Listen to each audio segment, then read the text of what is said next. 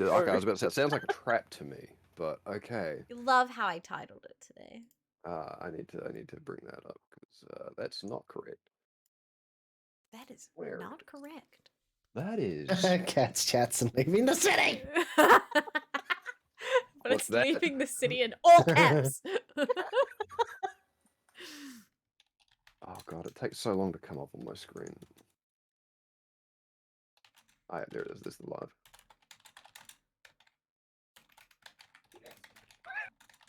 Yeah, I'm pretty sure you had and leaving the city or something like in the last one.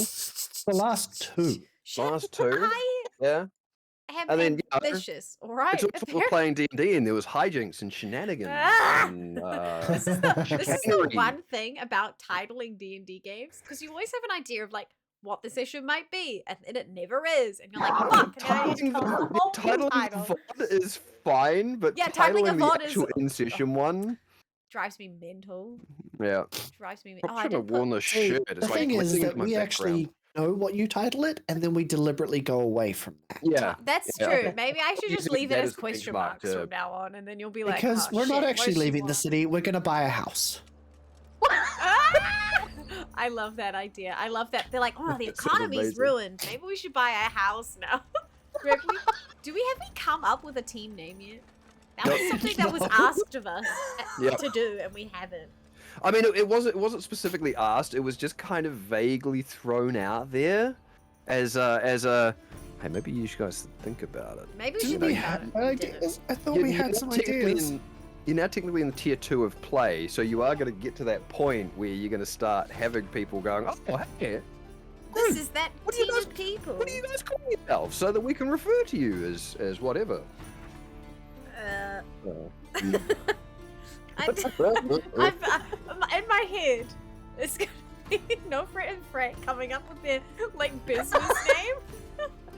Oh yeah, all the cakes and the. Yeah. Oh gosh. I don't think I feel like I would have taken notes on potential. It was the potions, wasn't it? You guys were doing the potion stuff. Yeah, we're doing potions. Yeah, that's correct. Just. We should. Oh God, what is the character that Kasqorn always wants to play? The Artificers? Yeah, should we just call ourselves the Artificers? Just to the Alchemist Artificer. Yep. Yeah. Yep. Whoop, whoop. Sure. I think he's even got an A as the alliteration for his name. I love how angry I get in my end notes, because in the end notes I always write next session and then what my goal is or what is going to happen, and my last notes were, I just want to kill spiders. And then it said next time, meeting with Douglas at Kerithnan warehouse, but also pick up magic items and spiders. Oh my gosh. I was very adamant last game. Yeah, we're not going to go through the picking up of the magical items, because that's just, like, we already sort of said, when your downtime ends, you went and got them. We went and got them. And then it also, that was just, exactly what I wrote for session 3 at the end, was next time, picking up magic items and spiders. The time before that, I wrote, next time, downtime, and spiders webbing. Yeah, like it's maybe perhaps you stop putting those in the notes because we're actively going against what it is you're trying to get done. So it's kind of like, we're going to see how long we can drag that out. I just feel like I am Nofret sometimes. I'm so adamant and like single-minded. I'm like, no, this is the thing. This is the line. Oh god, this is the line. Damn. This is the line. Hold the line. We're gonna hold the line. Oh no, run away! Hi Mia, my sister's here everywhere. I'm Double. Hi Double. Yeah, we're live. Hi Phoebe. Peach in a teacup. Oh dear. Oh, I haven't turned it on yet, but we should probably start points for the next sibling series. But I will probably do that next stream. Yes, I'm glad I got to catch that. Well, most of it yesterday. It was really fun. I don't think didn't think I was going to be able to. So I don't think some people didn't quite understand what was going on. But me and Matt were having a lot of fun because it was very nostalgic for us to go through that list. Exactly. Like I think the moment I even saw what was written on the screen, it's kind of like, I know this. I'm very familiar with what this is because I used to do this myself. Yeah. No, it's quite funny, and now we have that recorded and the other ideas we started putting on top of it, like maybe we should actually start like writing a game together, figuring out what it could be. Hi, Cassie. Doubles game got cancelled tonight, so they're here to see us rolling in action. Double, don't watch my rolls though. I will fail. So. Yeah, got some bad news. Some of us are really bad dice rollers. Which sometimes is incredibly entertaining to watch. Yeah, that's true. Let's not lie. Makes for good content. I'd love to play it someday. Oh, is that right, Sedane? Yeah. Are you in a game? Aren't you running the game? Yeah, like, this is the only game I play anymore, and it's like the 6th session of the year. Would you like to come at me, bro? It's only the 5th. 5th. Yeah, 5th. It's the 5th session. I think come at me, bro. I think we had one offline session, to be honest. I think we had one. Well, I don't even think it was a session. It was more like a conversation about what would go next, what would be next. we had a conversation before we kicked back off to talk about what was going to be happening during downtime, so it was easier for me to sort some stuff out. Mia, should we give descriptions of our characters? Mia, if you have a pen and pencil, I'm not going to complain if you do doodles of our characters. Nudge, nudge, wink, wink. Don't do it. It's because if you guys did watch Sibling Stream yesterday, Mia had done all of the art that was on that stream. Oh, that's Mia's? That's all of her, and it's all her quirky cartoons. I have so many cute photos of her quirky cartoons that she draws during D&D sessions. Beautiful. A few times I've managed to like get her to play with me and stuff. And she, you're painting. Oh, you're painting. Nice. Oh, the shirt really blends into the background. I made really a bad like choice. She had one character called Altamiri. Was that his name? I think so. And he was like a sailor who had he followed the god of the Mercorn King. And then what else? Her Paloma was really cute. The Merkin King. Hi, Jordan. King of all Merkins. Hi, Lazy Lollies. Valtamiri. That's hi, Pearly. Quinester is just a floating head with a husky attacking him. I know, yeah, like I say, I unfortunately chose a bad-coloured shirt to go with my background tonight. So, it's a different kind of green screening. Yeah. Okay. Right. I think last time I had a fever, so my notes were not great last time. Yeah, I think we've had a consistent issue throughout many of our sessions where at least one of us has been unwell this year. Not altogether mentally there. Yeah, it's been a thing. So yeah, if y'all ready, yeah, maybe we just get into it. Yeah. Yes. All right. So when was our last session? That was the 15th of the 5th. According to so a month ago. Yeah. Yeah. So a month ago. Okay. Just casually. Cool. That's all right. That's not too bad then. Session 5 for the year. Right. In that case, hi. Last couple of times we have had our party going through downtime. Yes, we're still in the 2-week period of downtime. Cautiously optimistic that we're almost done. So they've gone out and they've done a number of very different bits and pieces, including getting rid of some loot, getting some rewards for the task that they completed out in the Sunreach Mountains. They've had communications with certain potentially otherworldly entities. Discovered, dreaming, talking with parents. Figured out more stuff with dreams and other creatures. And recently a heist, which our intrepid Vander broke into, with some assistance, broke into the back estate of the Lady Madeline Rendalum, a Centaur noble who had a collection of antiquities, shall we say, because he had his eye on a very specific dagger.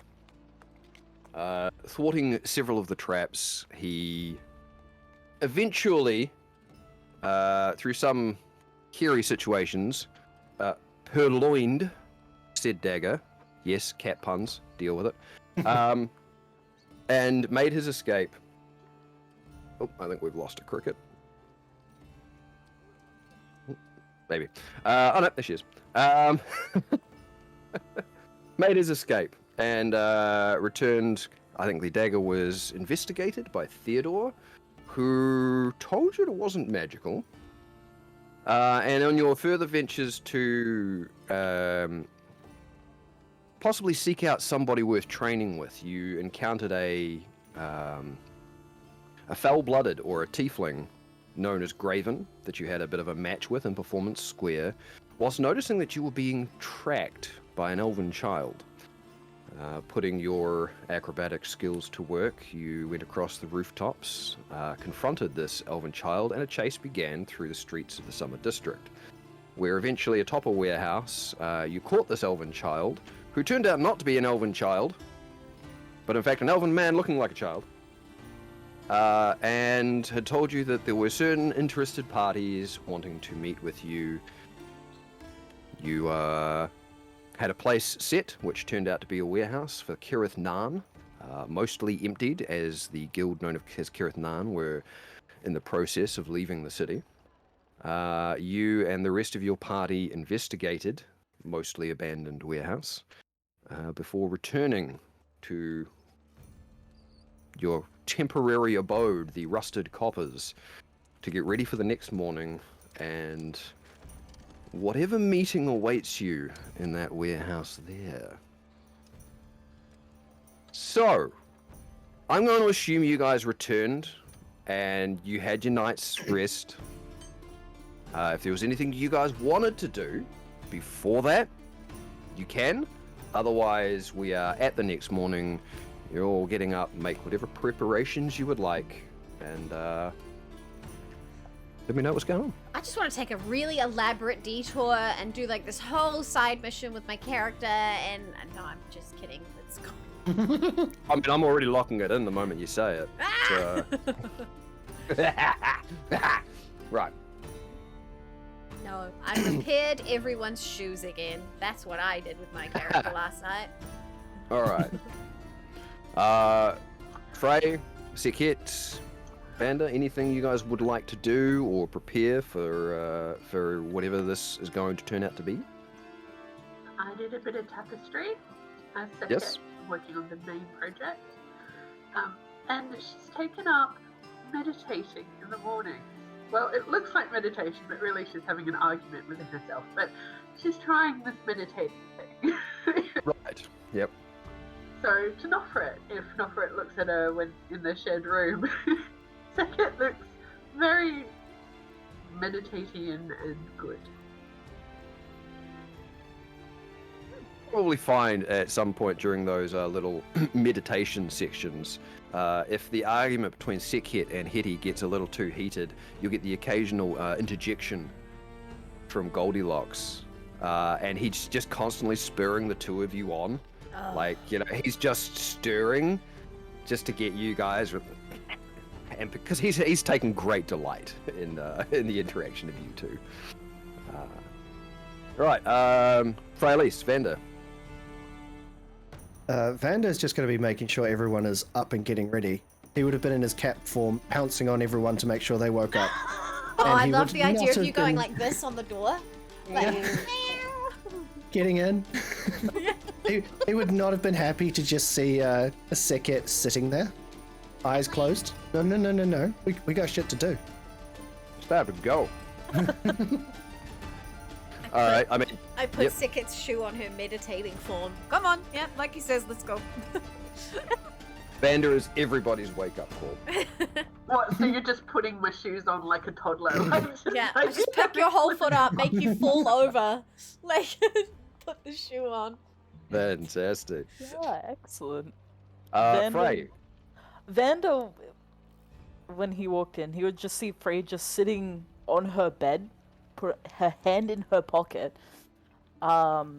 She is going to use her gift to create a slumber suite. Okay. Alright. Cake. And she is also going to use her second charge to make gluttonous virtue. Right. Just in case. Okay. So when the time comes, however you choose to distribute those, because are you holding on to both of them? She's holding on to both of them at this Okay. present time. Yep. So when the time comes, just make sure that you let people know what they do. All right. I mean, one of them's pretty obvious. Until after we eat them. Yep. She might actually give Vander the slumber sweet now and explain. This will put somebody to sleep. If Vander will need turn it, back to his hybrid form. Don't eat it. Don't eat it. Don't eat this. Nap if you do. I was very much about to eat this. He's like, Just in Just case. Take it, pops in. Ooh, sweets. Everybody's whatever it is Freya Leash produces for them. So. Okay. Puts people to sleep. no, Cam. Just in case you need it for any reason. Sorry, keep reading. Thank you, Fi. You're alright, sweet. Okay. So, other question that I, as the DM, have for you: are you requisitioning the aid of of Theodore for this as well? Ah, that guy. Quite happy to leave him out, but he is there if you guys would like him to go along. He will be dealt with soon.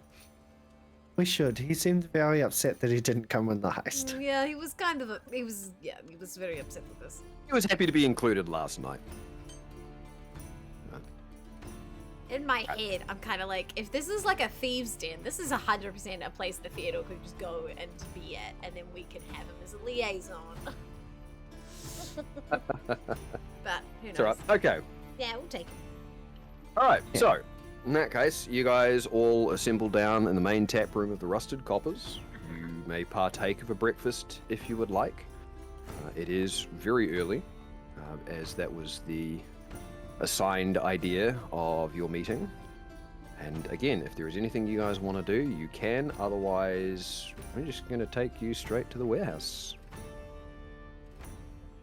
Okay, Let's go. I don't know, but like 2 seconds. Are we leaving town after this conversation? Do we like pack up everything?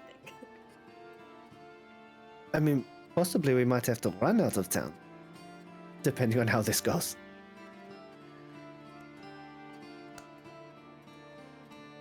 We should Yes, take, we will be should leaving take today. everything, and we should try and settle the bill with Adam. No, that's a good idea. Okay. You don't need to worry about the bill. Who said that? That's Theodore. Oh, okay. Okay. Why? Why do we not need to set? Why? What kind of arrangement do you have? I got it covered. Don't you worry about that. How did you get the better? I am. You know what? That sounds like a conversation for another time. We're going to go deal with, Vander's stuff. Okay. I make sure to take everything, all of my stuff. All of the things? Yeah. Okay. So is that what everybody's doing? Everybody's taking all of their gear to this meeting? Andrew doesn't have that much, so No. yes. Andrew almost always has his stuff on him. That's all right. Okay, we can just assume that is the case. In which case, as you will be leaving the tap room of the Rusted Coppers, some of you reasonably well laden. Others, it's just another day. I'm not that strong. I can't laden. You can't laden. Oh, Can I'm we sure there's leave somebody a- else want to carry your burdens. Second. But Which will be the next thing. Is Sekhet going as Sekhet or Hiti? ah, I think she's just having some I think technical difficulties. technicalities. So we'll address that later when she's available. Got it. Okay. So, is there anything else before you set off? Stop saying it like forgotten something. Ah! Oh. Hey man, look, this is me just saying you guys have known about But this every for a time month. you If do there's this, anything you need to delay us. prepare, I'm just saying, if there's anything you guys want to prepare, anything you want to do beforehand, go for it. Now is the time to do it. Because when you get there and if things start happening, I'm scared that I've forgotten something. I know, right? It's so like shit. I'm like looking at my character sheet and Again. it's like a teacher saying, and then. No, No, I she's leave a gone. note for Aram. Oh, she's gone. Oh, okay, she's back. Yeah, we couldn't quite hear you, unfortunately, Vixen. Seems to have cut the mic as well. Oh no. Yeah. Oh no. So we'll keep going. I leave a note for Aaron. we'll Thank you for your hospitality. You're a very nice man. It has been great to be in your house of patronage. La di da, hiddly dee, Scooby Boo. Potatoes. That last bit was all sentimental. Yeah, I'm sure he's going to appreciate the random gibberish at the end of that message. I say something about it. His shade was enlightening. Something to do with like where I come from. I'm not good at playing this today. Oh dear. Well, I mean, as you literally hand this letter to Aram, who's standing there, he's kind of like, okay, thanks. And I good tip luck. him. Have a good day, I suppose.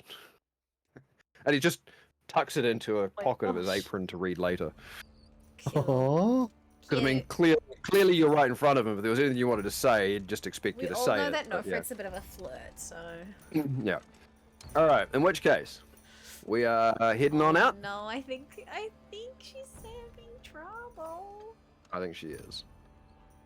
That's okay. Hello. Hello. Hello. We hear you now.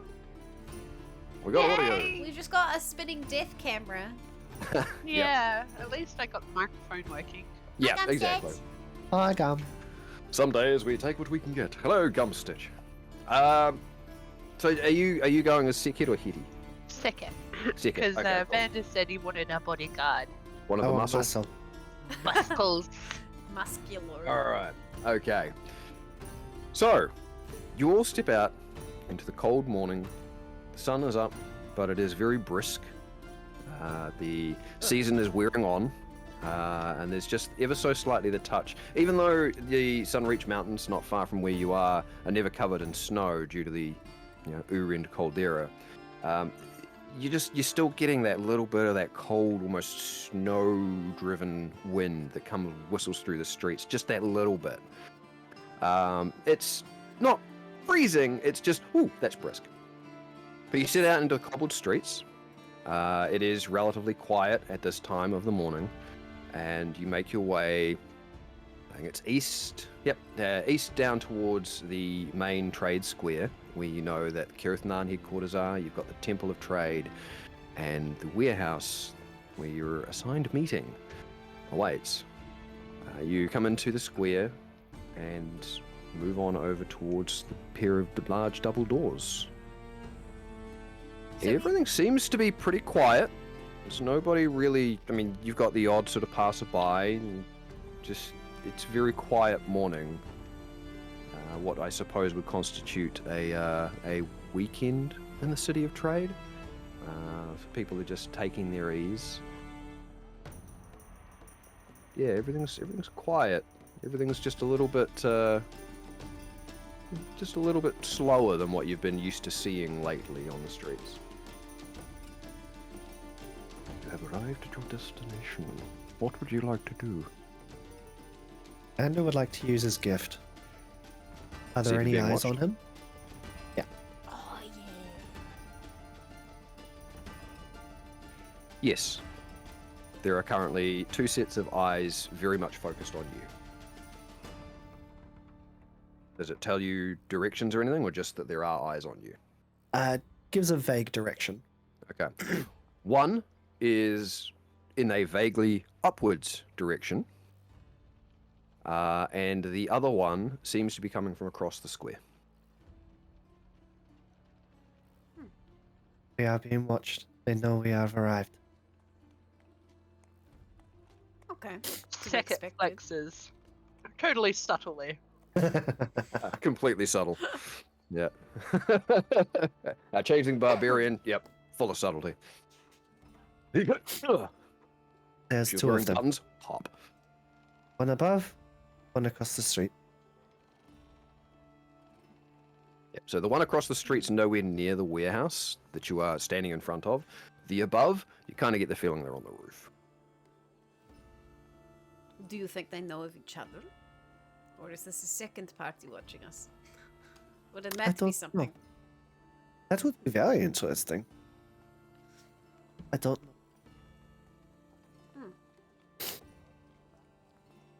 Should we split up? No, I think we should just keep going. Okay. I expected to be watched as we arrived. Maybe we can say to the people in the warehouse that there was something else watching. Then they would have a sense of your prowess, you know? But if it was not their own, then it is of more concern, yes. Was that the pun because he prowls? Ah, There's been a lot of now, cat puns already, yeah. Yep. You're Prowl. almost funny, Prowess. sister. Yeah. I think it's the morning is helping, you know, with the humor. Oh, when blowing the cobwebs out. Okay. Onwards. Right. Well, the large doors for the warehouse stand in front of you. They are, of course, closed with the little seals on the front. So somebody is going to have to deploy their pin to open them up. And we'll do that. All right. I will be lookout. Second will be standing next to Vander, just shoulder to shoulder, just being All right. muscly. Big beef. So the doors, the doors do open up, and the first thing you notice is that there is a couple of lights in the warehouse. Lights that weren't there yesterday. There, as you sort of step in, as I'm assuming you're entering, there is very mildly a set of stairs just on the right-hand wall that lead up, and you see standing at the top of the stairs that leading onto sort of like one of those balconies that runs around the second, almost like a second floor. You see the elven man that you'd accosted yesterday, Vander, and he is standing there with a torch in hand, looking towards the door. As the door opens, he sort of looks back over his shoulder down to the floor and sort of waves his hand in a sort of a signal, and then looks back at you and just sort of smiles, not unpleasantly, just like, "Oh, you've arrived," you know, and just sort of motions you out into the middle of the big warehouse, the open floor that is not really all that cluttered with things. You do see, before you go any further as well, that down the far end of the warehouse, there are three figures standing there. There is one very, very familiar one, the dwarf who introduced himself as Douglas, standing slightly in front of another two.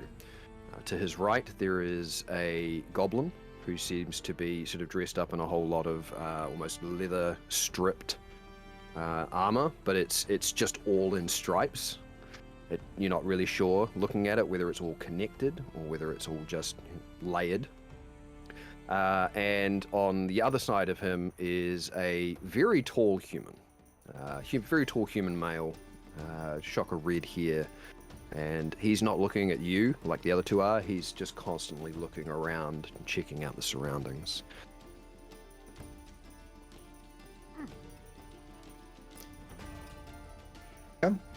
I shut the door once everyone is through. Okay. So as you you're sort of moving away from the door. Mm-hmm. Heading towards the dwarf. Yep. So you step out into the main floor of the warehouse, and you do sort of see that the dwarf known as Douglas. He has on almost that, still kind of that almost butlerish attire. He hasn't really changed so much from when you saw him those couple of nights ago. He is looking actually probably more affable than what he has in your previous couple of interactions with him. He does not appear to be carrying any weapons. He's not carrying a torch. The room is well lit because the human male is also carrying a light. And as you sort of step forward, he takes a couple of steps forward as well, bit of a smile on his face. It's like, "Well, it's good to see you got some sense on you. Nice to see you again." Nice to see you too. So you brought your friends? Wise, I brought mine. I do. I assume the two you have outside will just keep an eye to make sure no one interrupts us? Oh, very much so. Yeah. Also to give us warning in case, you decided to get any ideas about calling, backup for any kind. They'll be watching out for anybody that you might have sent up to watch us. Oh, very smart.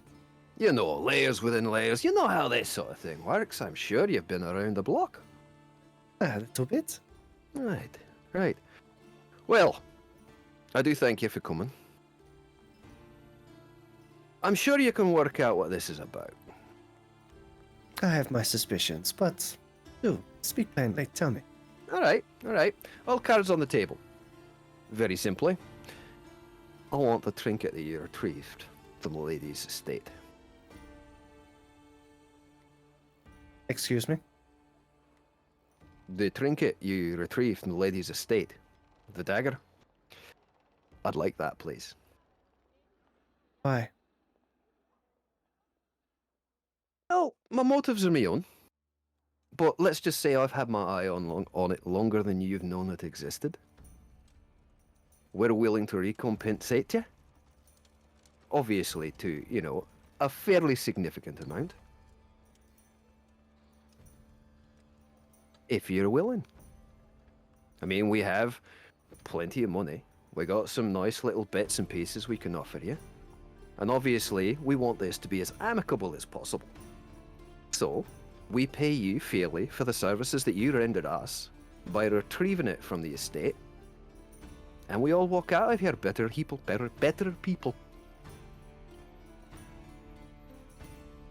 Why didn't you buy it when it was on auction? I'm a servant in her house. You have people. I do have people. The less she knows about that, the better. There are reasons for me keeping my secrecy from her. I've worked with her for a long time, and believe me, my loyalty is there.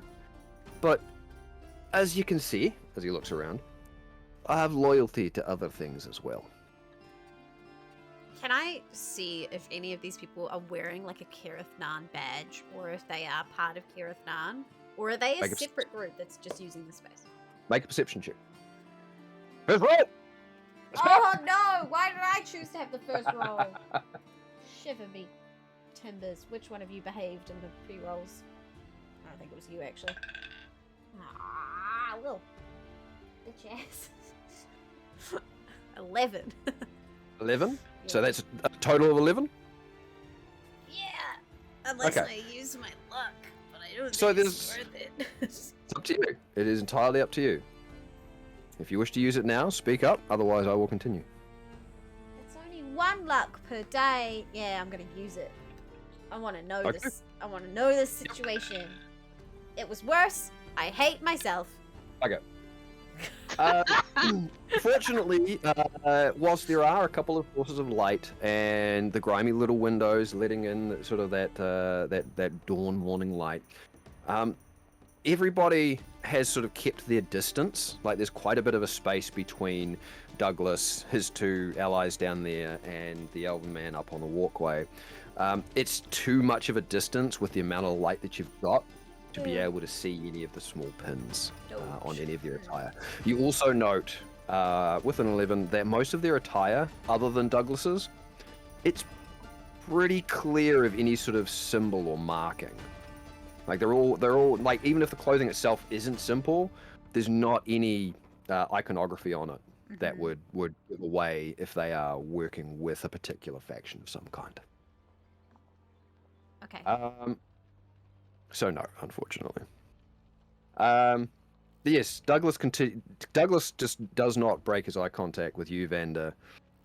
And he sort of lifts his finger towards the goblin and beckons a couple of times, and a pair of sacks, small little sacks, come his way, and sort of he throws one out so it lands sort of between the two of you, and you hear the clink as it lands. It's like, and that one, there's 75 bits of platinum for you. All I ask, you trade the dagger? You do know I helped you get in there. I do. I do know that. Understand, I want to keep this friendly. And in the most friendly way possible. Of course. Dagger is not for sale. You're not When- working for Nicodemus, are you? That old windbag? No. No, not at all. It's funny because he also wants the dagger. I know he does. We've had various people come through that were looking for the dagger. Unfortunately, they were all stupid enough to open their mouth and say that's what they were looking for. What's so Not all of important them about opened their this mouth dagger? immediately, but after some questioning they did. Sorry, what was that little one? What's so important about the dagger? Is it just If I told you it was sentimental value, would you believe me? Do I believe him? Would you Can like to I- make an insight? Yeah, fuck you. Oh yeah. Yeah, go for it. A natural one. You know what? Take it, I just give up absolutely today. believe Fuck it. off, dice. You can't believe it? Oh no. Sounds like Noffert does too. 19. 19. Alright. With a 19, there is an element to what he is saying that is truthful, but he is definitely not being entirely truthful. There is something that goes beyond it being of sentimental value to him, but that is an aspect of what he is saying. Like, there is an aspect of what he's saying that's true, but there's more to it that he's not. He's just gonna believe it. Be like, oh, I see. Yeah, he's not being untruthful. He's just not telling everything. This dagger holds a lot of sentimental value to myself as well. All right. How long have you known about that dagger there, lad?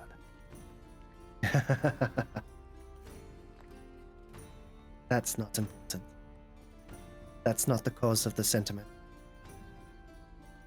Well, me and my family have known about it for as long as, well, our family can remember.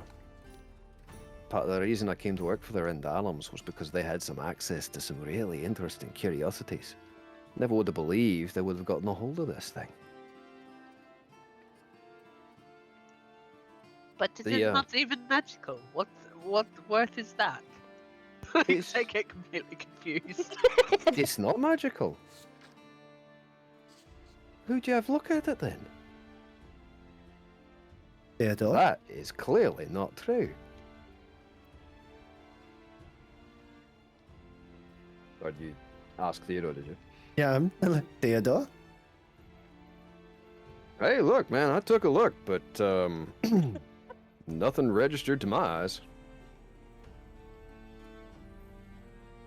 What do you think the dagger story is? That's towards Douglas. What do I think the story is? I know what the story is. Or at least, I know a portion of its story. Utah? Are you sure it's even the one you're looking for? I'm about as sure that it's what I'm looking for as what I am standing in front of you. Perhaps it is a fake. Perhaps. And if it is a fake, well, then, may I take a look at it? I promise, I absolutely swear, that I will hand it back over to you. But I've gazed upon it many a times in that display case, and I'm pretty sure that it's what I'm looking for. When Theodore looked at it, he Yep. said that it was a historically significant dagger. Correct. It was an assassin's blade that killed the general of the Liren armor, Correct. taking his place and opening the gates of the city to be sieged. You got some information about the dagger from Theodore, Yeah. and you got some information from Nicodemus about it. Yep. Do we know if there is an assassin's guild, and is it that is there some kind of assassin's group In Kasqorn? Or just in general? just related to potentially dagger. this dagger? Oh, Like I got a history check.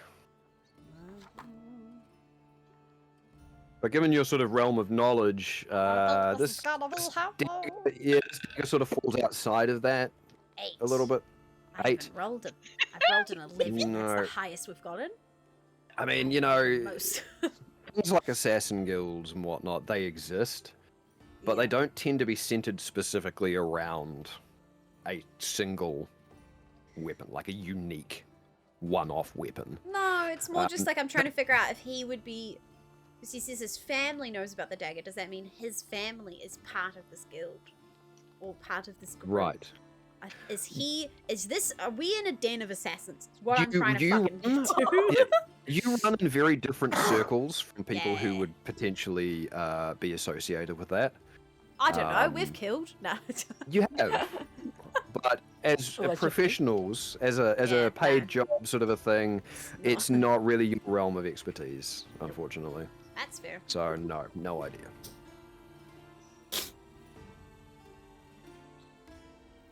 Alright then.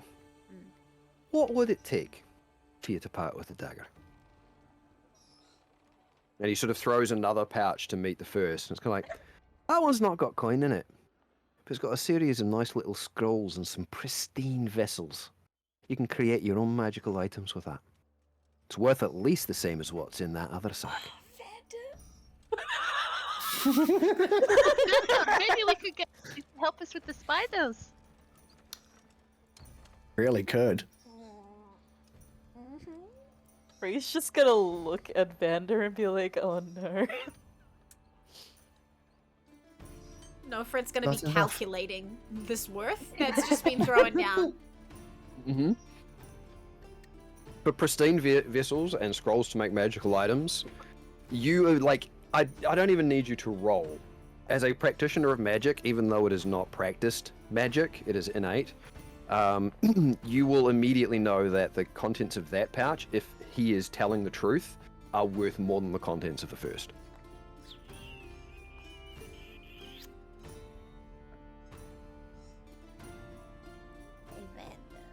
Wow, for this non-magical dagger. I know, right? Must be really sentimental. Where is your family from?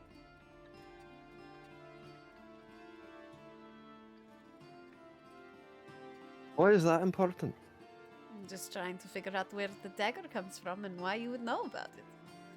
You said your whole family does.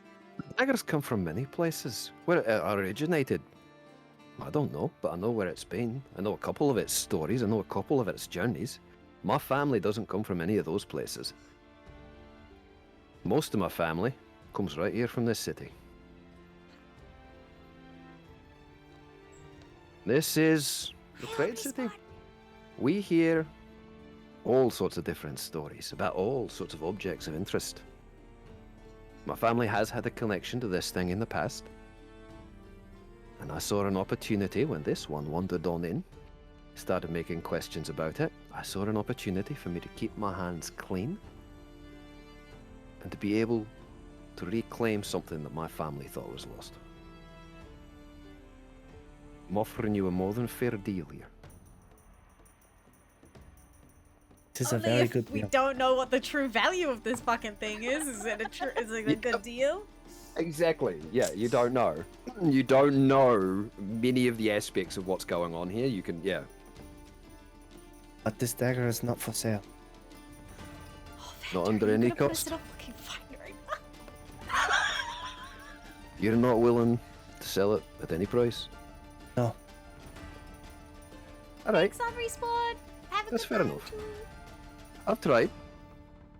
We've been very friendly, very open about it. And Yeah. honestly, I'd like for things to remain that way. So, you're not willing to sell it? That's fine. You and yours are free to leave. I will say, though, perhaps taking that dagger the same night as you came to visit the Lady Rendalum and ask about it wasn't the smartest idea. She's already thinking that you're the one that got it. And all it's going to take is a little bit of nudge from one of her most trusted stewards to definitely be able to point her in your direction. Few words to the watch, they'll have your description all over the place. And they'll very much, quite happily arrest you and take back what doesn't belong to you. We can have your face plastered all over very, very quickly. And you'll have made some kind of powerful enemies. I just want us to walk out of here, each of us richer for the experience. But, one way or another, I'm going to get back what is mine. What is mine? Why are you phrasing it like that? What is mine? Yeah, you're right, Gum. He does. Is he bluffing? I want to do an insight check. Make an insight check. Oops.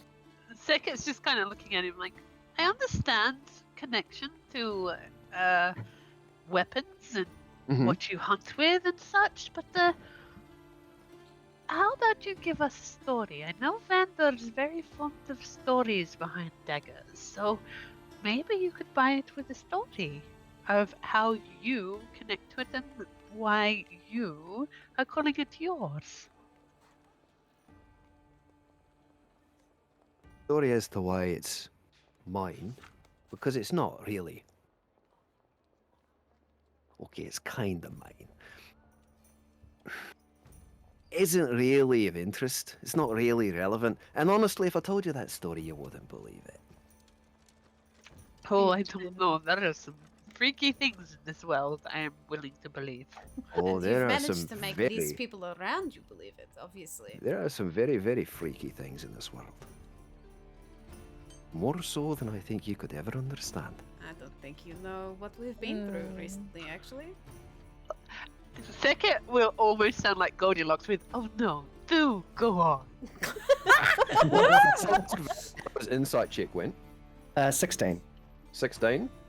Right, what was it you were wanting to see if he was? Leave him at Nicodemus. How serious he Bluffing. was about that threat? About plastering in my face across. No.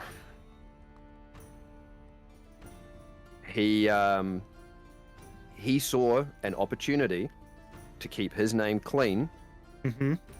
and you just happened to take that bait. He gave you the key, which he took back. Right? He gave you that little bauble, which allowed you to neutralize one of the traps, however, also allowed him to track you. And you took it on the same night that you went in and you asked the owner about it. He set you up and you took it. And he is not bluffing about being able to take what he knows and go somewhere with it. You also get the feeling this is very much not the first time he's set somebody up. This very much seems to be the way this man operates. He set up Nicodemus's last group that went through. Because Nicodemus hinted- sent others.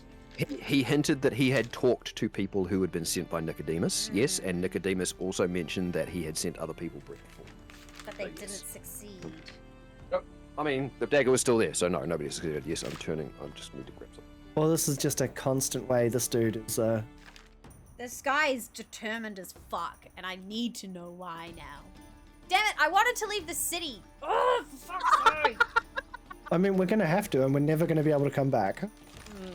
Vander's not handing it over. Oh my God. Vander! That's alright. That's fine. The thing being, whether you do or you don't, it makes a really interesting story. Oh, absolutely. And that's The what we're here outlaws now. That's exactly what we're here for. Okay. When did we talk to Trash Man? What session was that? It was way Oh back. lord, yeah. That was way back. Okay. Well, I think Douglas is going to make an insight check on you, Vander, because he's thrown most of his cards, most of them on the table.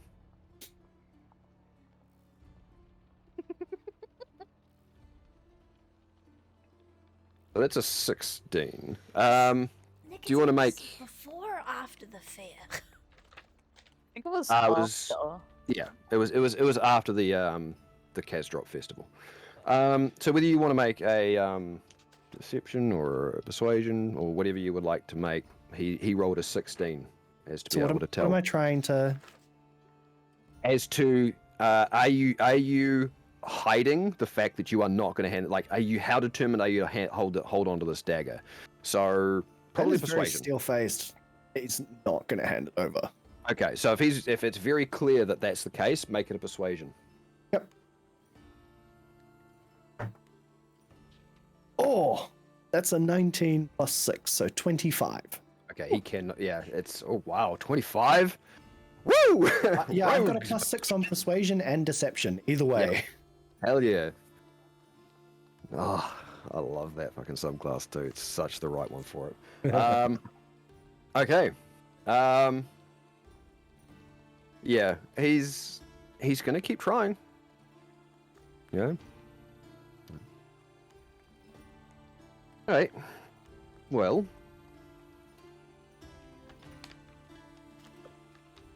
How about this? All that you see before you, that's yours. No problem. No skin of my nose. You want a story? I'll give you a story. Maybe not right now, but I will. But how about this? As I'm sure a man of your worldly talents is aware, there exists within every city certain, what people term underground factions. Me and my friends, we happen to be a part of that. You taking off with that dagger. You showed, perhaps maybe a little bit of naivety, but you showed some skill, some competence. How about we treat that as an initiation? If you'd like to join our little underground band, you know, the real power behind any merchant or trade city, treat that as your initiation. We'll give you access to our network, to the things that we know, any of our resources. And you can still have everything you see before you. And you can be one of us.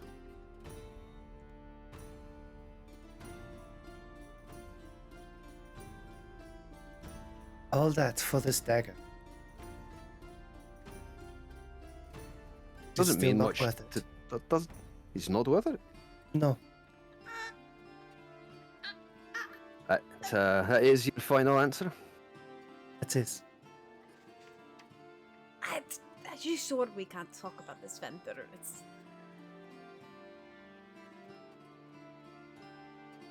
I think he's made up his mind, hasn't he? Can talk. He's looking but the answer directly at is you. going to be this.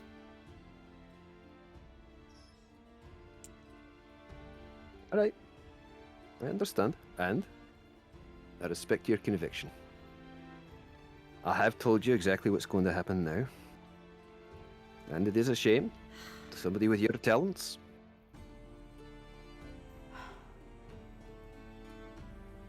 But...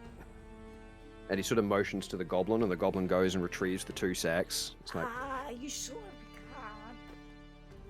I think you might want to start leaving now. Okay. We appreciate it. Thank you for this conversation. I'm glad we could remain at least on these terms, and I hope you understand. It's nothing against you personally. I just want what you got. Oh, I very much understand it. Best of luck. And, Thank you. I'd say there's probably a good chance we'll see each other again. Hopefully we can remain just as amicable next time. I hope so. Just sort of takes a step back. And just they stand there. And they watch. It was nice to meet you. Take it like just away. And a pleasure to meet you. Sorry, I didn't catch anybody's name, but a pleasure to meet you as well. I'm sorry for the situation you're going to find yourself in shortly, but I look forward to hearing your story. Like, completely non-faced by the situation. well, maybe when you're all locked away, I'll come visit you and tell you a few things. Bye now. Bye You bye. know, even locking him up is not going to take that dagger away. Thank you for being civil. A lot of town people are not. We know how to treasure people and resources, and it would be a shame to waste yours, but here we are. I know. Can I take note of what the elf looks like before we leave as well? If you'd like, yep. And then potentially where Vander had pointed out to the other lookout? Okay. So as you sort of begin to, I take it you're leaving. Yeah. I'm just sort of wanting to remember these faces. Is the So the elf appears to be quite a bit older than like his physical form might belie. Like up close, he's definitely going further into middle age, and he is relatively well illuminated by the torch that he's holding. There's not a huge amount that's of note of this individual. This is kind of the thing now that you're sort of aware that these guys might be part of some form of Thieves Guild, perhaps. One of the cool little things about Thieves Guild is some people are very much, they stand out. They're very noticeable. Most of them are pretty nondescript and very forgettable. Yep. And they use that to their advantage. This elf, probably the biggest thing of note for him is that he's a bit on the older side. You're pretty sure you're going to forget most of what he looked like when you're out the door. The other thing being that as you begin to walk out, there are no less than 6 others that all stand up from places of hiding in and around the balcony. And you do see that all of them were armed. I just want to point out to Victor and like whispering as we're leaving. Fight would have been This bad. is going to make very hard to have raised friends, right? Because we can't come back in here for a while. I know. I mean, they haven't seen all of us. You know, you're not wrong. But considering that Vander has been followed, they might have. Technically, I'm the only one that did anything wrong. I know. We're all But we're- associated with you. It's the same thing that happened to us with Theodore. Not that we're bringing that up again or anything. He did nothing I was wrong. about to say, speaking of Theodore, he's still standing there looking at him. Ooh. Yeah, don't. Has he moved or? Theodore? Yeah. No, he's just kind of casually sort of tapping his chin, like he's sort of pondering his way through things. He does sort of note, oh, you've all left. And then no, he does turn to try and catch up with you. Nah. Just- Theodore's next it's just- villain calling it. You know that Next big bag. if Theodore was here, he'd offer to play a game. Yeah. Yeah. But I'm not going to play that out. I just wanted to play out that That possibility, moment, that that aspect hesitation. of him where it's like, yeah. Okay. Well, enough what you got what you wanted. We very much have to get out of the city. Thank God. I mean, the terrible, actually, Hey, Vander, we're all in it with you. That was very hard for me to not... Vixen, it makes it very difficult We're to in help it a with lot of you. people. But that's okay. Also, just because you could tell that he wasn't bluffing about doing what he was going to do, it doesn't mean there aren't ways of dealing with that. I mean, we have a friend in the fucking guard. We have And Corporal he's Tuck not on our side. he's not exactly a low-level employee either. So, but yes, it's just it's It's a I would nice have those options as well. If we went Like, to the Rendelins right now and you showed the dagger and like, dude, your man hired me to do this. there are always It's actually a viable thought. But... all sorts of ways of dealing with things. But yeah, it is, but then they would want the dagger back as well. Yeah, which is And Vander's not willing not, to quit with it. not Yep. going to. Isn't Believe it me, nice playing characters with flaws? This is so much fun. No, You know, believe me, I love it. I was taking that into account when I was looking at all of this, going, man, any way this plays out, I have fun with it. Yeah. Interesting. Any way this plays out, I've got fun. I've got fun coming. And All right. and we get complications, which is good. I like having Yes. that. Yep. Should exactly. be easy for us to play the game. No, regardless of the level you're at, there needs to be a little bit of something, and this is probably the first time you guys have actually. You guys had a little bit of an issue with Sergeant Moz, but that was just kind of restricting you from one section of the city. This could potentially restrict you from a different part of the city, because if they go into the Watch, that's relevant to the Summer District, which is where you spend most of your time. So, as you all leave, I'll put my battle map away.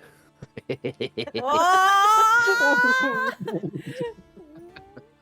Do we want to show it? There very much could have been a fight there. There very much could have been. Okay, yeah, there very much could have been a fight, and I mean, as much as I want to tell you some of the stuff about that fight, I'm not going to, because there could be many things that come later. Jailer's just character building. Love that shit. To be fair, nerd, there's been a couple of times where I don't think this party realizes how close to being arrested they've been. Oh, I'm aware of that time that we got time drunk you in the guys street.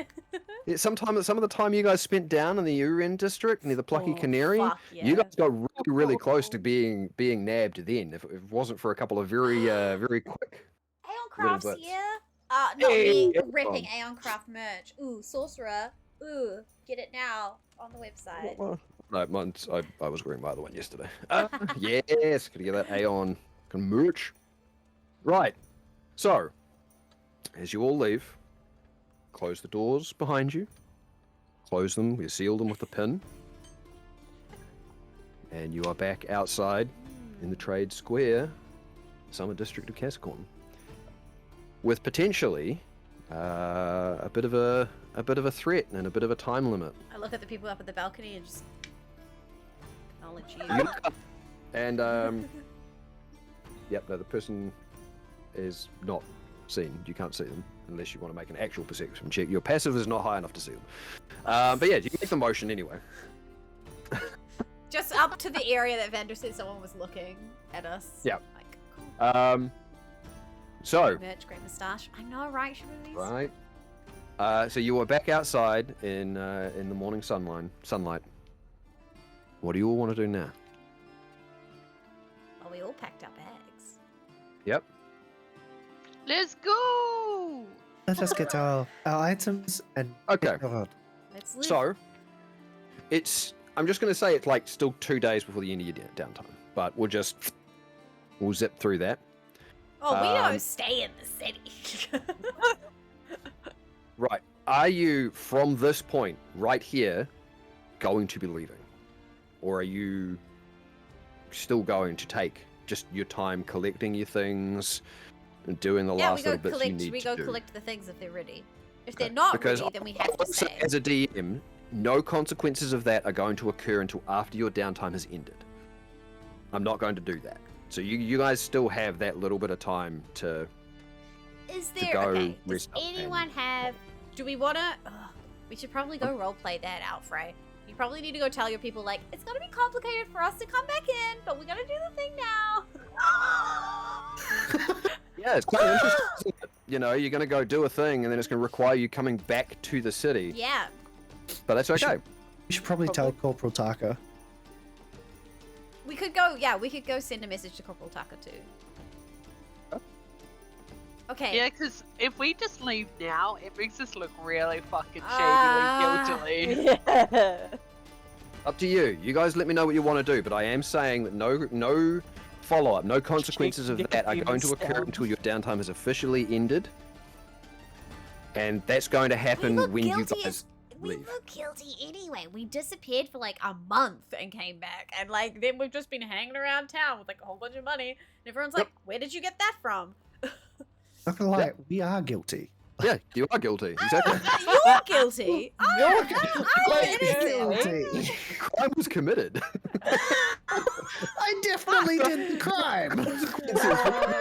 I definitely did crime. Damn.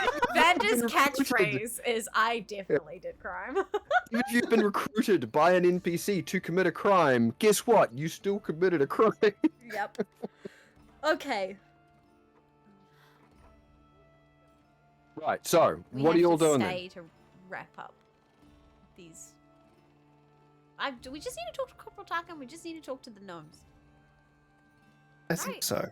What are we going to tell Corporal Tarka? Hey, we did actually do the crime. We're not going to be here for a while. We don't have to roleplay that out if you don't want to. You guys let me know what it is you want to pass on to either Corporal Tarka or the gnomes, and we can just say that's happened. Or you can go and do it. Up to you. But I'm just, if this is the point at which you say, hey, look, our downtime is done, you let me know what's happening, and we'll go with that. I think we should tell Corporal Tarka that we've made enemies with the underground. With the gnomes, Frey would have visited and said, I will find a way. She'd explained to everyone what's going on, and if Morius is still there, explain to him as well. Be like, this is what's happening right now. Don't say our names. I mean, the way I've got it in my head is Morius will be leaving the city the same time you guys do. Yeah, well... So the 2 weeks, that's what's in my head. The moment you guys leave the city is when pretty much all of the prior party members, they've all gone. They're out. Well, so she'd say to the gnomes and say to Morius, don't say any of our names. Okay. That's easy enough. She'd fully explain what's going on, and she would say to them, I will find a way to get you what help. You need, yeah. Not quite, Shapoobies. Morius, not Morbius, but yes. Yeah. Yeah, I think we say complications from us, saving the world. And now we're in trouble with the underground. Just really push it, again, that we're really actually good people, but this has happened. So just going to Tarka. Yeah. Okay. So what I'm going to do is I am going to say initially that if you guys are going straight from there to the Aurora Watch barracks, you're not actually going to find Tarka immediately. You will have to deal with somebody else to pass a message on. Tarka is currently unavailable as he is debriefing another group of individuals on something going on. So, yeah, but that message can be passed on easily enough. Let me get our magic shit and get out. Okay. So, I think we leave the same day. I think we literally have these conversations and just leave. Right. Suddenly, jauntily down the road. Yeah, what I am going to say then is that does mean it is, unfortunately, time for my leg to cramp. Oh. No. Oh no. Buddy. That's a bad cramp. Okay. Twisted just a little bit the wrong way. Right. As you guys are either going to collect your magic items, going to pass a message on to people, Theodore is very quiet. He's very, very pensive, and at some point he is going to stop you all. And is it when we give him the messaging stone? Oh no, he can cast message. I don't give him one of those. Yeah, he can. It's like, you guys got your next adventure lined up. I think I'm gonna sit this one out. What? Why? We've been trying to include you, I've been making myself scarce. I've had some things I've been trying to get sorted, and I haven't exactly gone well. Oh, so you've been excluding us, is what I'm hearing now. Do you need our help? No, it's time for me to go home.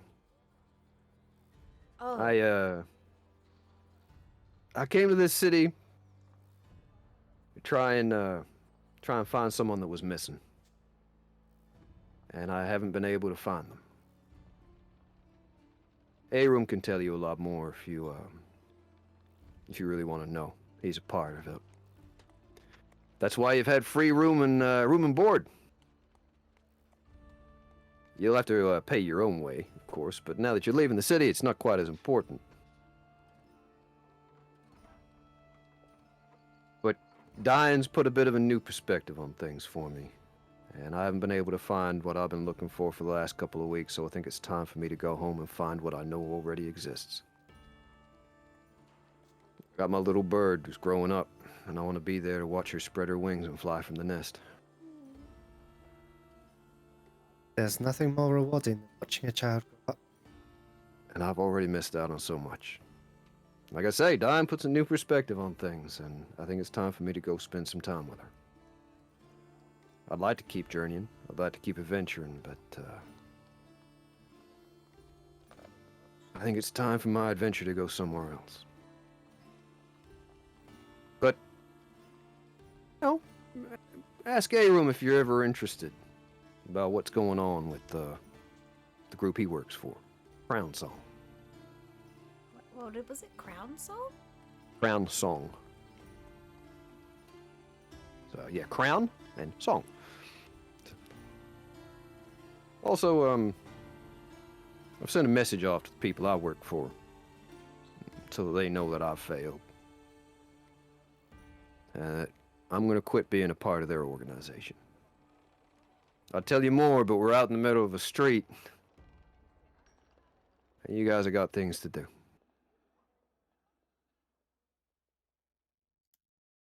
been a blast. Are we ever going to see you again? Who knows how the dice fall out of the cup? Maybe. I'm heading back to Lyra. There's a little place just over the northern border of Palmyran. There's a little forest there. There used to be a village there many years ago. It was a village I came from. It doesn't exist anymore, but there is a cottage. There's a man that lives there. He's looking after my daughter. If we're not off wandering, that's where we'll be. We'll probably be wandering. So maybe. Well, I do plan to go to Lyra at some point, so hey, maybe see you there. That'd have been nice. And, Vander, I know you and I don't really know each other all that well. Be careful with that dagger. I lied. There is magic in that thing. You fucking shit. But it feels wrong. Second looks fucking hurt. Like, It's wrong. What's wrong? We were told by Nicodemus not to use that dagger, that it shouldn't be in the hands of men. I don't know if any of you remember that, but I do. Don't use it. That magic is wrong. It's like, you know that moment, like, you know how you just feel a little bit off and then the next day you wake up and you're sick? But you knew it was coming. Even if you didn't know exactly what was going to happen, you knew something was wrong. That's what I got from that dagger. It is wrong. I thought I might have been able to convince you to go hand it off to the wizard, but if you're going to keep a hold of it, you just promise me you'll be careful, all right? I'm sorry I lied, but I was hoping I'd be able to get it out of your hands before it got to that. maybe if you'd been upfront, we all could have worked on that. Maybe. But let's be honest, we're all stubborn as hell, right? I'm Don't know what you're talking about. No, I know you don't. It's We fine.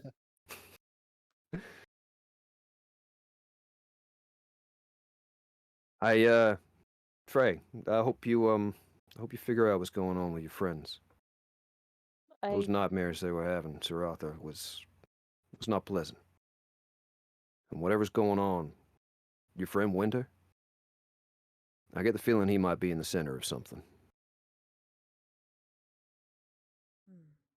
Look after each other. All right? Hopefully, there is a way, and I believe that there's a way. So just keep thinking positive and Always. keep going with the flow. Everything will work out. You know why? Because you're on to it. Just gotta stay casual. Damn right. And, Nolford? Yeah. You try dancing a little more often. Promise to teach your daughter. I'll teach her a few steps. I'll leave a few out just so you can fill in the blanks. Sounds like a plan. I'm also really going to try and figure out how to dance in the sky again, because that was a ride. Yeah, it was a great time. Stay safe on the road, huh? Always. All right. Best of luck to all of you. And to you. Always play for the pot. And he just turns around and heads on back to, in the direction you know is the Rusted Coppers, because he didn't bring all of his stuff with him. Also, you get the feeling he's got some parting words for Aram. And Theodore is off. Because we're ending our downtime, so he needed to be gone. And yes, I know that's a drop about the dagger, but he was planning on holding on to that. Oh boy. Yeah, right. So, you guys... I just want to point out, Vander, if he says don't, you know, Theodore's a gambler, and he doesn't think it's worth a gamble. I would maybe listen. I wanted you guys to make your choice without that input. That was why I was holding on to it. Second is all kinds of fucked up now, though. It's convinced me not to use it, but...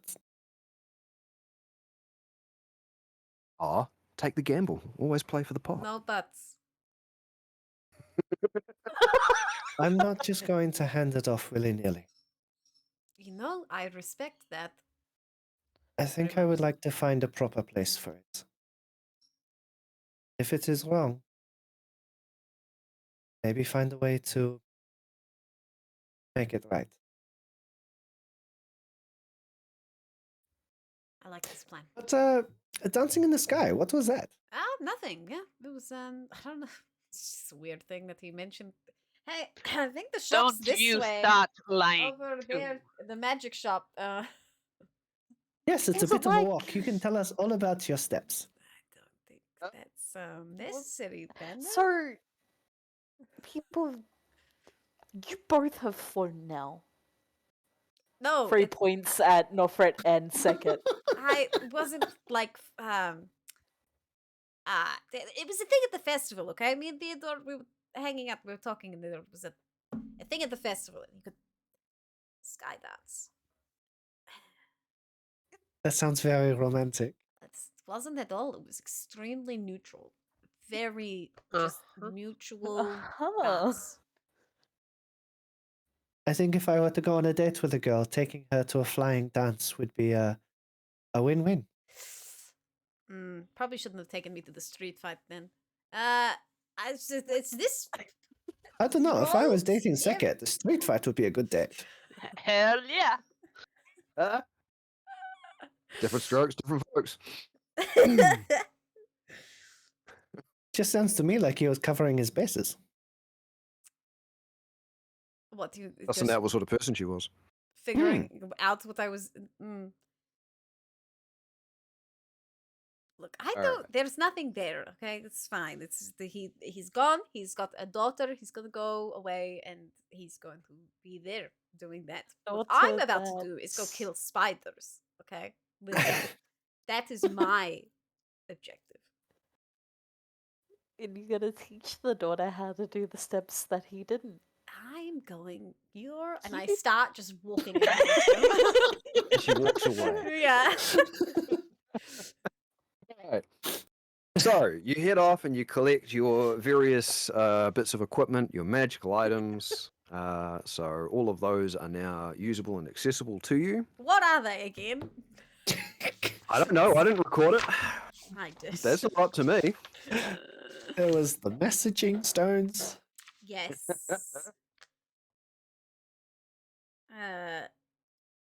Did we not grab? Oh God, we got communication times 4 of 100 feet.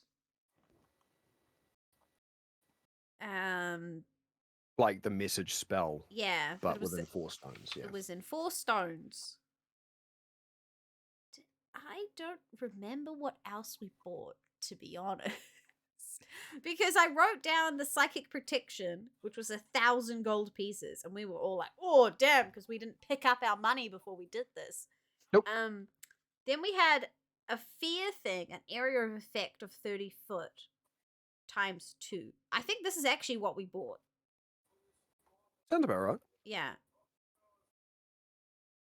So we could just remove fear from It an either area. removes or suppresses fear for a time in that area. Yep. Did we buy the psychic protection? That's the one I'm not sure about. Because I'm fairly certain we bought the other two. I would have to actually go back through the VOD and figure it out. That's all right. That's a thing we don't have to do right now. Nope. Oh, and that's right. We have all those too. But what we can say is you guys do collect your various items. We do have the communication stones. Yep. Now you were Gestrod from Shikran Voss did mark on your map where you needed to go. This is it. You guys are done. You're leaving the city? Yeah. Okay. In which case, I'm going to end your downtime now, finally. Woohoo! So, best way to go. The choice of how to get there is up to you. There is, near to these, where he's marked on the map you need to go, there is a small little village, not far from it, that's actually along the coastline of the Seven Lords Lake. Mm-hmm. I've got to find my map. We left town! Woo! I didn't lie this time.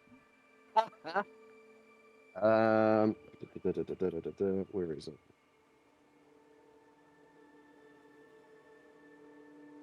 Oh, it's a little town called Dawa. Trying to find where my map was.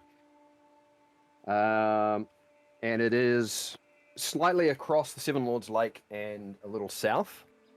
So you have an option of how you want to try and get there, because that's probably where you want to go first. You can go directly there to the place on the map, but Dawa is it's a few hours away from it. So you can choose to take one of the barges across the Seven Lords Lake to dock at Dawa, or you can go by land, either around the northern part of the lake or to the south. If you go along the north, you're probably going to have maybe one crossing of the Aspen River. If you go south, there's going to be 2 crossings, because there's 2 rivers coming out of it. But it is up to you as to how you want to progress to your location. We should go on a boat. What? I was going to suggest land. Actually a good walk. After not walking, it's just been walking in same circle around streets. And now we can do something new. See new side? Okay, we can take the boat. I don't want to take the boat. I would prefer to go land. Thank you. Look at their little legs. Look at them. And are you sure they can do a big walk? I mean, we walk for days. I am a water seeker. I left home for days Not to find you. water. Oh, sorry. I thought we were talking about my little legs. I mean, your legs a little too, but they've been conditioned. How is everyone's foraging skills? Could probably find things for potions on the way if we walk. This is a great plan. Yes, we walk by land and we can make ingredients for our potion. Right. I love this. The last time that I went on a boat, everybody felt very calm and collected, and it was a very awful. I didn't like it. I don't like What? it. That sounds like a good boat experience. It's a long story. When me and Morius were coming here, everyone felt calm. It was just this wave of calmness, and it was so weird. Boat's bad. But okay, boat's bad. okay, boat's bad. Boat's bad. I can accept that reasoning. Which, at this point, you've been around Kasqorn long enough that several of you are aware that for whatever reason, the Seven Lords Lake does give off this aura of calm. It is just an. Which is not Frey's jam, yeah. No, apparently not. But yeah, you are aware that it is for some reason a feature, if you will, of this lake, in that in and around it, it just generates this pocket of calm emotions, calm feelings, just almost this serenity to it. And lots of people have given it lots of reasons as to why it does, because there have been people do research on it, but no real no information released to the public as to why. You do know that being calm is sometimes nice. Like Second's a little bit sad about that, but look, it's been outvoted. if we can walk this way, and then when we have all of the spider carcasses and everything we need to carry back, take the barge back. Well, we don't need spider carcasses. I thought we just need the string. Yeah, technically, we don't even need to fight the spiders. We just need to find some web. Well, that is an interesting clarification. Does it need to be webbed already, or does it need to be in the core of the webbing? Does that make sense? Like, is it the thing that we're collecting, right, for this medicinal purposes? Is it supposed to be used web that has had like dust and debris on it, potentially being exposed to the environment, or is it supposed to be inside the carcass? Oh, so he wants sanitized silk. And you know, if we did bring it back, we get extra. This just sounds like you're really wanting to fight the spider. I have not been able to fight for weeks. Please. Okay. Look, I'm down to just I'm down to sneak attack these spiders, and they won't see us coming. And we just remove the thorax. You can have the rest of yourself. Off you go, and we just leave. Oh my god, Second, I need to talk to you. Have you ever fought a worm in the sewers? What? What? What? Yeah. Have you ever? Howdy, Max. Yeah.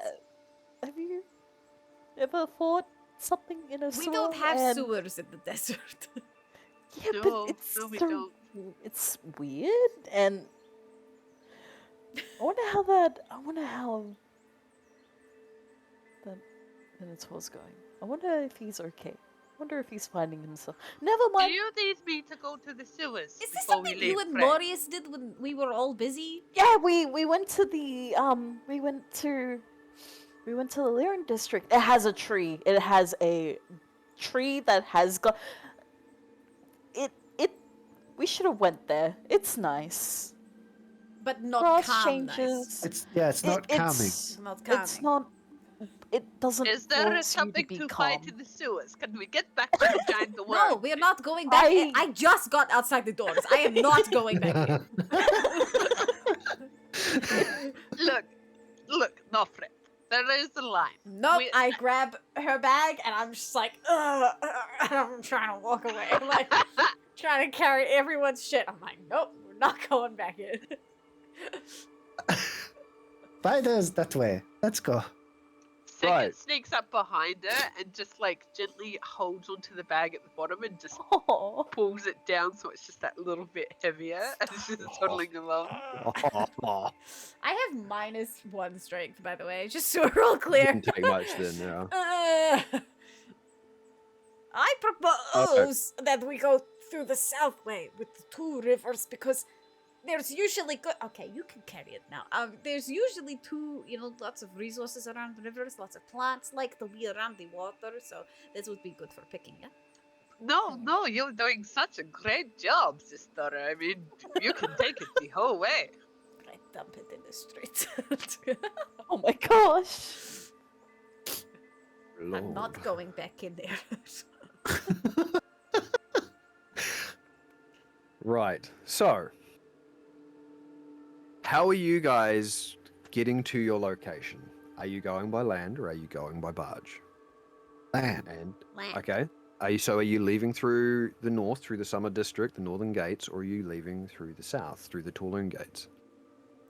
South. Okay. What was that sign? Okay. No, I'm just trying to figure out which way The battle what you map gets put away. He's like, damn it, all of this shit, go away. Here we go, all this shit I've been planning for months, let's just throw it over there. Yeah. No worries. Right. No, it's all right. No, Shipoopies, we're not. Two of us grew up in the desert. Actually, the desert. One of us wants to go on the boat. Yeah. I don't know if you remember Vander's story when he was on a ship, but he's had enough of boats. Yeah, he doesn't like boats. he So was what literally in we're a doing shipwreck. Is quite clearly I need to make the big final fight of whatever's going on a boat. Oh god. Oh no. I just Because we all know how Ticket. the fake adventure one went. Right. Oh god. Ticket is the only one who really appreciated the calming thing because she doesn't feel calm like that ever. She's Aw. literally got someone she battles with in her own head. Yep. Like, When you And put it both like of that. you were very calm about it. Yep. Okay. So, it does take a little bit of time for you all on foot, because I'm guessing that's how you're going, to Yeah, we all head know through- how well mounts went last time. Yep. You head through the Summer District, down over the main bridge across the Kasqorn River, where, of course, you see, factions of both the Aurora Watch and the Rubrum Cascade still standing there, a little tension, watching each other.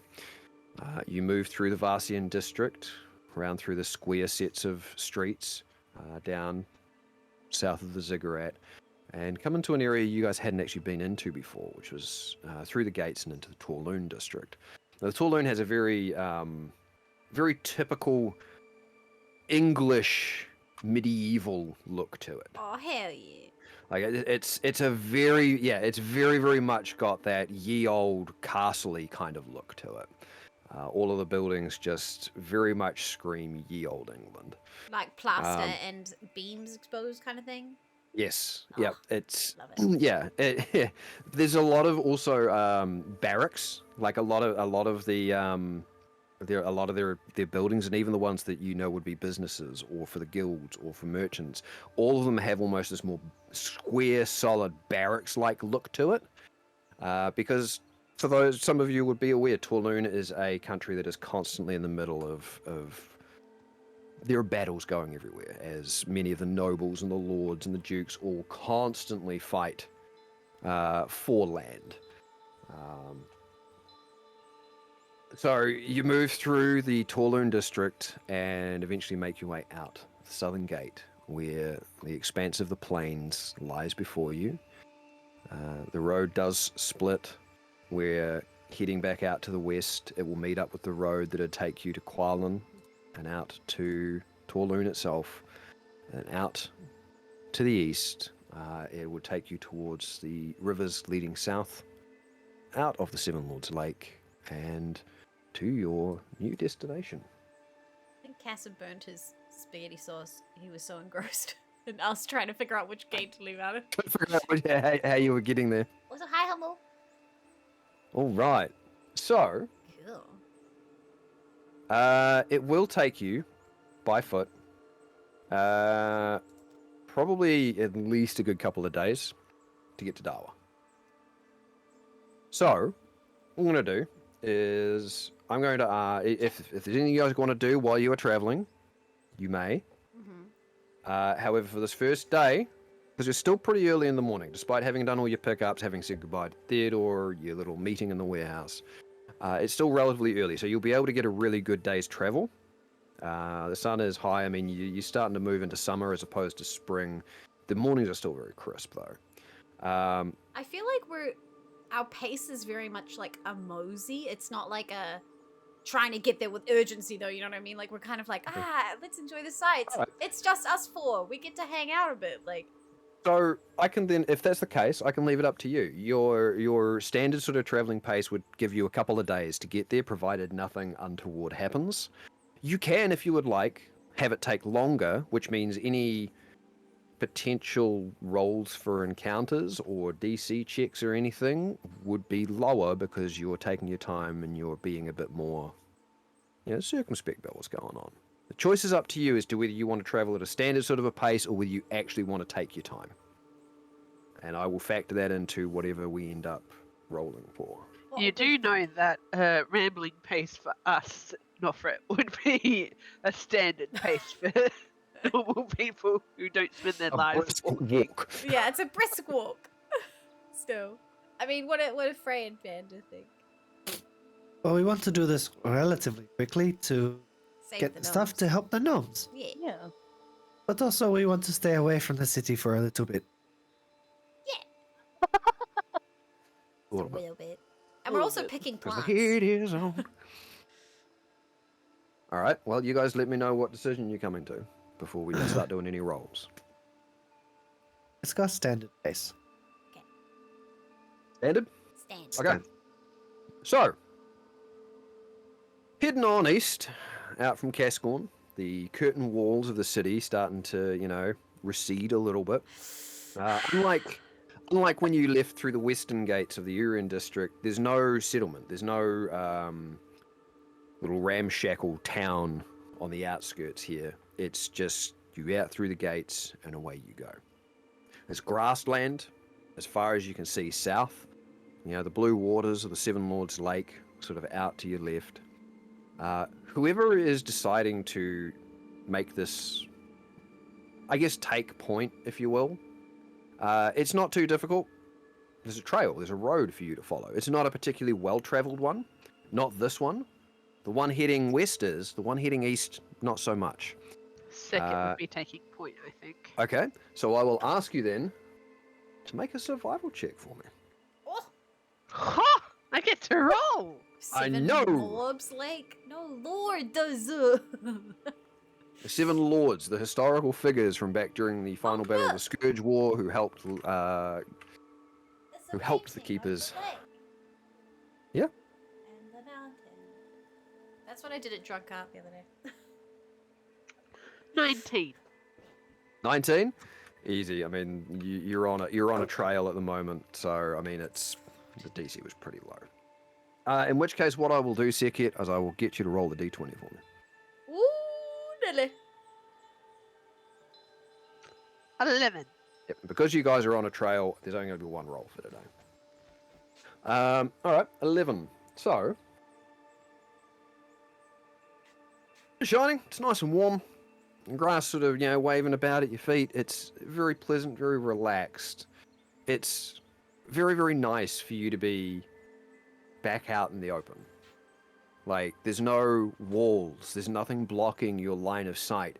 This is, like, you're not in the desert. You're not in the wastes. But this is so much more comforting and almost reminding to you of your home, despite it not having that same environmental aspect, because there's just nothing that blocks your line of sight anywhere.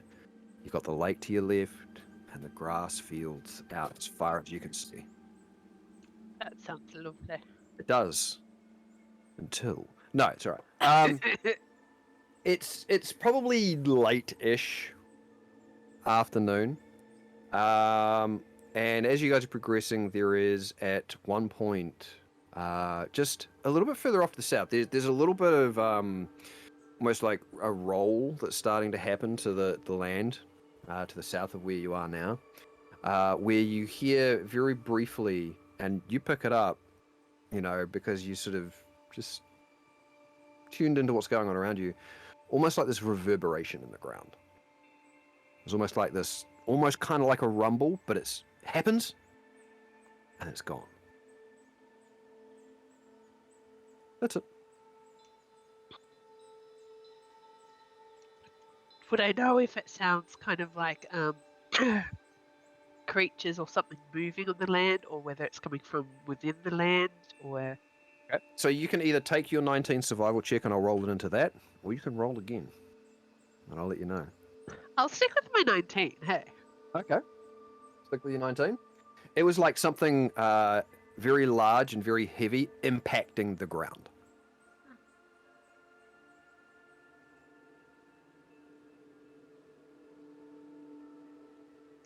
And did it sound close? Not too far away. You didn't see anything, but quite clearly, because you didn't see anything, whatever happened was over one of these sort of slight rolls and rises in the ground. You didn't see anything, you just felt it. But because you didn't see anything, your naturally attuned senses say, oh, okay, it must have happened just slightly over one of those. Hey, keep your guards up. Something heavy around here. Oh, okay.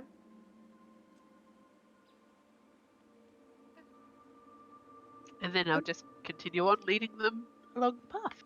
No worries. Okay. So unless there's anything else you guys want to do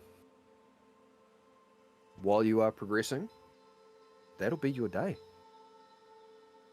You will be able to, at some point, make camp on the southern banks of the Seven Lords Lake, or further away from it if you don't want to experience that level of calm that seems to disgust Freyalise so much.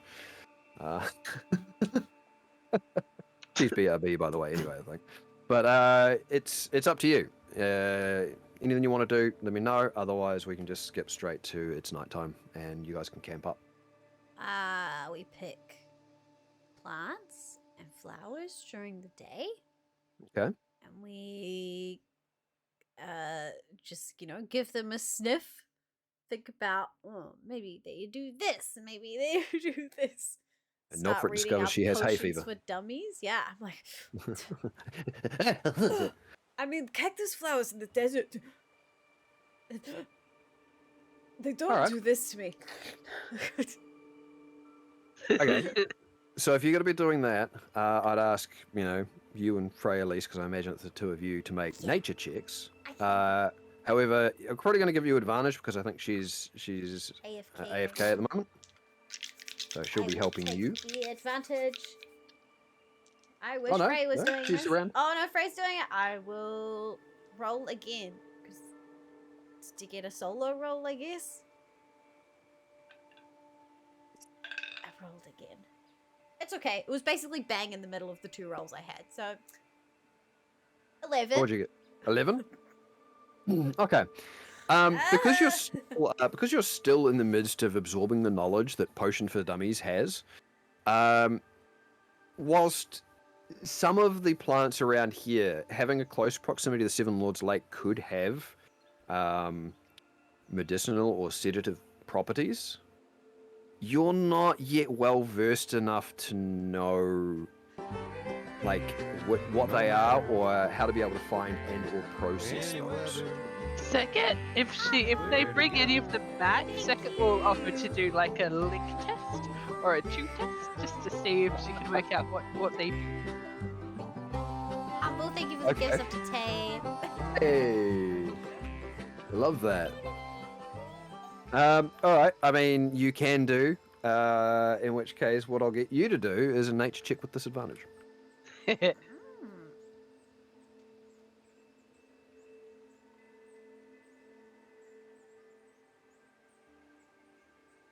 I rolled a 1 and a 2. That couldn't get more disadvantage if you wanted. Yeah. Unless you had negative on that stat. No, nature's 0, so.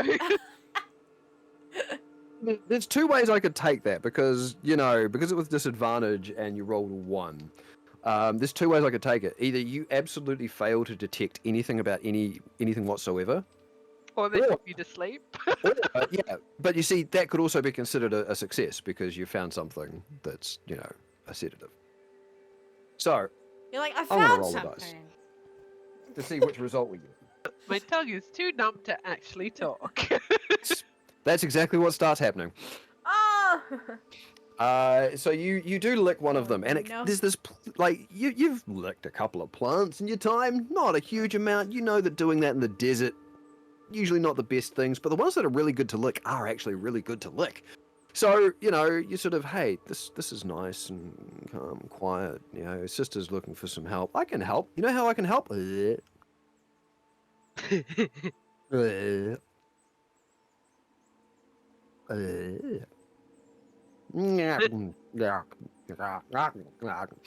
Tongue starts getting very tingly, like you've just eaten something spicy. And your whole mouth starts to swell up. Not just your tongue, just the entire lower half of your... starts to swell up as you've quite clearly licked something that might have some sort of sedative properties, but there might be something else going on with that plant as well that may or may not have a detrimental effect were one to ingest too much more than what you already have. So the plant you found would require very careful preparation and could have one of two very different results should it be used in anything. Although you have found something. Found something. Good work, Sekit. This is great. We could maybe make this into a poultice, you know, like a numbing agent kind of a thing. Pretty good. Sekit, his tongue is swollen so much she can't actually talk. It's just kind of lolled out of her mouth and she sticks her thumb up like, hey. Good work, good work. Maybe don't touch anymore, though. Just stay, at least. She nods and then promptly passes out. So with what did you get? You got a nature of 0. Yep. Northbrook got a nature of 11. Yeah, I thought it was 11. So what I'll say is you've collected 3 of these almost. They're not like serrated leaves, but they've got that kind of almost that texture to them where there's just that little bit of roughness to the leaf, and it's got a very slight red coloration to it. It's almost like a cat's tongue. As you sort of rub your thumb over it, and the edges of it feel like they've got this almost kind of like a bladed edge, but it's a dull bladed edge. It's a very odd feeling as you're touching it. And I'll say you've collected 3 of those for if you would like to experiment with those later. So this is the numbing one.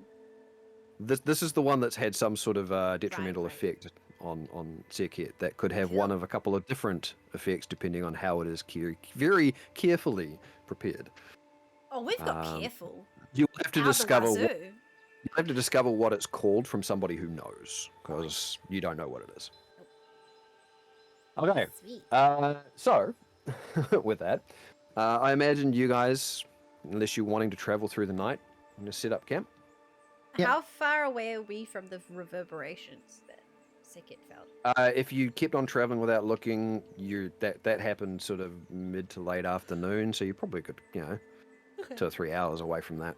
No, there was no further follow-up. Nothing else occurred from that. So, do you want to? Dang it! We should have gone off the path. Do you want to camp by the banks of the lake, or do you want to? Be a little bit further away. How do you? Can we do do it between like a roll of 2 hills, just like in the gully? Yeah, there's not really hills here so much, but you can definitely. There's slight roll. Yeah, the ground does roll slightly, but you can definitely try and find yourself a little area that might be somewhat protected if the strong wind comes up. Won't be by much, but yeah, you can do that. All right. So did anybody bring tents, or are you guys just camping out? We're just camping. Yep. Yep. I think Marius was our tent carrier, so. I think he's probably got it all with him, unless somebody. The issue is that, Frey's reasonably strong, but like, Sekit's our strongest, but then sometimes Sekit is Hetty, who isn't as strong. So who isn't as strong? We don't have tents now. No. Okay, so you're camping out under the stars, near the banks of the Seven Lords Lake.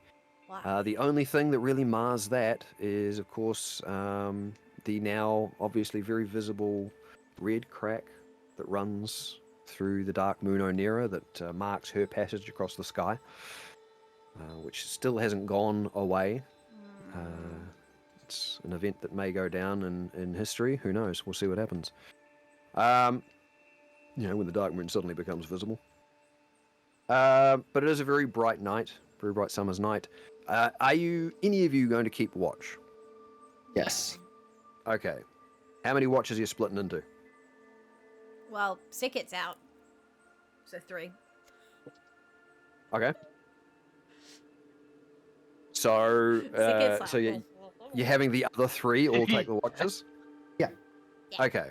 Who's going first? Panda. Yeah. Panda?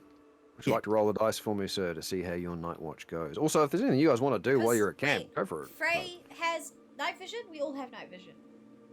Yeah? Yeah. I do not. Oh, that's right. yeah. Nah, it's fine. You're not an issue tonight. Sekhet won't. I don't know if Frey does. Gnome. I actually don't know if thought gnomes gnomes did. have. Gnomes do have dark vision? Halflings don't. Halflings don't, yeah. Gnomes Maybe that's what I'm thinking of. do. Should we look that up? I Sing can't our remember, campfire Captain. song. R-C-A-M-P-F-I-R-E-S, a whingy song. Oh, she's Yeah, gnomes do. Gnomes do? Hmm. Okay, cool. And our lycanthrope buddy also has it, right? Yeah. Yeah. Okay, cool. So it's everybody except Sekheti. All right. So Vander, as I say, unless there's anything you guys want to do at your camp. Because you're not technically a half-elf. In not- my she's head, I not was a like, you're a half-elf, so you do. And I'm like, oh, Yep. no. She's not a half elf or a gnome, both Damn of it. which have dark vision. She doesn't. Yep. Lame. All right. So, and let's say, unless there's anything you guys want to do, we'll just get straight into you guys keeping watch. I rolled a 23. 23. I don't Cool. think there's anything. I think we're all just enjoying it. We're not having like any serious discussions at this point. We're all It's like, all good. This is what I'm outside, checking. yay! Yep. Andrew is yep. going to be contemplating the Dagger black situation. dagger. Hmm. We'll have it out, looking over it. Just looking, just Yeah, holding. just looking. General contemplations. Be right back. Okay. Yep. Very good.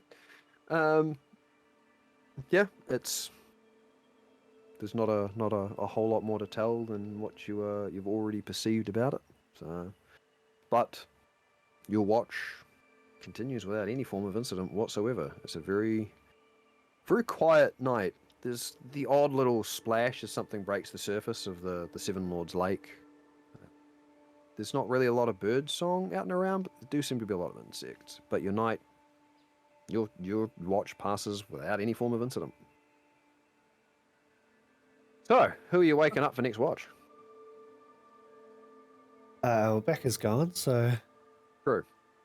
Ray, you've been nominated for mid-watch. Excellent. So, what I'll do is I'll get you to make a perception check for me. Oh, I'm good at things. That's a 7. 7? Yep. All right. So, with a 7, your night passes without incident. If were anything to have happened, you probably wouldn't have seen or heard it. But you remain blissfully unaware of any events that may or may not have occurred. At which point, unless there's anything you're wanting to do to artificially drag this out, no, here she is. You would be waking up Nofrit for her turn.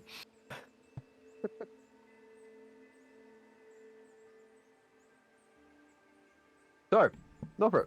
I'm here. Hi. Sorry, I'm heating up a flash. That's right. It's your turn on watch. Okay. Q. This dice. You're all being terrible. Can you just God, play I ball, rolled the please? same number 3 times in a row for you over Oh me. my gosh. I have 11. Again. That's 3 times this game. That's what I've rolled all 3 times for this night. So, your watch also passes without incident because I can't roll anything else. Same sort of thing that Vander got. There's the occasional splash of something breaking the lake, few insects around, not a lot of birds, but it's a very, very clear, very calm night. And the sun begins to break the horizon. This night of peace and calm is coming to an end. This is good. This is so good. Can I, before the others wake up, reach out my senses and just feel all of the water around me? Again, yep. It like in your gifty sort of way, or My just spell. your spell? Yeah, My weird spell. the other part of your gift thing. I mean, Yeah. It's water. and there is a lot of it. Like you know that the Seven Lords Lake is a large body of water. It's massive. You've crossed it before, and you had that feeling of calm then. It's hard to tell just how much there actually is here, because as you sort of reach out and you have your senses envelop that area, it not only goes out further than you can see across the horizon, it goes down. And it goes down a long way. Deeper than any body of water you've ever found. Wow. It's just almost nothing out there except water. And even though you're sort of just reaching out with your senses, that nice, warm sort of sensation of just serenity still manages to creep back along your gift and just infuse you with a little bit of that peace. It's just, there's something just very calming about this lake. Even though it was caused by some kind of big disaster, right? Theoretically, yes. Supposedly. Yeah, Supposedly. Yeah. The story goes that it was... The story goes, yeah. 7 lords defeated a thing. It created a big crater. And that's the lake. Yep. Fractured the land, and that's where the rivers ran in to fill it up. Yep.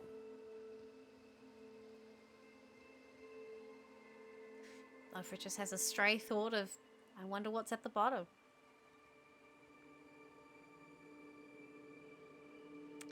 And then You would be the first person to wonder.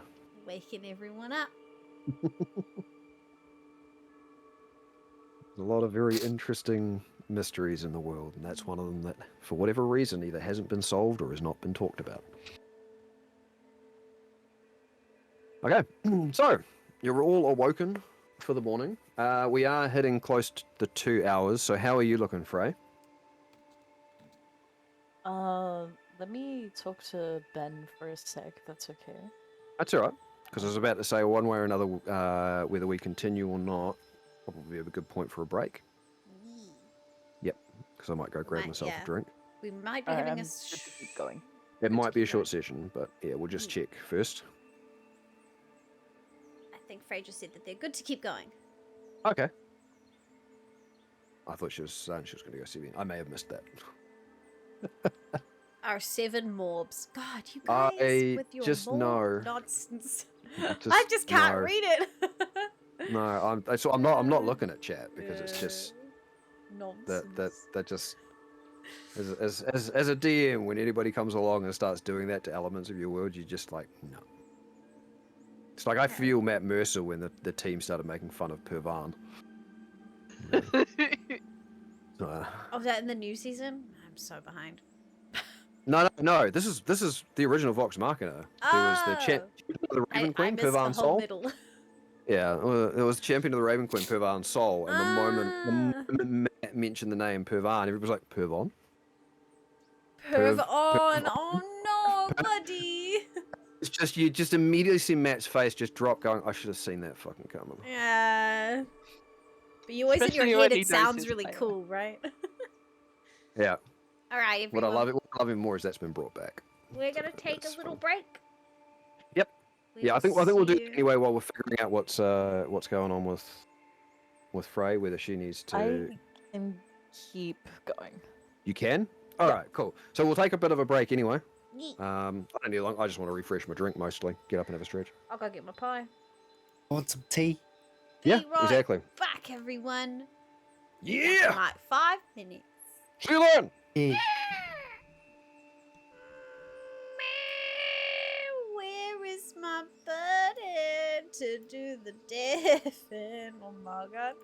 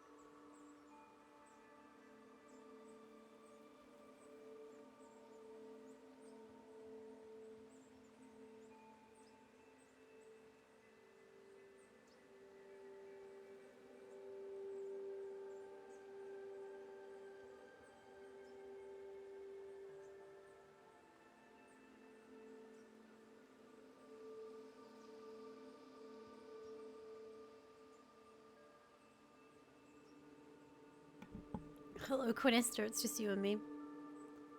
Maybe. I don't know. Oh, I'm here. Oh, good. I'm just eating a pie. We can't tell because no cameras. Gotta blow on the pie, team. Gotta always blow on the pie. Mm-hmm. That's right. I just grabbed a couple of potato chips because I realised it's the only thing I've got there that's quick and easy to eat. Oh. That's all right. I got Doritos pizza, and Top Dick bites. Oh yeah. Right. I need to find some stuff while this is going on. Thanks everyone for enjoying the stream today. This is your opportunity. If you have questions about the characters or the story, fire away. It's been a hot minute. Yeah, I've got some stuff I'm just having a look at quickly while we're still on break too. And Morbid. Wow.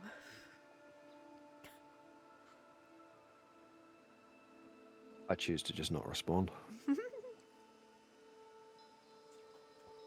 I kind of feel like I've missed out because I haven't watched the movie. I haven't bothered. So I've watched it. I've watched it, and I can confirm you haven't missed out. How much murder have you committed, or crimes in general? Well, nerd, let us list our crimes. Oh, as a group. Where to start? What district to start in? Where does one begin? Didn't we set fire to a whole building in the underground Dwarven district?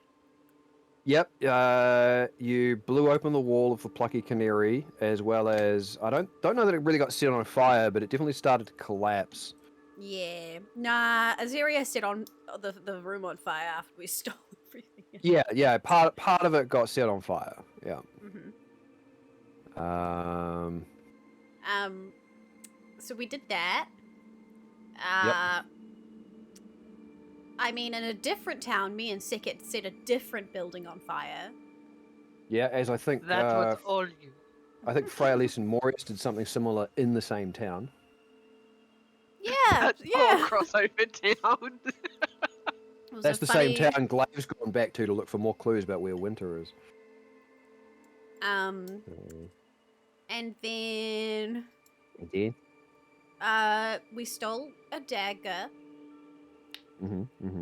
What else has Vander done? A lot of things, really. Whoa. That was my test to see if you were actually here or not. Blame it on the kitty. I was trying to think. I haven't burned any buildings. No, you haven't. I mean, you've done other things. I need to burn some buildings. I can't be accepted into this group. I've really got to. No, Shiboobies. The building was abandoned that me and Sickett burned down. I don't know what the one Freyalise and Morius did, though. Theodore had done something, and so the guards in a certain district of the city had no longer allowed us to go there because of Theodore.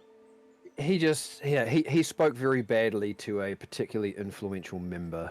Oh yeah, it was like the son of the general or something in that area.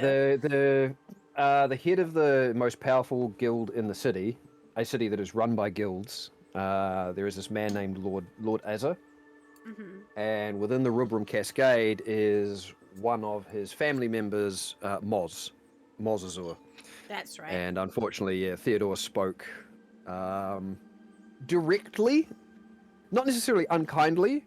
But Moz didn't take it well, and so he went running. He went running to a big authoritarian man, and had things occur.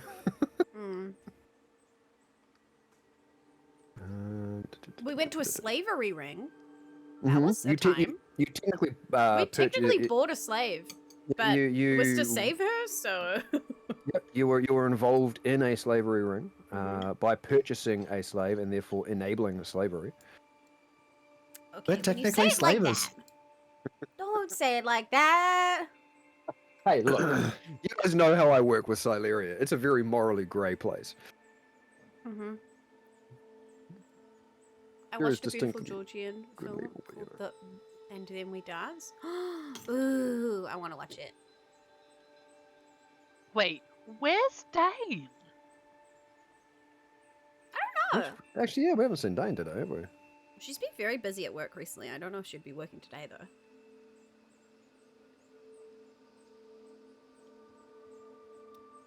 Why, they gotta have slavery in this universe. Shapoopies, one of No Fred's goals is to shut that down. So hard. The reason they have slavery, Shapoopies, is because unfortunately there is a market for people. And because there is a market where people want to buy other people, somebody is willing to fulfill that need. Because in this world, everyone has unique gifts, and so if you find someone with a unique gift that could be sellable... People are an incredibly valuable commodity because people have their own unique powers, and each one of the party members in this do as well. It's like having an X-Men for a pet. In fact, we ran a what if game where after these guys encountered that, we had a few of them actually get to play as several of those people. Yeah, we got to play as the slaves breaking out. Making their own escape from it. So. I was a grasshopper, man. Okay, I want that thing. And your slavers. No, we're not slave. We bought the person because it's complicated, right? Like... Go on. No, go on. No, it's just gonna make us look bad, no matter which way I put it. Oh, I'm so curious. Nerd asked the question. Now you guys are answering the question. Anyone else want to answer this one? One of the criminal underworld people requested us to go buy the slave, so we went and did it. Turns out the slave was his daughter. So we saved his daughter and we released her, and now she's run away and she's not hanging out with her dad anymore.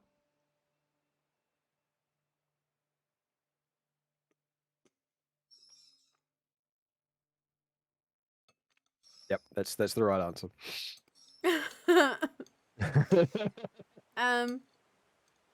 What else have we done? Yeah, can you tell about some positives we've done? That'd be nice. Yeah, like we saved a bunch of children from being made into creatures from the other side of a rift of nightmares. So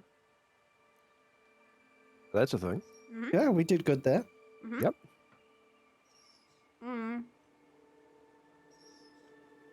We were saving some gnomes. I mean, technically we did murder some children. What? Yeah. No, well, technically you did. When you say it like that, okay, they were already transformed. They're not children. I'm thinking of Brusque and I'm like, fuck, they're still children. The thing being, that's not incorrect. And like I say, this is this may not be the most dangerous world, but it is a very twisted one. And you will find that that's what I mean by I love things that are not necessarily good and evil, but are morally ambiguous. The hell? Just, yeah. Cool. I'm going to top up my drink and then we will go back to the game. I'm just saying, I'm working on some stuff here. Look, Shaboopies. I am.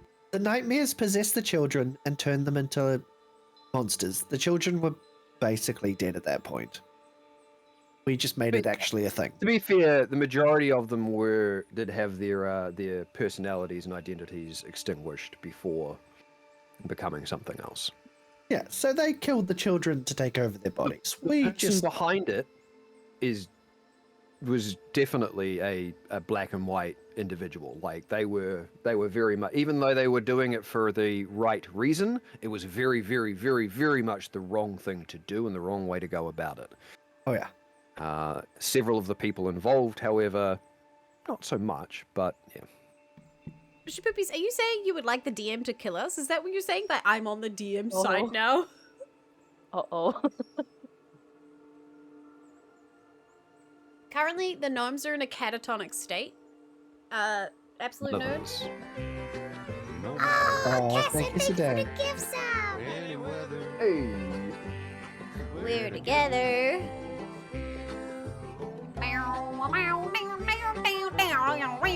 It must be so weird for you guys to hear this on Discord without the music. A little bit. I think you're also used to me making weird noises at this point. I think we're all just used to each other making weird noises at this point, yeah. Yeah, your mouth noises earlier for the numb tongue was great. Syleria too. Syleria 2. Syleria 2, Electric Boogaloo. Only if you pick up where we left off and go and kill the spider, because we're not going to get there. We are going to get there. I'm going to fight you. As much as Oh my gosh. we're going to fight each other, we're not going to get to the spider. It's just gonna be PvP. We're literally on the way to the spider. So much can get in the way. So much. Alright, I'm freaking strange now. So, has anyone been watching Frey whenever you've been walking everywhere? Occasionally wanting some cake. Oh, she'd be throwing out cake left, right, and center. Oh yeah. Yeah, Frey's all like, do you guys know how to forage? And it's just giving us cookies, like... She's just like eating She's like, a I'm really biscuit. craving a salad, like... Frey, how long do your Salad treats cake. last? You gave me a sleeping cake. How long does that last? Don't think we went through how long they last. It works like the sleep spell. No, like as in the actual like cake itself. Is it when the it cake just gets starts getting moldy, cold? it ain't doing it. That'll disappear at the end of a long rest. At the end of a long rest, because you'll get Yes. resets. Okay. So if it's cool. not consumed within that time, if it's not used within that time, when you go to sleep, it I just- love just the turns idea that into she lint. didn't tell Vander though, so he's just gonna have a very moldy cake in his bag, and in one fight, he's just gonna shove it in someone's mouth. Oh, it's gonna 100% make them that's the vomit. plan. Oh, man. All You, right. you watch it. If Nofret gets too mouthy, I'm just going to put it to sleep. Oh no! I'll, Where's the one shot where we kill each other, please? No. Yep, PvP? Oh, that'll be coming. Ooh. I mean, I don't know. It's up to you guys. I don't really give a shit. With poison damage, yeah, because of the mold. Oh, ugh, just food poisoning. I forgot I got pooped on by my bird. That's unfortunate. It's like poop on my pants. Not my poop, it's bird poop. It's different. It's different. I swear it's different. There is a treat that I really want to use, but I never found a time to use it. Yes, Yep. Mr. Satin Guy. Oh, there is one that I just really, really want to use. You'll have plenty of time to be able to Excellent. use them. Yeah, believe we me. were just at a break, Mr. Saturn Guy. Yeah, we're just about coming to back from that. Launch forward. Yes. Yeah. We've got is Sekit gonna wake up as Sekit or Hedy today?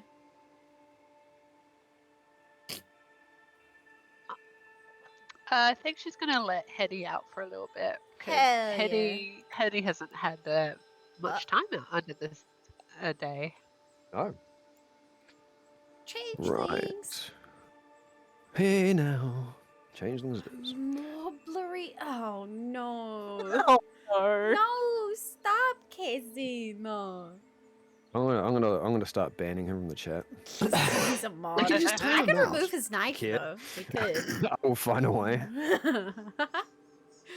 But yeah, Mr. Saturn Guy, we've got a changeling, Sekit Hedy, played by Vixen. That's me. That's it. Her camera's just not playing ball today. Just one Yeah, we're a couple of cameras down. We're getting raided! Freaking Nerds Media! Hello! Hello, Raids.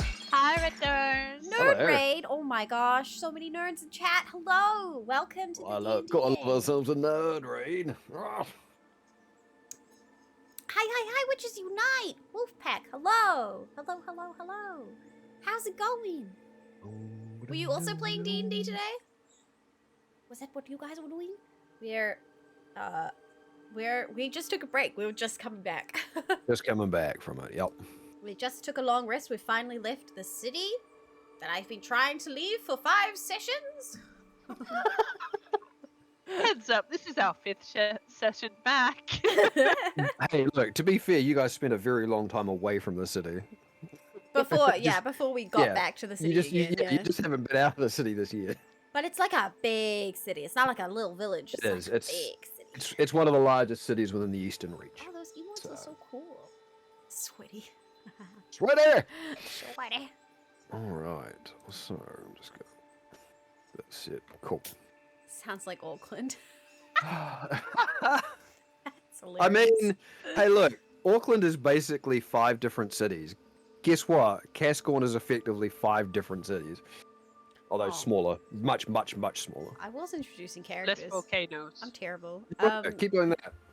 So we have Vander, who's being played by Lord Kaiser here on Twitch. Hello. Hello. Hello. He has a beautiful French cap. And then we have our friend Nixie playing Freelise. I love Frey so much.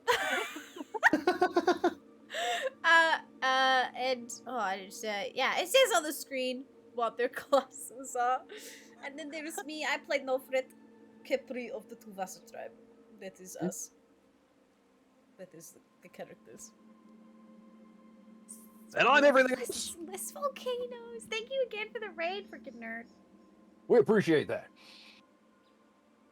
That being said, we wake up. let's get back into it. Yep. So Freylise finished her night's watch.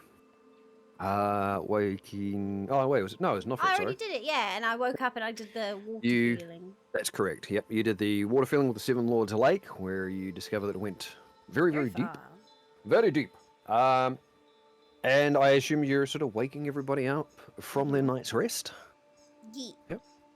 You break your fast if that is a thing you would like to do. If there's any preparations you want to do, discussions you want to have. Otherwise, we will get straight into the travel for the day.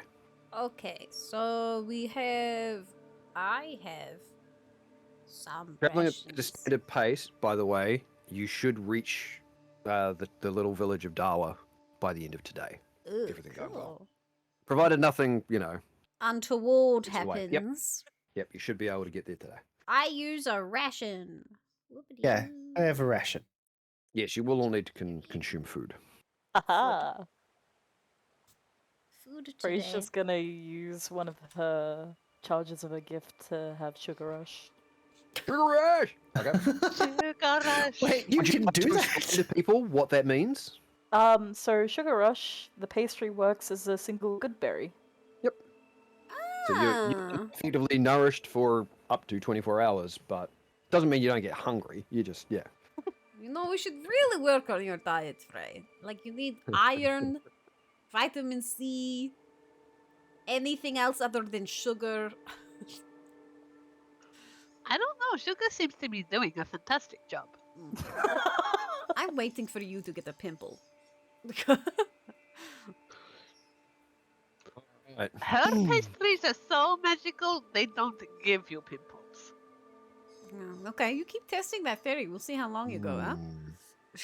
Magical pimples. Magical. On it. All right. Okay. I forgot about that, Crystal.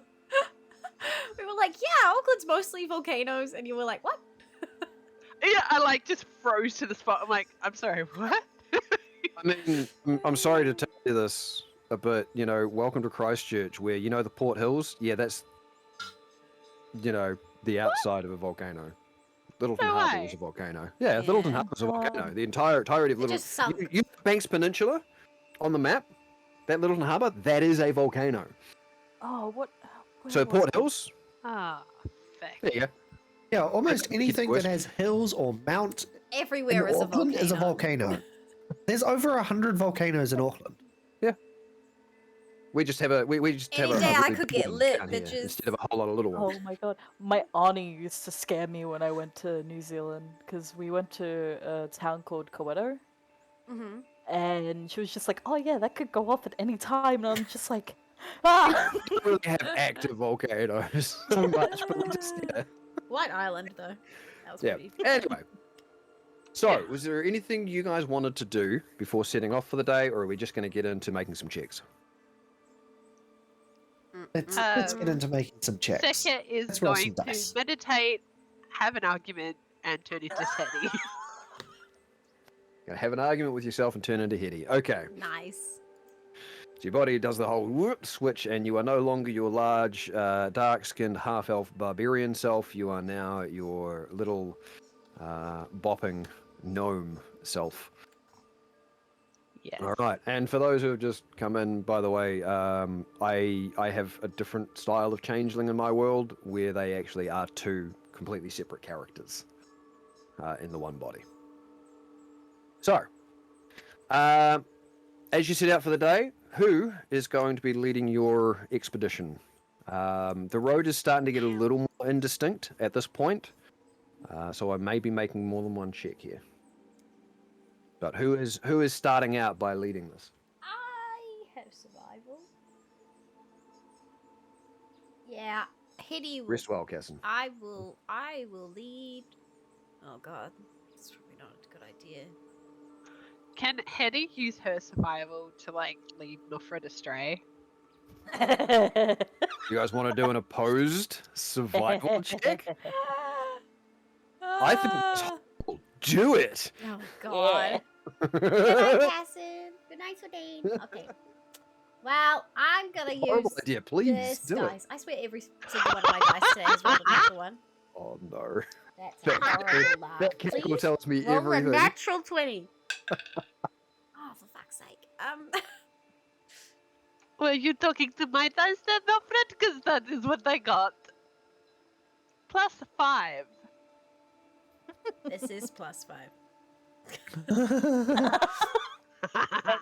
So please tell me how Hetty is going to distract Nofret to lead her away from this slowly diminishing trail. Where you have this gigantic landmark just to your left. How are you going to distract Nofret long enough to be able to do that? La la la la la, Elmo's world. Mouse world. Oh my god. When did you learn the Elmo voice? I've been able to do that for I don't do my voices anymore. I really should. Yeah. Yeah, it's been a You long need an time since Elmo I've done character. voices. We really don't. That'll be nightmare. That's horrifying. I need to stop immediately. Right, anyway. Can she use Druidcraft to just like change what the path looks like as they're toddling along? I mean, it's a little outside the bounds of what Druidcraft's capable of, but you rolled a natural 20 and you beat an opposed check. So you know what? Whilst you are doing that, you're probably also talking to Nofret and intentionally trying to distract her while just doing the wiggling of the fingers and the moving of the things. Yeah, like she's moving her arms because she's being so animated talking to Nofret. So it's probably less of a overgrowing the path as it is you're sort of Bex is disappointed. But I was playing with them used to do. Oh, were you? I gotta play me that too. I still need to turn around and play that game. But yeah, you sort of summon like with a little bit of gust of wind, and you sort of make this sort of almost look like the grass is moving that way. So you're almost trying to make it look like the path is shifting as opposed to overgrowing it, just through the perspective of movement. And Nofret, unfortunately, does get led a little bit astray. And you hear a delightful little laugh in your mind. Hitty. That's really strange. I thought I was definitely going east. Yes, well, anyway, and continue on traveling. So, I'm going to get Becca to roll me 2 d20s. Aww. And I get to take the worst result. The worst one? I get to take it. Watch it be higher. You don't know whether it's high or low. Well, I rolled a 15 and an 11.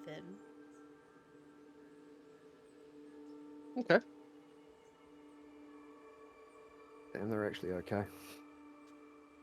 Thank you, Humble. Dang it. We're okay? You are. Damn it. Okay, that's all right. So despite being marginally led off track, nothing untoward appears to happen throughout this leg of the journey. However, because you are somewhat led astray, that adds to the amount of time it takes you. Yep. It's not bad. It's not awful. Like, it wouldn't take too long for somebody to turn around and go, hang on, the trail was that way. We've lost hours of and to just look around and see that, hey, there's the grand expanse of the Seven Lords Lake. Go back that way. Can I, Yeah. like, But do I it's know just that Hetty did long this enough. at some point? You guys can do an opposed insight deception if you'd like. It's up to you. Damn, alright. You out here being aggressive today. I love it. It's great. She's doing the Fey Warlock thing. I've got a +6 to deception. Oh yeah, Hetty. Yeah.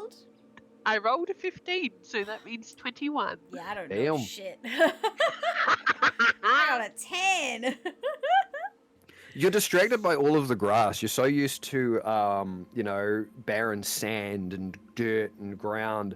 The grass, the shifting of it in the wind, and the slight distraction like that feeling that you had from all of that water this morning, you're still sort of wrapped up in that, and you're kind of like, without saying anything to anybody, because you'd never admit it. No, never.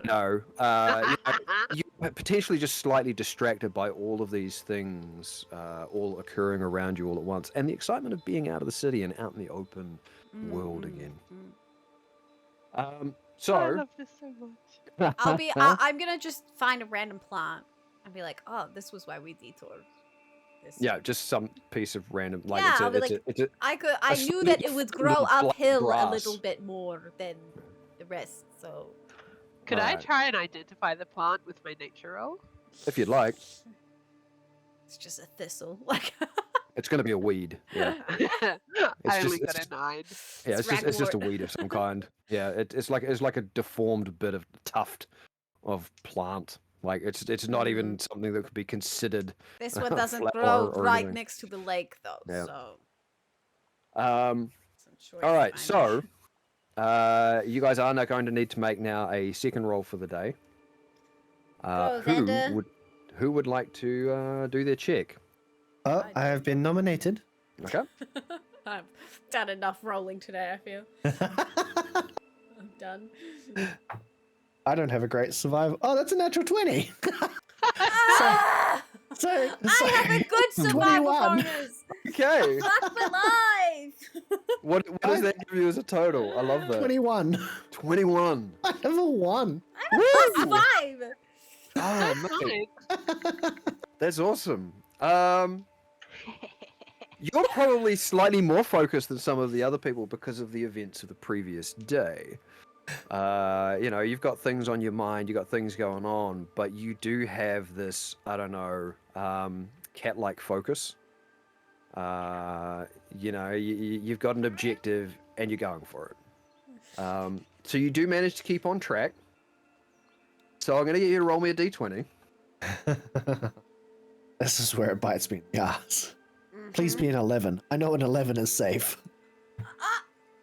It's a 4. Just because 11 is my number. Damn.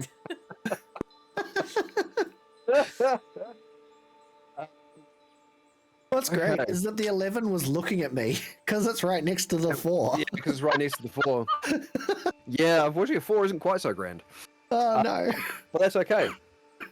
So it's probably just after midday. You and Nofra kind of, she got distracted by plants, and is currently trying to explain away the deformed piece of weed that she has in her hand as having something that the book has referred to as being, medicinal or potentially useful for something. I think it's good for warts, like the big ones.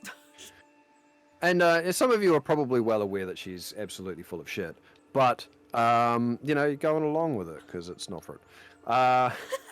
Meanwhile, Vanda's sort of leading the exploration. The characters' dynamics just get better. It's so funny. So, it's not long after midday when, because of a 21, I'll give it to you. You spot with your insane perception, quite some distance away, there are figures on the road. You are quite a distance back, But yeah, between a natural 20 and your perception check, there is a grouping of figures not far ahead. The trail is it's been fading for a while. It's still there. It's still followable, which is why the survival checks aren't particularly high. But you do see that there are a bunch of figures not far ahead of where you are. Should you keep going for another minute, you'd probably well and truly be within their eyesight. There are people up ahead. Oh, you're right. Oh, are they friendly people? I don't Carefully know. put this tuft away. Yes, you Yes. should preserve your weed. Excuse, that is a derogatory term for plants, you know?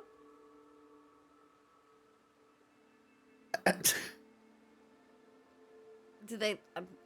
Should we give them like a wide berth? I mean, they won't know us. This is the thing. It is probably safer on the road to avoid people.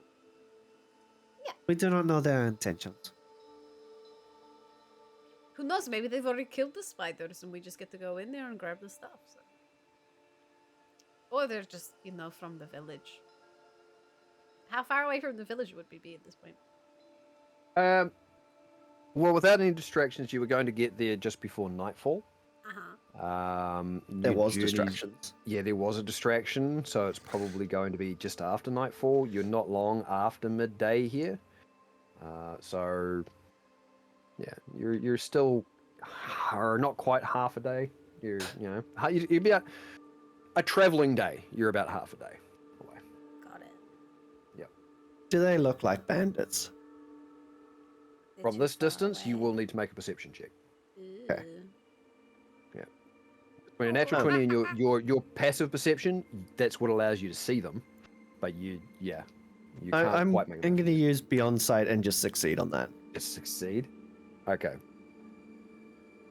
So your vision sharpens and focuses, almost telescopes, as you sort of come to a pause and actually laser in on what's going on. Yeah, it's just a success. Okay, so it's good fun, isn't it? You see probably 4 individuals standing and moving around. You see 4 4-footed figures down on the ground on the road itself, and they appear to be eating, or they are doing something to what look like other figures on the road. Figures that are lying prone. It takes you a moment, because this is a success. If they are bandits, they're not quite like bandits you've seen before. However, there is something vaguely bestial about these humanoids. It's the way they sort of carry themselves. You do well. Okay, there's 4 of them. Yeah, I need to remember. You've actually made a success here. Okay, so 3 of them have this bestial aspect to them. They're kind of hunched over. They have almost these long faces that appear almost canine-like, and very similar to the 4-legged figures that are on the ground. There is one that is closer to you, who has not got that bestial aspect. They are standing tall. They are very humanoid. They have dark skin, but they're not wearing anything from the waist up. They have on a very loose set of very baggy trousers, but from the waist up they've got very dark skin, almost like some Vassians, You can see in the sun there's a slight little sparkle as the sun glints off bits of metal strewn about their chest. You can't quite make it out from here, but the person doesn't seem to have much hair. They've got a braid that runs down the center of their head and down their neck, and you can also see the glint of metal in that. Pass all the sun. Yep. I don't think they are friendly. Can we make sense of these descriptions at all? if he's passing that on, I'm going to... Oh, man. Yes, I'm going... Yeah, I don't know. Nofrit and... Oh, yeah, Nofrit and Hetty. I will allow Hetty. Can both make a... I saw that.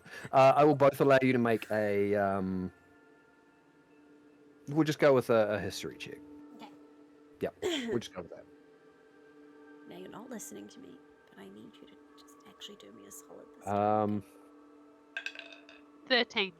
Yeah, I don't think Freya Elise was Threatening your present dice? either. 13. Okay. It didn't help. They have the last say. Yeah, you have to talk nicely to them. 10. 10? Okay. Well, it's kind of actually somewhat... Average roll to know for it. What up? Because it's not actually... Actually, here's the thing. Who has the better history out of Hetty and Sekhet? Ooh. Hetty has a +2. Okay. And Sekhet has a 0. Okay. So this will be... This what I'm going to rule this as, this is Hetty actually working off some things that Sekhet has seen before. Yeah, because she's all she could do was sit back and observe. Yep. The description of the... Not so much the other bits, although that will factor in a moment. Well, actually, no. I will just give it all to you now. When the two of you were in Feru Fazal, there was a number of mentions from the Felinar at the Grove about attacks happening out in the sands. About dog-like canine, creatures. dog-like Yeah. creatures striking from the sands and then disappearing just as quickly. Now, you are not near the sands. You are not near Terragonia. You're reasonably close, but this is well outside the bounds of that. Just that comes to mind. The second thing that occurs to you is the description that Vander gives you of the individual that is not bestial. There is a tribe of people within Terragonia that fit that description. And should you care to pass that along to Nofrit, she will also immediately know who it is you're referring to. There is a tribe known as the Karak Shirok. They are known to be very antagonistic and predatory of almost all of the other tribes. One of their signature things is that they go around unarmed and unarmored. What they tend to do is they actually embed bits of metal, spikes and studs and rings into their flesh. And sometimes to the extent where enough of it acts like armor. Like, these guys disfigure their bodies to actually embed metal into themselves. There's Out a of lot curiosity, Yep. if a barbarian was to do that, would that count as armor, or would that count as being unarmored? No, don't The be amount that you would sick. have to do would cause you an excessive amount of damage. These guys take it like... There is a history to the Karak Shirok. In that they are a very fierce, very aggressive, very warlike tribe. That all of the other tribes know about and avoid. The process by which they tend to embed this stuff in, many of your people look at as unnatural, to not just oh, that's against tradition sort of thing. Like, it is unnatural that they can embed the amount of shit into their body that they do and still walk and be okay afterwards. Your standard barbarian might be able to survive it, but it might take something a little bit more than just what it is you've got. The Karak Shirok tend to be associated with some form of blood ritual. In fact, their initiation tends to be a savage cutting of themselves into the sands, and then they actually ingest that blood-infused sand back into their bodies. and it's supposed to give them some form of, like, ritually it's supposed to give them some form of unnatural constitution that allows them to then survive this embedding of metal into their bodies. Huh. Yeah. They believe themselves that they are the true heirs to the Sand's legacy. So... yeah. But yeah, many of them are well and truly disfigured and scarred. They all tattoo their bodies, and all those tattoos have bits of sand in them. So they're very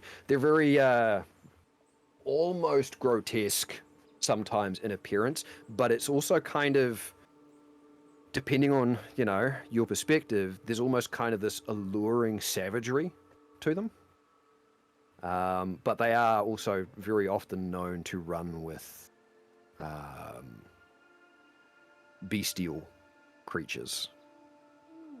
Like they treat certain creatures as equal members of the tribe, more so than they treat other tribes as equal members of the desert. Do they still sound bullshit poopies? I was going to ask the same thing, to be honest. Because to some people they would be. They're very well known by almost all of the tribes of Tiragonia, and they are not in a pleasant way. Typically, they are the ones that raid. They are the ones that take and plunder and just kill for the sake of killing, because they are the true heirs to the Sand. And that's what you get from all of the description of who that might be. And we're nowhere near the Sands. No. Not really. You're probably you're probably a couple of days walking distance away from the edge of it. Yep. Yeah. I mean, your location is about a day away-ish, and that's a few hours away from the village you're heading to. Nofret, does that sound like a member of the Karakshirok tribe? Let me to type you? it up. The name. Yeah, no, it does. And also, what is it doing with these canine things? I mean, they run with beasts. And those beasts were seen at Firufasab. You're not wrong, dude. Yeah. I think we should really make a good time now and get to There we this go. It's in village. Twitch chat. I would be worried about this small village at this point. One other thing I will note, that if that is a general thing that has been thrown out there, Freya Elise, you might remember that one of the nights in the last couple of weeks that you were at the Rusted Coppers. At one point, one of the doors opened, and it's not really something particularly memorable, except from the description. There was a moment one night where you were down in the tap room, and the door opened, and somebody sounding very, very similar to this, with the same sort of studs of metal and rings and plates, bare-skinned, dark, scarred and disfigured, walked on in, and just kind of... and then just... and turned and walked out. There was no Nofret. There was no Sekhet. There's no Vander. You were down there with, I think, with Theodore. You were the only one there at the time. Yeah. Yep. They hunting us? Because I was worried that it was something to do with Theodore. But it was a brief moment. Yeah. And it was gone. It was over with.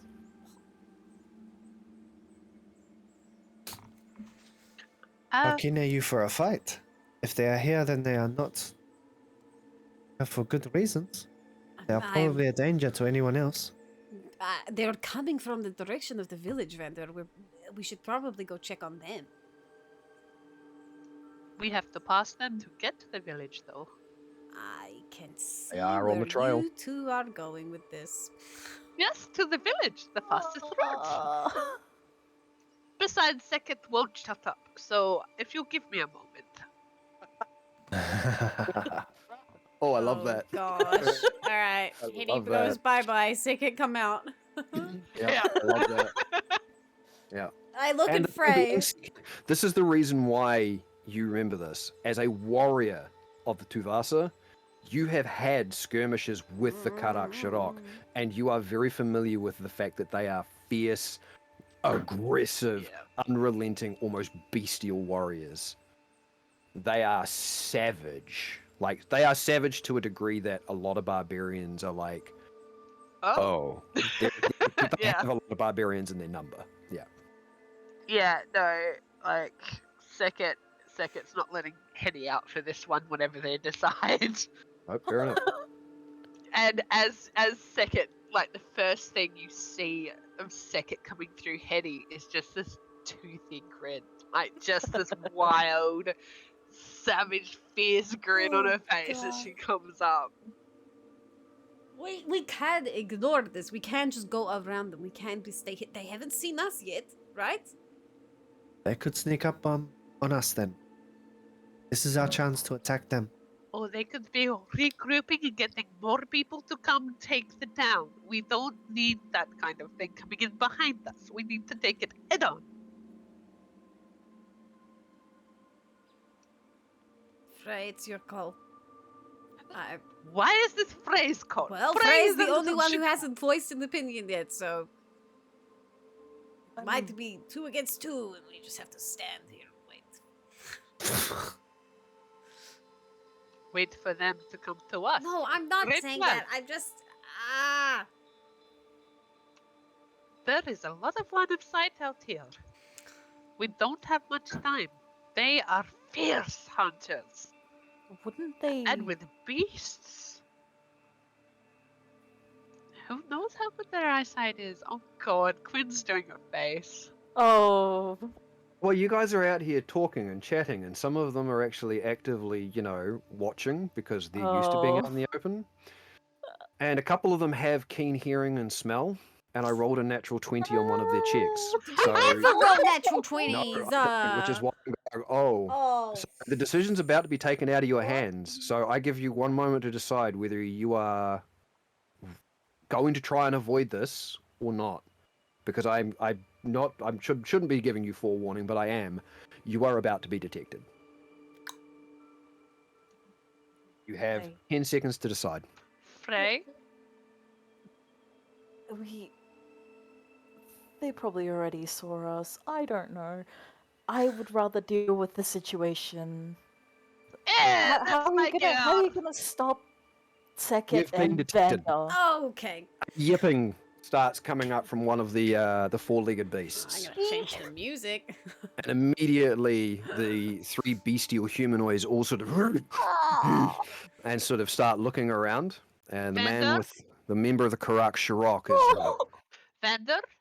Yes? Get some shade. We need you to leap at them when they least expect it. Frey, you're up here with me. No, Fred, just don't get squished. Stay behind me. And she's gonna start running towards them. Oh my god. Yeah, because the member of the Karak Shirok is looking around, and he himself starts giving out a and starts communicating with the others, and you hear the coming back at him, and he turns to see you all coming. Because you delayed, unfortunately, you will not get a surprise round. We are straight up going to be rolling some initiative.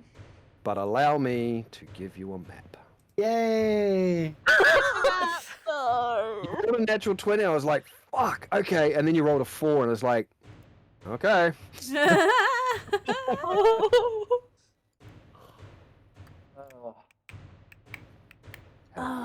Second is so excited.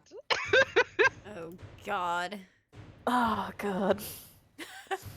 We're all like, oh god. There is not as much cover as I was hoping there would be. There's no, I mean, you're out on what amounts to an open plain. There is not really any cover. Oh, mama. There's slight rolls in the ground, but even that's not much. So I've put the 4 of you on the map, but you guys can be anywhere you want. I've just put you onto the map. Whenever that sort of comes in. So you guys can move yourself where you would like. How big are these little rocks here? The rocks, they're about, so you are at a 5 foot by 5 foot square. That's about what they are. In fact, technically there aren't even really rocks, but that's part of the map, so we'll just go with there. it not working? If you're asking if they are enough to give you cover or Yeah. the ability to hide, no. They Yeah, are okay. tiny little Why is it not things doing it? slightly set out from the ground. There is, unfortunately, no cover. Damn it, I'm so confused because I have too many Oh browsers god, open. there are a lot of them. Ah! Yes. So I know it hasn't come up on the Damn it, I'm Twitch thing, fixing but it. I know, that's all right. I'm just letting you know. So the 3 skull icons are actually whatever it is the 4-legged creatures are attacking on the ground. It doesn't understand. Doesn't That's a shame. understand multiple browsers. Or multiple windows, rather. So, oh, hey, there it is. Hey. So technically, there are 8 enemies there. Oh. You do know there's only 4 of us, yeah? I'm aware. That's why I'll scale back the number of them. Yeah, we gotta deal with this in multiple ways. You guys had the opportunity for surprise. I was just rolling every other minute to see if they detected the fact that you guys were there. They got very, very good senses. Okay. What we're going to do, we're going to get to roll some initiative, guys. Oh, Yeah. God. Hey! First time the party gets to roll initiative. Oh, and I rolled good? Fuck you, dice. I'm so mad. I'm so mad. My dice rolled well. But I wanted to roll well when I wanted to roll well, not when you be. If it helps, I'm rolling 2 different sets of initiative, and on one of those sets of initiative, I rolled a 1. So, you know. Because this is why I don't roll on things. Oh, giddy out. So, let me just start setting this up. Oh, Hetty is on the field, not Sekit. Oh, yeah, sorry. Let me fix that. Yoink! Peace. You guys, you 4 can put yourselves wherever you would like. I was just throwing your icons onto the field. I was just like here.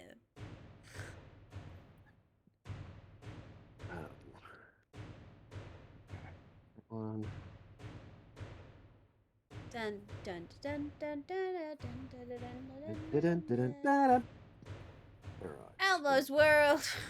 Elmo's World. God, stop it. So they are marginally in the hunt, so they are actually that one. Alright, so Okay. Oh no. Spinning. and I'll put that one there as that because he's in that. Right, so we are going to get some initiatives, please. Just Nofrit's at the top, so Nofrit, what did you get? 19. 19. No. Hell yeah. So dumb. That's awesome. Well done. Elise. 3. 3 for Frey. Yeah. All right. Still awesome. Vanda, I love the fact that your icon's changed. I love that you do that. 16. 16. All right. Duck power. And second. 22! Whoa. Oh. She is Okay. busting for a fight. Got Hell a nat yes. 20 on her roll. I love that. Oh. Nat 20 on initiative for a fucking raging well, going to be a raging barbarian. All right, so.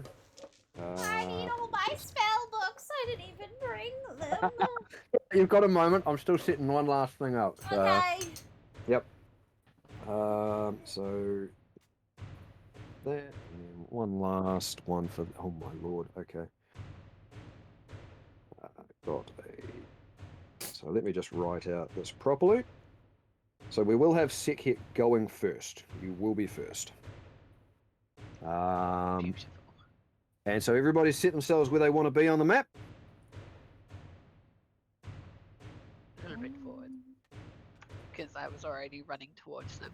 Yep. No worries. Books. So then we had.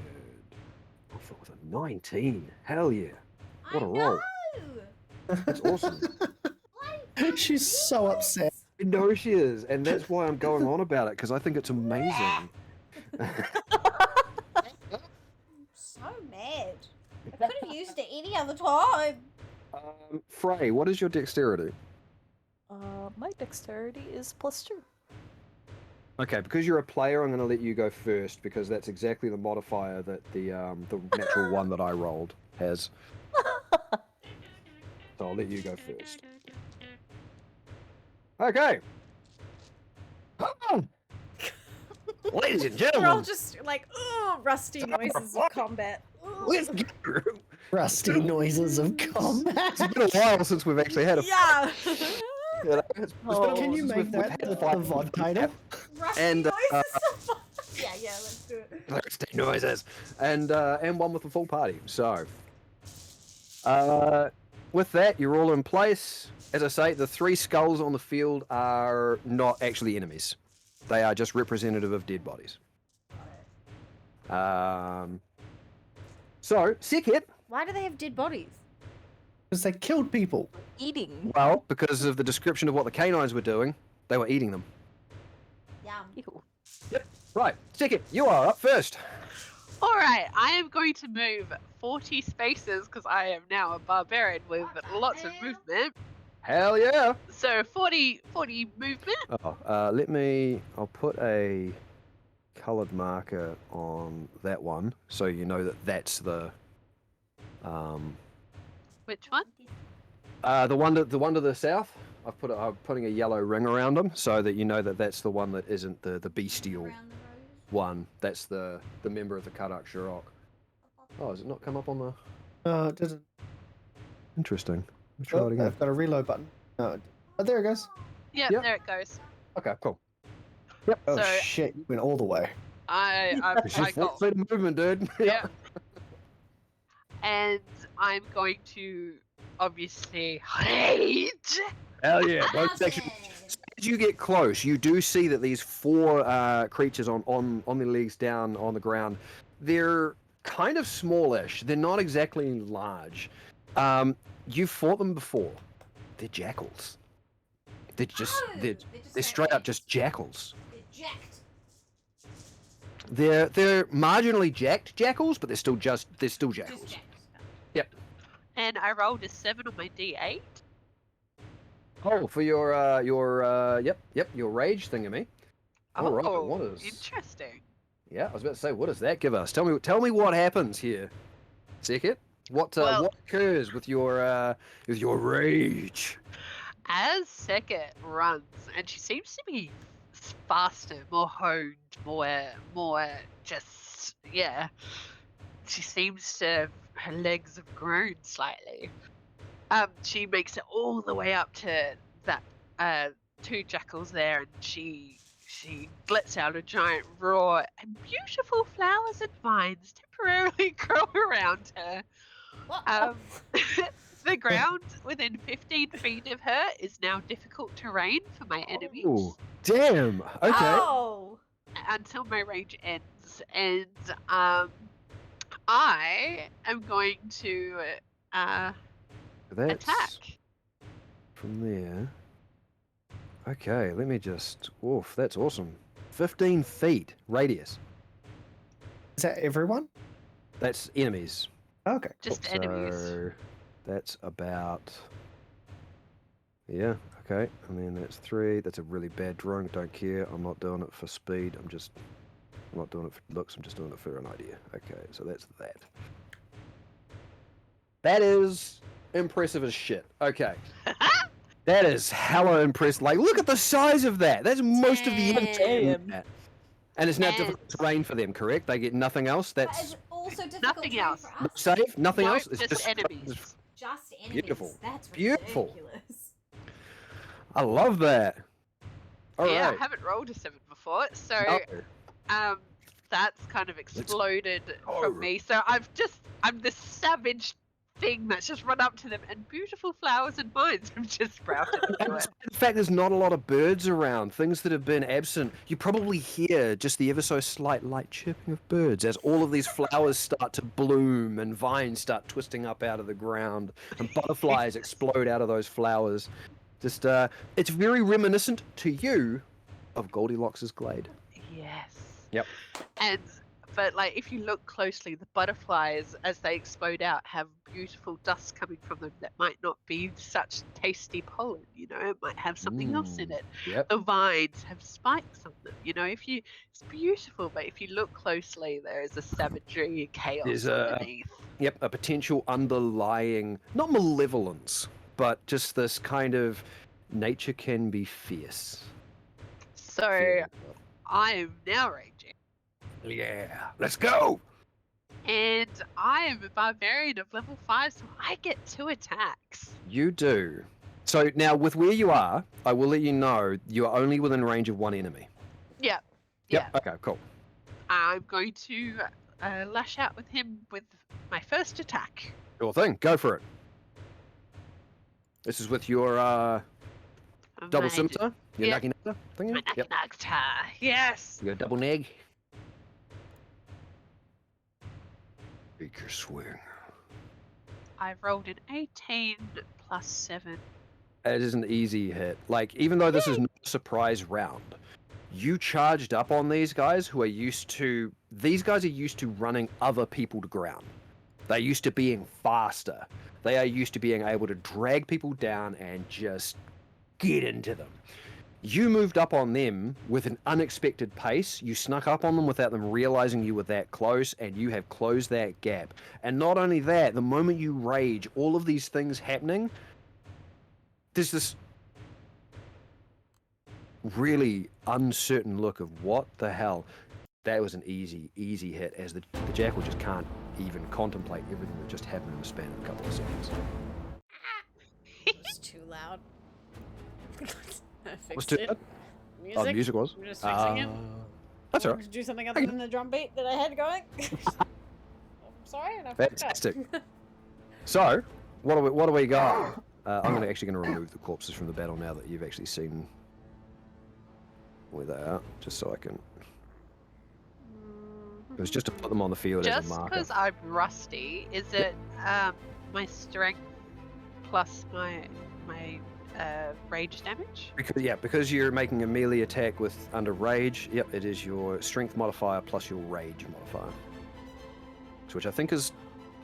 Oh, is it 3 now? No, it's still 2, isn't it? Yeah. 16 damage. 16. You've fought jackals before. You are aware that on their own, they're pretty cowardly creatures that normally run.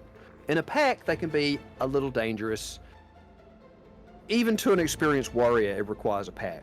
Jackals by themselves are not particularly strong. They're not particularly much of anything. You eviscerate this thing as your scimitar comes across, and you basically just cut it in half. This jackal that's still looking at all of these butterflies and everything sprouting out of the ground around it, you have absolutely destroyed that jackal. Can I use... Because I'm not close to anything else for my second attack. Yep. Can I use my naginata to hoist and throw that dead jackal's limp body at the yellow guy? Ooh, interesting. That's cool. I don't know if there's a rule for it, but I love it. Let's try it. Alright, because you've still got an extra attack. You've used your bonus action for rage. Okay, yep. So because you've got the 1 attack action, I'll do a disadvantage check on this. You know what? Just make an attack roll with disadvantage. And we'll see what we can do. Aw, man. I rolled a nat 20. Oh! Yep. Oh. And a 5. So that 5 plus my 7. 7. So, wow, that's still 12. Okay. So he's not quite caught off guard. He's still slightly disturbed by all of the plants growing up the ground around him, but he recognizes fellow savagery. And the ease with which you dispatch the jackal immediately has his head whipped towards you.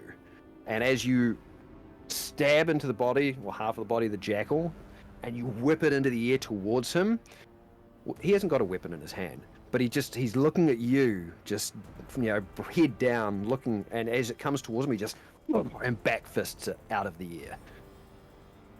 Delicious. Yeah. I was really actually just using it as a taunt so that he fully focused on me. I'm trying to get everything to draw into me while everyone else comes up.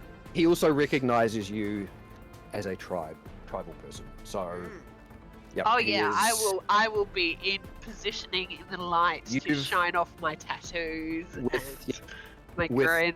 With your presence, with the way that you look, and what you did, you well and truly have the attention of this person.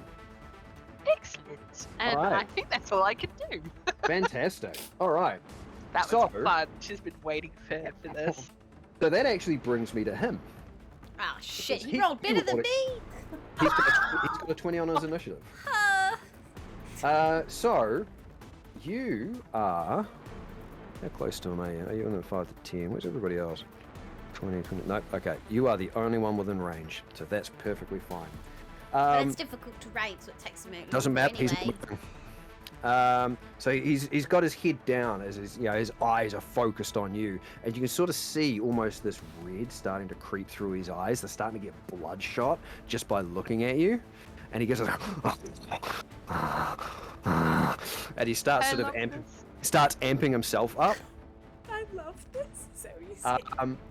And there is a moment where there is something that starts coming over you.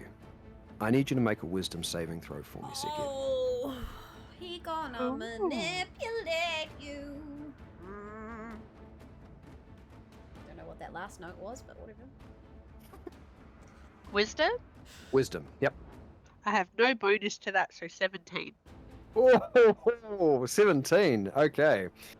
In the midst of your rage and you being viciously excited for this, you sort of feel almost a stiffening of your limbs, like a slowing down. Puppy. And then there's just kind of this immediately like, no, this is a fight, bitch. And you just shake it off. And upon doing that, he's just immediately like, and he starts moving back. So he's got, so it's difficult terrain. Yep, okay, so that is his action to do that. Still a baby. Alright. Also, take note, just in case I forget, if he tries doing that again to you, you're immune to it. Cool. Excellent. Yep. So that's 10, 15, 20, 25, 30, 35, 40. He also has 40 feet of movement. So he's about there. Okay, that's his turn. So, Nofrit, you're up. Okay. Here's the thing. Oh, I'm sorry, Shapoopies. I'm sorry. I make a lot of strange noises when I get into things. Is wearing an awful lot of metal, right? He is, yes. Tell me someone has heat metal. I love heat metal. I don't see it used anywhere near enough, but I fucking love that spell. Me too. Every time I'm a druid, it's number one. It's exactly why I took it on Rin in your game, because it's just one of my favorite things. I have 30 foot of movement. Yep. And he is currently... Oh, he moved away? He did. Also, keep in mind after Nofrit, Vander, you're up. But yep. He did. He moved out of that field that she created, and he moved away. He has 40 feet of movement, just like Sekhet. Fuck. Yep. Well, this... I have to do the other thing. Still gonna have to move on up. Moving on up. If I'm actually in this circle, right? Because I just put myself randomly between. I go 1. That's alright. 2, Rough is good. Like, yeah, it doesn't need to be exact. 5, 6. That is 10. No, 30 feet. 1. Let's 2, 30, I think. 4, 5. 6. Yep, that's 30. Yeah. And then he is in Ranger? Ranger? Range? Yeah. Yes? Oh, no, wait. I didn't need to move. I just had to I move know what to you're trying to second. do, so you tell me. I've read it wrong. But anyway, the stone Sure. next to me. It's a small stone, right? No, it's very small stones, yeah. Yeah, great. Yep. Is it like a 1 pound? At a stretch, sure, why not? Okay. I do my no fret, like grab Go for it, kind of do a twirl, and then like hef it, and then it casts catapult. Catapult. Heads in a straight line. Smack it Okay. on the noggin. I'm passing it at level 2. Oh, and that's towards the member of the Karakshara. Yeah. Okay, He needs to do a yeah. dexterity saving throw. Oh, Because lovely. it's technically not. I'm not rolling to do this. Yep. It just happens. It goes in a straight line. Yep. No, I understand. Making the DM roll, because we know how he does. Well, I had a different thing I wanted to do, but I'm not remembering it. That's okay. So that's 13, which I don't think is enough. Fails. Okay, And I cast So what does it do? at level 2. level 2. So Beautiful. I'll get 4d8, and essentially this rock hurtles across the landscape in a straight line and say, "Hey, catch!" And it just smashes him across his jawbone, like cracks his face a little bit, and skitters behind him. Fetch. Because he's not looking at you as well. So it's just, he's got a side-on profile, so it's clock, straight across. 21. 20, That's how 21 damage? That's how much that does, right? Yeah. 7 and 7 is 14, and then another 7 is 21. That's how math 21? works. Beautiful. Catapult's a pretty damaging spell. It is. Catapult's It's a brilliant spell, especially if 3d8 it's a at simple stuff, level though. 1. If you miss, it's nothing. Yeah, so because it's it's all about their saving throw level. Yeah. So So he is so focused on Sekhet, and he's gotten away, and you can see he's amping himself up for something. His whole body's heaving like he's getting himself into a battle rage. But that profile's brilliant, and it's giving you a nice little line for you to be on it. And the rock just cracks straight across the jaw, and there is a moment where he actually staggers a foot to the side, and it's like. And you actually see a whole fountain of blood erupt from his mouth. He's going, he turns to look at the direction it came from, and he gets about halfway through the turn before he just continues to fall backwards and over. Did I kill him? Damn. You killed him. I killed a man today! So Yep. smart! Yeah, just confirmed for people like Justin Nerd that yes, you guys are terrible because you've just killed a person and you're celebrating. Oh. No? That was just a dance. It was very spontaneous. Oh, man. He falls to the ground. You see the blood, like his body is just still spasming, and you just see the blood as he's just lying there. You've shattered the man's jaw, and unfortunately, with enough force and velocity, you've probably just about taken his neck out too. I yell Probably out to just Second. snapped Thank you his for neck. distracting him. And the force of it's probably just snapped his neck, which is why he couldn't even turn. He's out. He's gone. We need a celebration. Holy shit! Yeah, I say to Second, I'm like, thank you for distracting him, and then I crouch really low. That's my turn. Sekhet just raises her naginata over her head and shakes it in victory, like, yeah! All right. How did he only die? He must have, I mean, admittedly. He was a caster. He had just so you know, he had 18 hit points. Oh. Which And he isn't bad. didn't rage. That's not terrible. No, But- that's not. 21's a really good hit. So yeah, With a I'm kid. glad I did it at level 2. that's a cantrip. Catapult's first level spell, but Oh. she upscaled it to a second level. So I got Ah. 4d8, It's a and single spell. I got 7 Yeah. on 2 of the d8s, which I thought was pretty Yeah, good. it was. I was about to say that's a really good roll on fucking Yeah. on 48. Whoa, man, nice, very nice. She Okay. I welcome. love that you've just written dead. Yep, I mean that's just the easiest way. Like I'm gonna leave the body on the map and just have it dead. Yep. My turn's up. That's your turn. So Yep. Vander, you are up, sir. Okay, I will use my feline agility. Who was Aye, me aye. going to shock and grasp him? with my extension of spell, with descent spell, but I couldn't get quite close enough to even do that. I think it gives you like 30 feet. Yeah, right? and I couldn't get 30 feet to it. Because I use extend spell on one of my sorcerers. Because I was so like, yeah, he's wearing used to. metal, which is like shocking grasp its advantage of metal. It's a valid tactic against these guys. Yep. Okay, so there you'll move to one of the jackals. Yep, that's as far as I can go. Gotcha. So I'm gonna attack. This is a jackal. Go. I'm gonna be using the dagger Nofrit gave me, the tribal one. Aww. Nice. Because Nice. it seemed appropriate in this fight. Yep. Fantastic. And it did me poorly. Oh, That's a 10? that's a 10 to hit. Yeah. Man, okay. Yeah, unfortunately, it is not quite enough to hit the jackal. They're pretty weak. They're not exactly the staunchest of bestial creatures, but yeah, it's got a little bit more reflex than its companion, and there's also something that probably pings its senses when a feline comes close. It being a canine, and it's like, and it just lurches out of the way of your attack. Reggie? It's all right. I will strike it with an offhand attack, and I will use the bone dagger that Oswald crafted for me. Oh yeah, let's go! Hell yes! I love this. Oh, that did so much It's better. very That's sentimental combo for stabbing. I love it. I love the fact that he's got all these different daggers. Yeah. Brilliant. Mm-hmm. 23.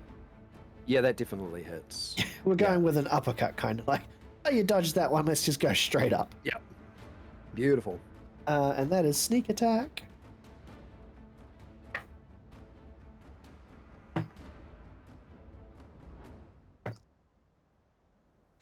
I killed a man. man. Ugh, You what a good did. day. You one hit him, so there's not even a chance for him being unconscious. You just That's 12 straight up points of killed damage. him. Yeah. Easy. So as you slice upwards with the dagger after its quick little evasion, you just go straight across the side of its neck, and it just the jackal goes and just sort of lurches down and collapses on its side. Aw. Is that one also dead?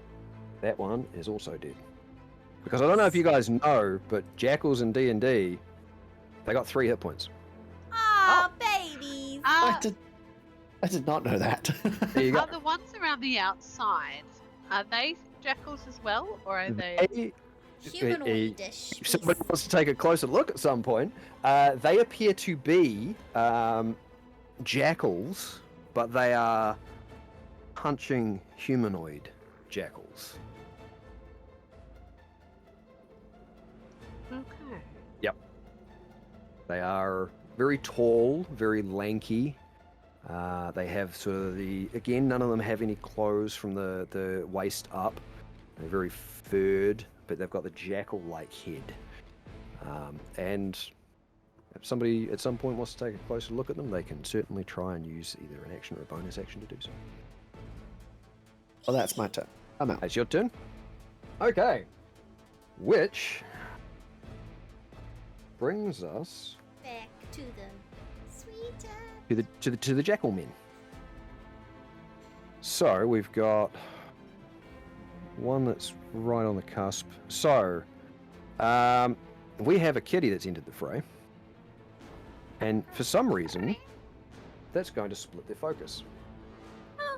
Oh no. So the one to the Kind of point. north is going to be targeting you, Vander.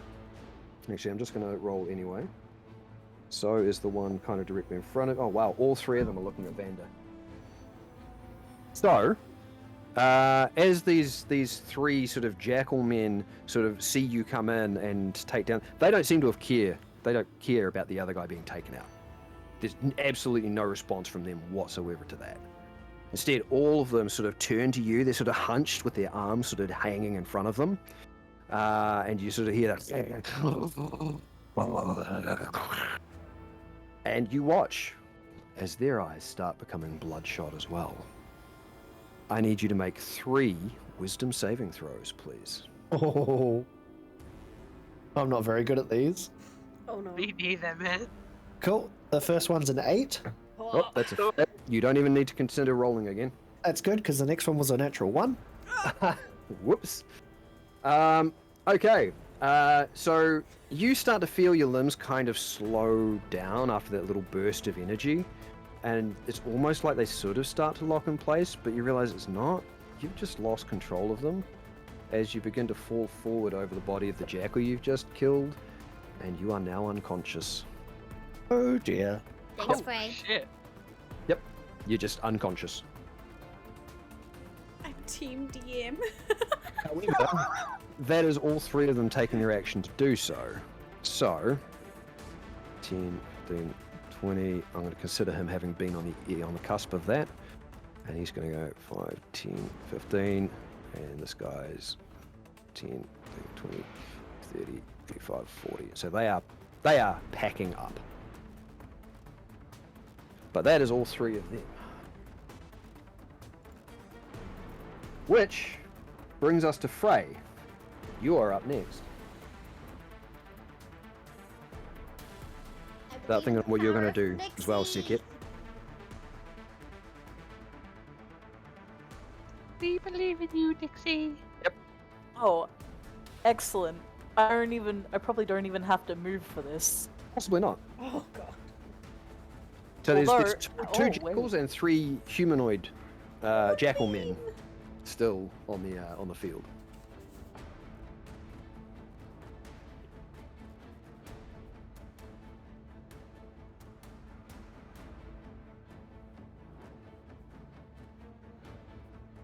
It does, Frey. What do you got? Damn my short legs! The tragedy. Your TDM? Hey, I felt that in my heart of hearts. It's a little too real for me. Just going to guiding bolt the jackal that is closest to Sekit. Okay. So that would be this one, right? Yep. Cool. So you're going to guiding bolt it? Yep. All right. Is that it's an attack roll or is that a saving throw? It's an attack roll, isn't it? Yes, it is. All right, make your attack. As you begin to sort of channel that, winter moon energy in between your hands, you get that little spark of light that starts swelling into a sphere of energy. Spirit bomb this shit. 16? Yeah, that's well and truly enough. Well and truly, as you send this little sphere like a moon just soaring across the battlefield, just going straight past Sekit because, there's not the best line of sight between you and it. So Sekit probably sees this moon, it's white glowing moon-like object go flying past her to strike the jackal. Now, I'm going to get you to roll damage. However, given that it's got 3 hit points, and it does like 56 damage, it's got a minimum of 4. But you can still roll damage if you'd like. Because rolling dice is fun. Minimum of 4. Yeah.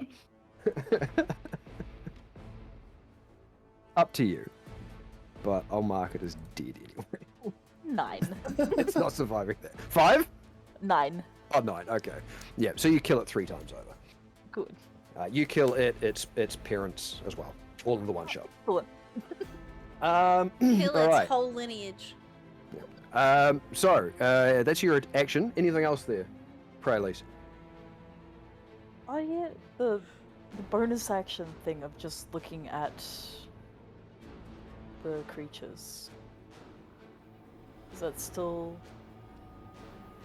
Bonus action thing of just looking at the creatures? How do you mean? Yeah, just like seeing what. Oh, if you would like to take a look at them. Yeah. Okay, so the way I like to rule that, or the way I'm going to try and rule that, is ordinarily it's like an action to look and perceive things. I like to try it as a bonus action, but you can take an action to do so, and it just lowers like a DC for something. So if you've got a bonus action you want to take a look, we can do that. Yeah, just take a look. All right, so just roll a perception check for me. Generational murder. I mean, I'm not laughing. We all heard it, back. I'm the one spitting it out there, and you guys are the ones responding to it. So hey. 17. 17? Oh, that's easy enough. Even at the range they're at, because of the way that these jackal men are moving, and the fact that it is still bright sunlight out, through their fur, you begin to see little glints of reflected sunshine as well. Just almost like within their furry form, they've got the same sort of studs and rings and plates embedded into their body that the other not jackal man did. But from that distance, that's probably about all you can make out. Right, would you like to move or stay and put? I'll move.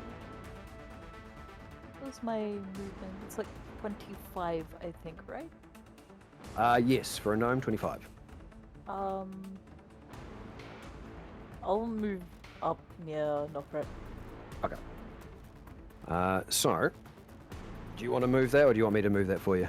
I might have to get you to move that. No, no worries. I'll just put you side by side with her, yeah? Yeah. Okay, cool. Alright, so that brings us to the sole remaining jackal. Now, I'm actually going to make what amounts to a morale check for that. Oh, is he gonna run away like a little bitch? The rest of its actual jackal pack are all dead. And it is currently standing there alone with Seket there. However, the only reason I'm not just saying it immediately is taking off is because there is a feline entity currently unconscious directly in front of it. Oh yeah. Yep.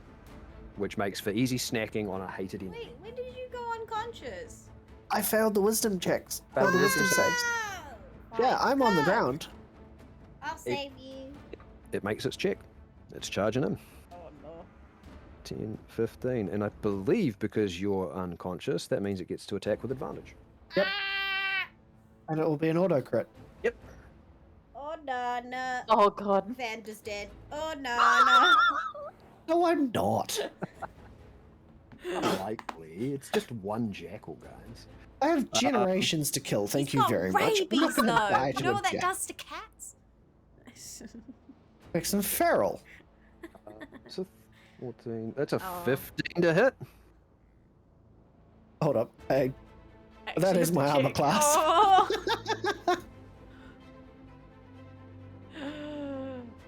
Oh. Roll the damage anyway, just in case. Oh, okay. Oh. So that was your armor class though, the 15? Yeah. Oh, it was? Okay, so that's a Yeah. hit then. Yeah. Okay. In which case, the jackal's small jaws latch onto you, and it just begins to pull on you, and the teeth just start tearing. And because it's a crit, you take 6 points of piercing damage. Ow, my leg. In my head, this is a chihuahua chewing on Vandersley. Now, the other thing being... No, the damage is not enough to wake you up. Oh, really? You remain unconscious. It's just a chihuahua chewing on your leg, dude. It's It fine. just This puts is a so part much of- this effort is- into it. This is a part of their predatory tactic. Yep. Okay. That brings us back to the top of the round, which is Ticket. I want to bonk it on the head for chewing on my friend. Yep. Go for it.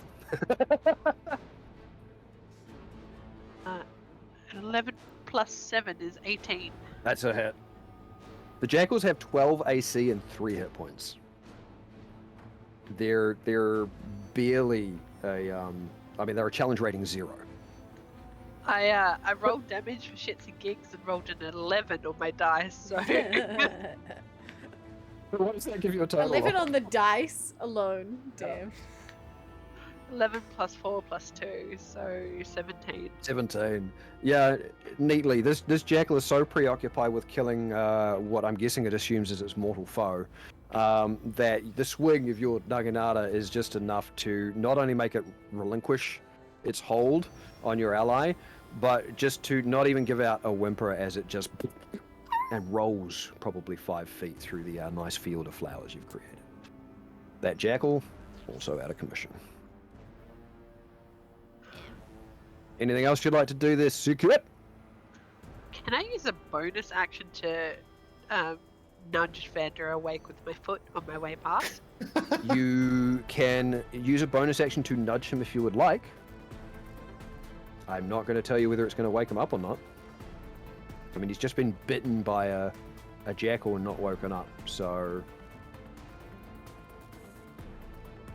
True. Yep. Oh, well, I have nothing else for my bonus action anyway, so I'm just going to nudge him on my way past and go, Vander, stop sleeping on the job! You're missing the fun! You probably get a little kitty purr in response.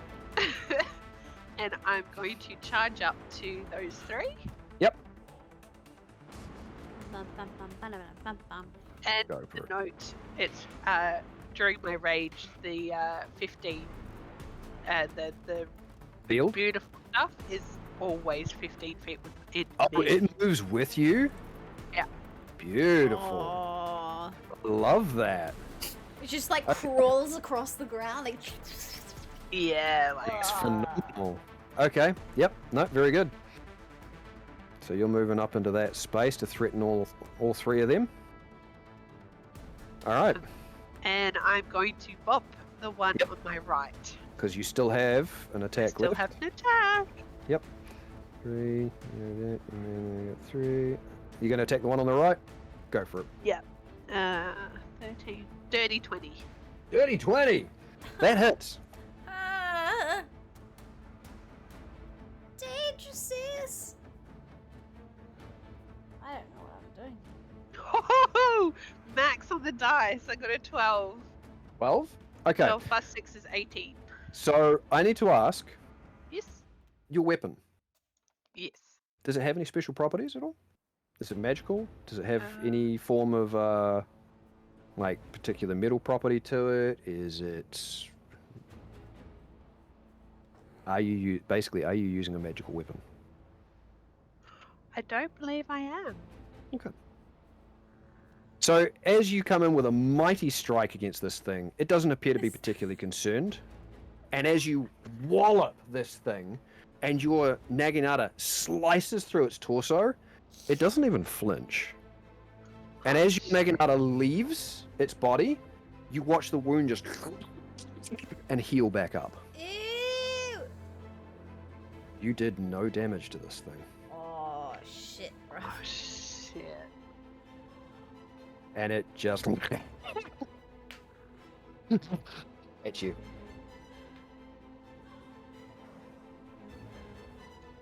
Well, that's all she can do. That's all she wrote. Alright. Well, that guy's dead on the ground. So that brings us to Nofrit. Interesting. Alright. Okay. I'm going to look across the field. Over the dead bodies. Yep. And aiming at the one to Seket's left. Yep. I'm going to pull my staff around and cast out of the snake's mouth Chaos Bolt from the end of the staff. Hell yeah. And that's it's a spell attack. But Yep. it's a +1 Because- arcane focus now, Yep. right? So I get that as well as that. So yeah, so you chose, you're using the bonus instead of the component thing that we Yeah. talked about. Yep. Cool. Did I already math this? It's proficiency plus my charisma. No, I didn't. Yep. So it's now a +8. Great. Okay. +8 to Let's hit. do it. Nice. That's nice. Yeah. Please. Ah! Okay. I don't really do 24. Vecna, by the way, Shapoopies. 24. That's a hit. Okay. Hell yeah. Now, I don't know what it's doing yet, so I'm choosing these 2 d8s. The Mhm. blue is going to decide what kind of damage it does. I cast this at level 1. Okay. Gotcha. So Yeah, I don't really do Vecna. Shapoopies. it's... Not today. So that That's guy... oh no. He eats 11 force damage to his chest and gets like shunted backwards. Oh, it actually throws him backwards? I don't think it actually does, but I like the idea of him at least having like a. Okay.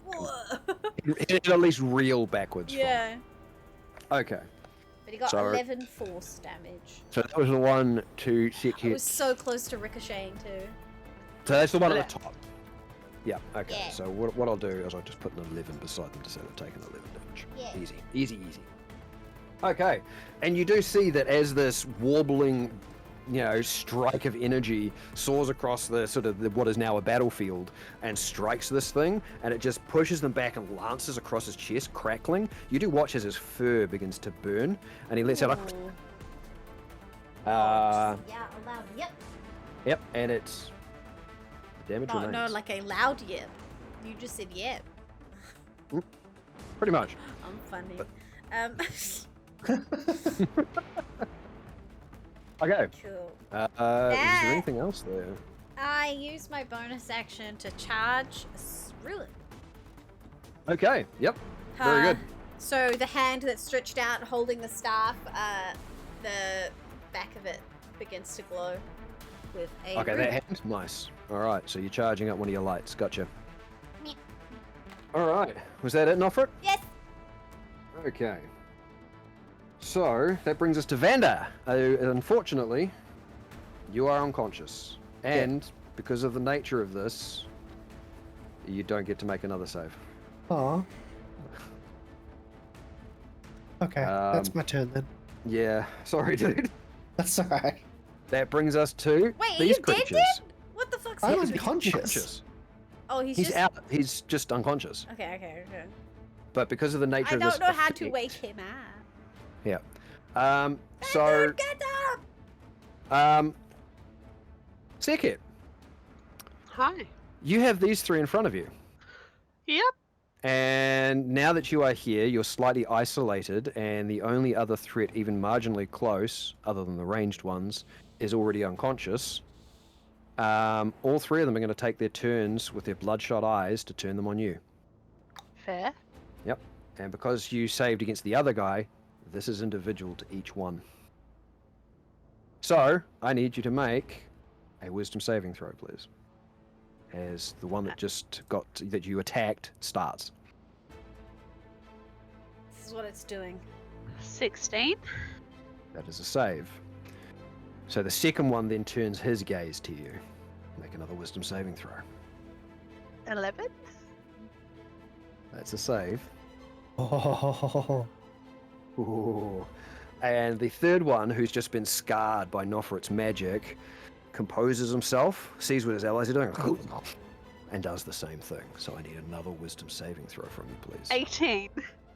Holy shit. Yeah. I have no bonuses to wisdom. No, you don't. I know that. And they intentionally backed away to try and drag people further away so they could knock them out. But you resist all three of these gazes, which means you cannot be affected by any of them now. Oh, this fight could have been nasty. This could have been a bad fight. Uh-huh. It could have been very bad. I'm glad we stood back as long as we did. Alright. So, because that does require their action, and they are where they are, they're actually going to stay put. I mean, they can always try and move away from me, and I could give a little slash. However, here's the thing. Oh, actually. How smart is that one? No, 2. Not going to bother. He did know that your weapon didn't do any damage to him, so he was very interested. However, the other two are out of range, and he's kind of like, well, your weapon can't hurt me. But they've also got a nice juicy target that they're not a big fan of right in front of them, and it's just the three of them there. So no, none of them are going to move. They are all going to stay put with you in range. Okay. And that's their turn. So, that then brings us back to Frey. Yes. Oh boy. What would you like to do, Frey? I would like to move my 25. Yep. Damn my shovel. legs. Yep, straight one. Okay, so that'll take you to there. Okay. And that rage you got is cool, Sekit. That's the other reason they're probably not going to run away, because there's not much of a point, even with their 40 feet of movement. That's super unlucky.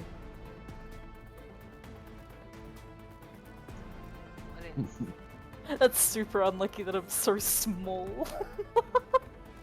It's the thing with playing a shorter race. That's the downfall. Yeah, like you get some cool perks, but unfortunately you do get a slightly reduced movement speed. Right, well what do you want to do, Frey? I will use Sacred Flame on the one that Nofret attacked. Cool. So is that an attack or a saving throw? That is a dexterity saving throw. Dexterity save. Gotcha. So, for these, that's... Okay. I rolled an 8. So, so roll your damage, which being of note because of your level, that's 2 dice, I believe. It's just saying 1d8. Yes, but because of your level, it scales up. Cantrips scale up on level, so I think when you hit level 5, it goes from 1 dice to 2 dice. Should do, anyway. 15. 15? Holy heck. What's a Sacred Flame? Is that a D6 or a D8? It is a D8. Damn. And you got a 15?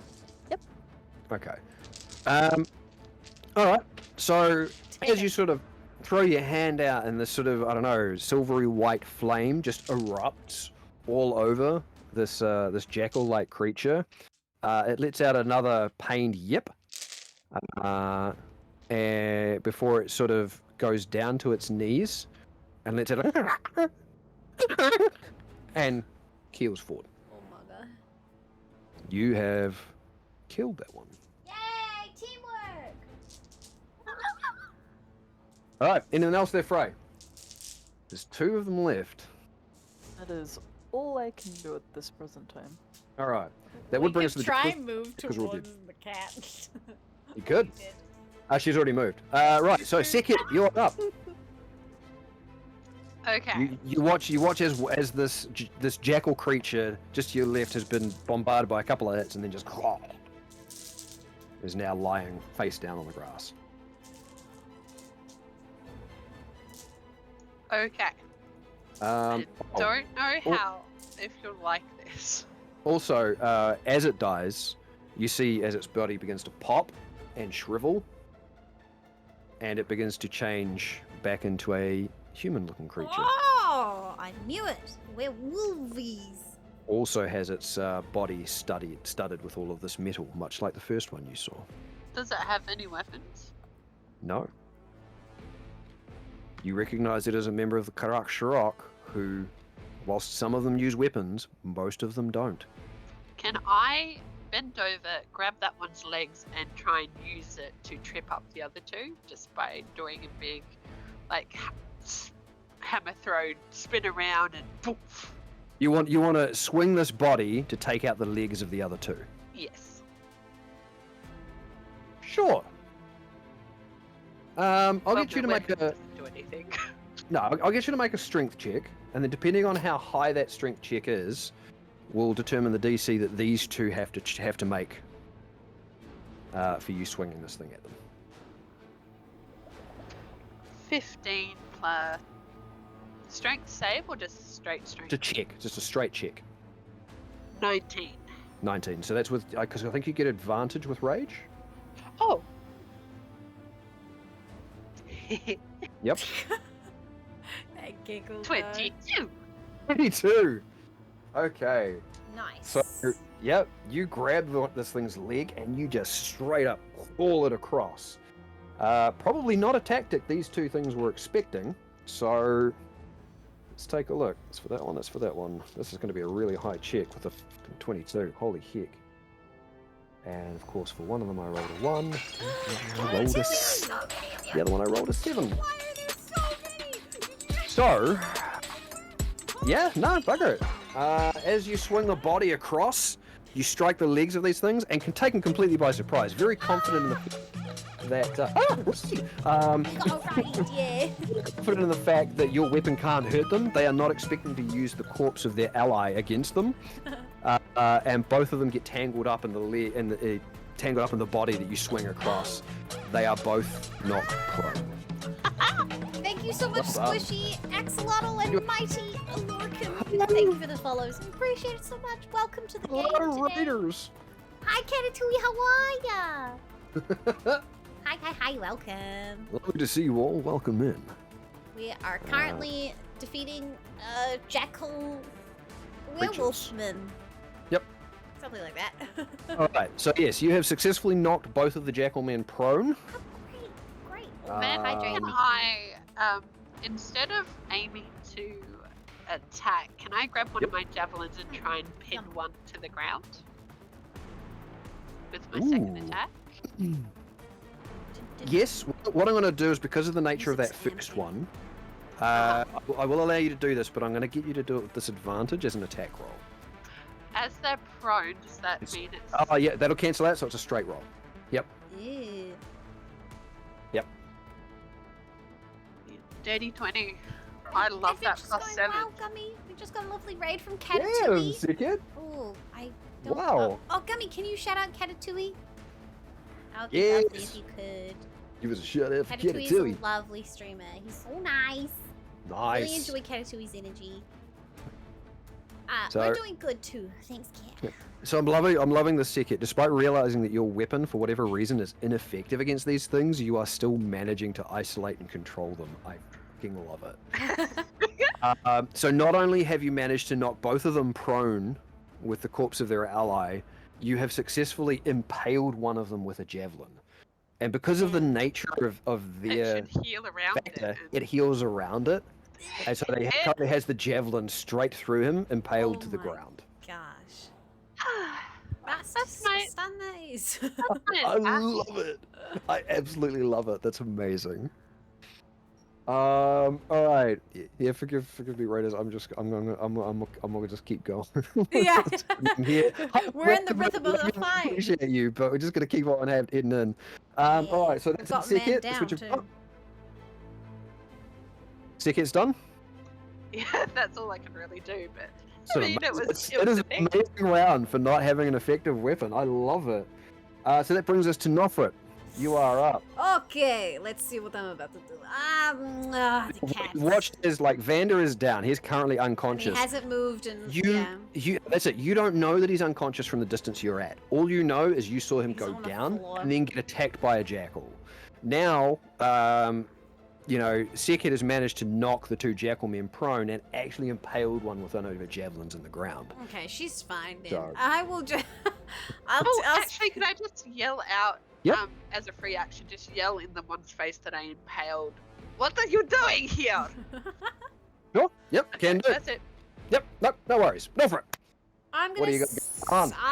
I guess I'll spend my action of my movement and then my action to move.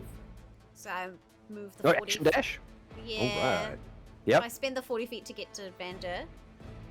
Right. Yep. And then when I get to him, oh, what can I do to wake you up, bro? I mean, I don't even know if he's. Can I just do a medicine check as a bonus action? Is he okay?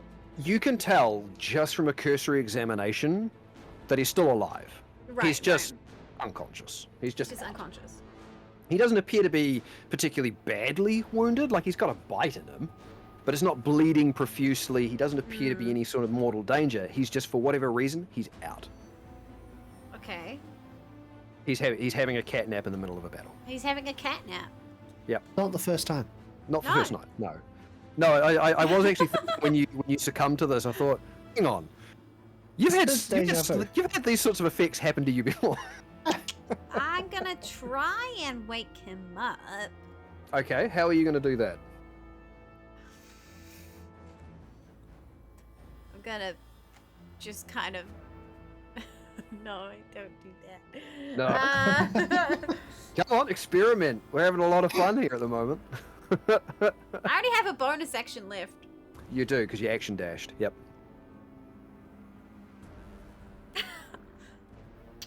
water canister out. And I tip it on his face. Wet cat, come on, wake up. Vander, come on, wake up. I tip it on his face. Vander, as a cat, do you have one of those things where you've got an aversion to water? He didn't want to go on the boat. I'm not a huge fan of the ocean. Okay, so because you're not a big fan, and you are a cat, ordinarily this would not be enough. Rules as written. I don't care. I think it's hilarious. I'm going to. What should we make this? You know what? Give me a Constitution saving throw. Okay. Yep. I'm better at those than wisdom, but not by much. Not by much. Yeah, it's fine. It's a natural 1. That's not fine! Damn it! In your when he unconscious wakes state, up. you do get a very pleasant dousing of water.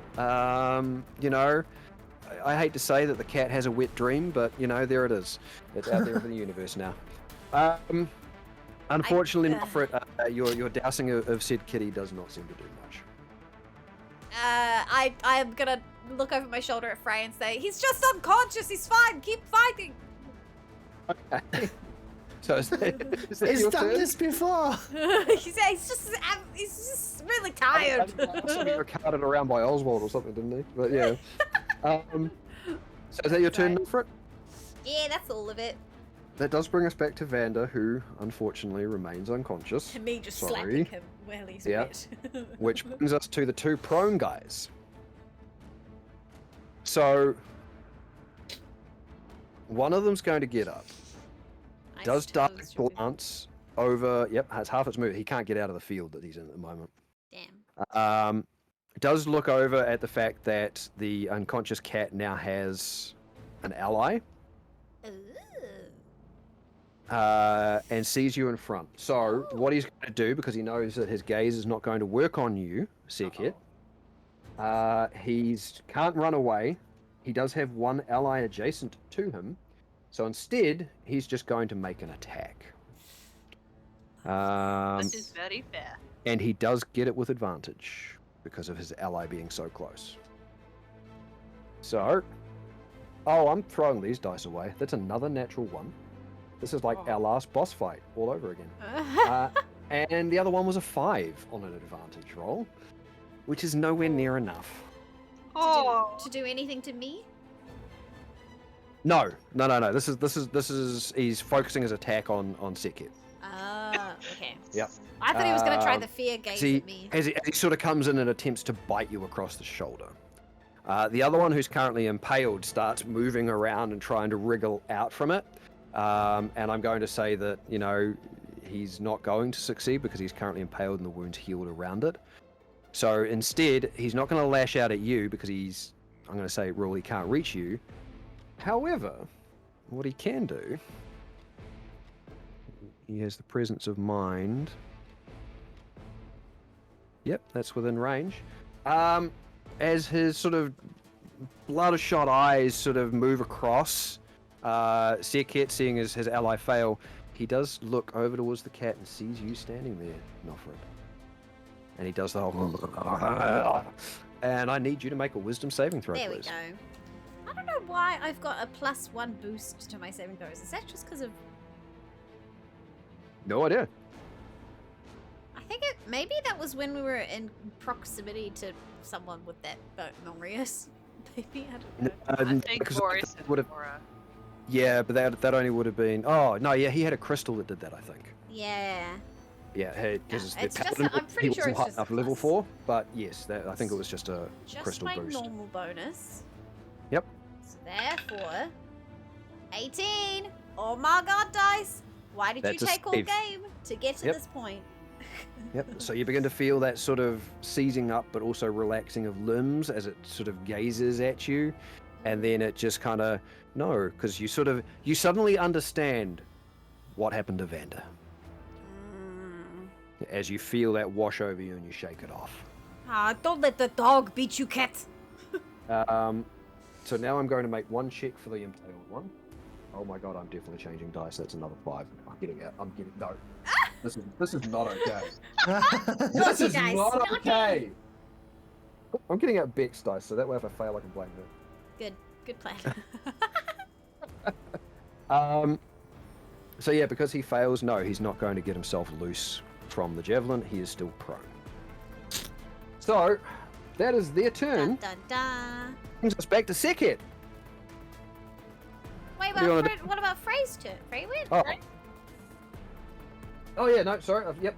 I looked at the crossed out one. Sorry. Yes, Frey. My apologies. Oh, I'm sorry. Frey, you're up. Come on, Frey, kill him. Frey? Katatui, what were you playing today, by the way? Love to know your game. Also, welcome everyone from Katatui's. This Breaking Pearly is brought to you by Katatui. I would like the true guiding bolt, the one that isn't impaled with the javelin. Okay, so the one that's just attempted to bite Sekhet? Yes. Good plan, because yeah, we can always use that for information if it actually has. Yep. So make your attack roll. Also, you know, just because it's the thing is naturally if you'd gone to strike the one that was prone on the ground, it would have been disadvantage. So good call. It is 16. 16. Ooh. That's a hit. It does hit. Ouch. Oh boy. Yep. When I you think there's say a lot of people's first fight. Actually. warrior Gumstitch, do you mean fighter? Oh, it was a close choice between, probably fighter. 18. 18 damage? Yep. As you release another sort of moon-like sphere towards this ball of light throwing out, it soars across and once again gets very close to your ally, Sekhet. Because it's standing right there. Just like shaves the top of your head. Jesus Christ! Thankfully, you've got a slightly clearer line of sight this time around. So the ball does slam into this thing and actually knocks it back. He's just gotten off back on his feet. He took a bite at Sekhet and missed. And so as he's pulling back from attempting that bite, the guiding bolt, as it strikes him in the chest and actually knocks him on his ass. 18 is how much health he had. So you have also taken out that Jackalman. Hey, nice. He sits there in stupefied wonder, thinking he was okay, because none of Sekhet's attacks were working on him, only to be blindsided by a tiny little moon. Is there anything else you'd like to do there, Frey? She's gonna move up to Nofret and Vandor. Okay. So I'll move you up on the map. So I can just put you right there, flanking Vander. Nice and easy. Okay. Was that your turn? Yeah, that's my turn. Sekhet, now you're up. Sorry about that. It's been a while, has it come? Maybe we need to get a game going for you. Yeah, gummy game. That would be it. I'm going to try and pin him with another javelin and just scream at him, "Why are you here?" Jesus Christ. Oh. He's like, okay. You know what? Make an attack on this time. I'm going to actually give you advantage. Yep. He's already pinned and impaled, which means he can't attempt to roll out of the way or twist his body. So I'm going to let you do this one with advantage. 23. Yeah, okay. So you slam a second javelin straight through this thing's body, and again it gives out a as you strike it. And you watch as the flesh starts closing around it, pinning him even further to the ground. He doesn't respond to any of your things, though. He's just starts actually thrashing to try and get himself free. I'm just gonna kneel next to him and get out my tinderbox and a torch. Yep. oh. Yeah? Is that it? Are you more? Okay. Well, obviously the next thing is I'm going to try lighting it, but I don't know if I have that much action. I mean, you've still got a bonus action if you're going to light it. When you say light it, you're lighting the torch? Yes. I'll allow it as a bonus action. Okay. I think that's fine. Yep. Okay. So you light the torch. I do. Yep. And I hold it close to the metal. Yep. No worries. We will continue with that on your next turn. Or on his. Speaking of which, that is the last one who's basically down and incapacitated. So, we can end combat there. Oh, like you've pinned him? He's been pinned by 2 javelins, and she's currently kneeling just in front of him with a lit torch. He is the only living creature still there as an enemy. So I'm going to say technically combat's over. Damn. So you've got 2 things immediately to deal with here. Vander is still out. Yep. And you have this pinned Jackalman on the ground. What do you guys want to do? I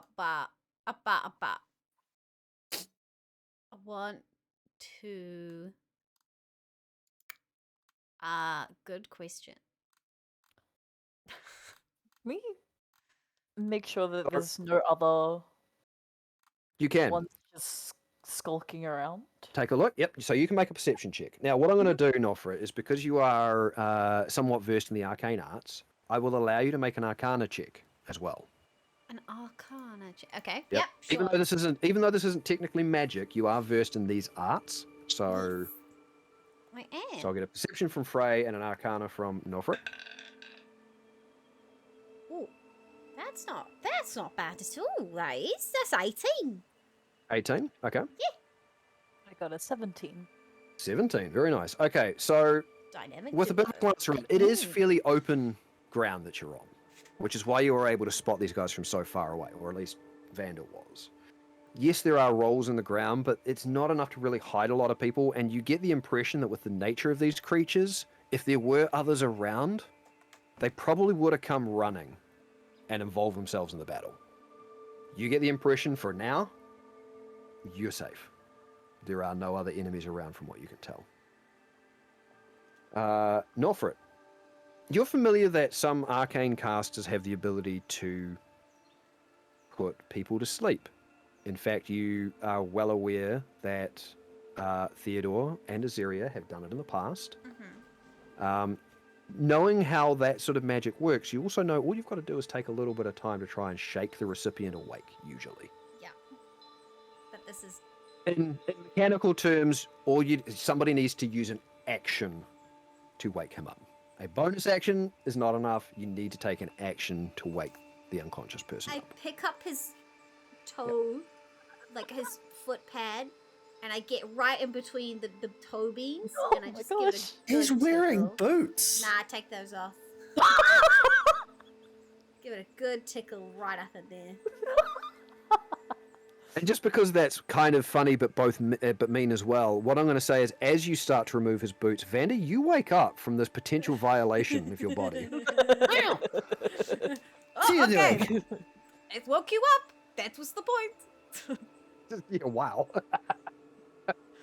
Like he's a We cat. had some Get interactions right today. in those toe beans. Just give it a little. So Vander, you wake up to see dead bodies strewn all around you. Unfortunately, the combat is over. I'm sorry, bud. Oh. You're like. Oh. You have a good nap? I think we need to find a way to stop this from keeping happening. Yeah. We do. But there is an enemy still alive, currently pinned by 2 javelins to the ground. And we've got a Sekhet looking rather intimidating over this thing with a lit torch. Damn. So, Proving Shapoopy right. yeah, Sekhet. I mean, if it What do you already wanna thinks do? that, who am I to change the mind? Oh, also, by the way, that second body also reverted back to a human form. Interesting. Another member of the Karak Shirok. She might have a thing against this particular tribe because they're savage and scary. You've had encounters with them in the past. Yeah. As a warrior of the Tuvasa, you've had heated battles against the Karak Shirok. I've lost friends to these guys. You are aware that sometimes there is rumors of something unnatural about their tribe, but you've never encountered one like this where you've actually seen them in a bestial form or that have just completely shrugged off a physical attack. Yeah, I did not like that. Nope. Nope. As a warrior, that goes against a lot of your sensibilities. Yep. So, what do you want to do? I want to know what they're doing here. Okay. You want to attempt the to... dead bodies around us. Yep. Do they look like peasants or travelers or merchants? Once I've woken up Vander. Okay, so the ones that were attacked before you that were being dragged around consumed before you arrived, they do look like they were simple travelers. There's a small amount of possessions, a bag, a backpack, a sack that have been strewn. You do see that none of those have actually been opened. The bodies have been attacked. The bodies have been, which goes against her hunter thing physically because she eaten. These jackals were eating the bodies, but the jackal men were not touching the belongings. They just, well, you don't know if they were assuming. They weren't when you guys saw them, but the belongings haven't been touched. So, despite the reports that Nofrit and Sekir had heard while in Firu Fazal about bandits, these guys don't really appear to have been stealing from these people, except for their lives. They kill for fun, so it's not surprising. Yep. And you are well aware that that's a reputation they have. They are always wanting to prove themselves the strongest, and it doesn't matter who it is they're proving it against. Doesn't matter if it's an equal warrior or what. If they see an opportunity for combat, for conflict, they will take it.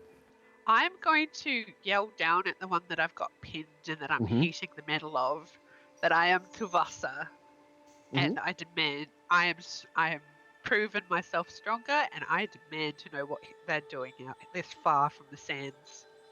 You watch as the fur begins to retract into his body, and the hint of the metal rings and the studs start to show. The snout and the canine face begins to retract, and he's back into a human form. And he just gives a sneer at you.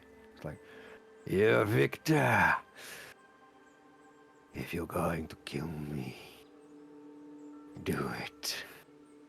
Prove you are stronger." I just killed your whole pack and have you pinned like a worm. This is not all pack. Kill me, or I will go get allies and we will hunt you down. So I can kill the rest of them? Barajan will not have any of that. Barajan will be strongest. If he has weak pups like you, I fear for him. I am still alive. I am not weak. Only in death have I failed. So kill me and prove your words true. Can I approach? Sure. Can I roll a wisdom save to see whether he can actually goad me into killing him? It's up to you, if you would like to. Because I'm still raging, so... Yep. The rage will be probably coming to an end shortly, but yes, you can. Do we overhear this conversation? Like, did I overhear the name? I don't know how quiet Seket's being, but this particular... she's not being quiet. She's roaring at him. And he will be yelling back at you at as an equal a volume as he can manage. He is trying to goad you. Do I know who Barajan is? You can make a history check if you would like. And I don't know, if Seket in this moment is going to be focusing on that instead of the person in front of her, she can also make one. 13. 13? I'll get to that in a moment. Going back to average. I rolled a d12, hold on. Whoops. You're like, whoa, that's a low number. Still beats a 13. What? Holy fuck. So Circuit had a really good dice run. She just got an 18 on the dice. Damn. Whoa. Because Okay. she also has +0 to history. Like this is Hetty's kind of Wow. wheelhouse. Okay. All right. So we'll take a moment because, yes. And what did you get in offer it? A 13? 13, yeah. You know what? You've probably heard this as well. Probably in passing from conversations with Sekhet or just being around members of the warrior sect of the Tuvasa. The Karak go through chieftains. It's constantly a battle to prove who is the strongest. It's one of the only reasons they have not completely dominated or taken out the other tribes in Tiragonia is because there's only a certain number of Karak because they're constantly, if they cannot find people to fight, they are fighting themselves. They are always honing themselves. Within probably the last year and a half, there rose to become or take the place of the former chieftain, a man known as Barajan the Unmarred. Oddly enough, when this man Barajan took control of the Karak, a lot of their raids began to stop. They have not actually been as antagonistic a force within the Sands as they used to be.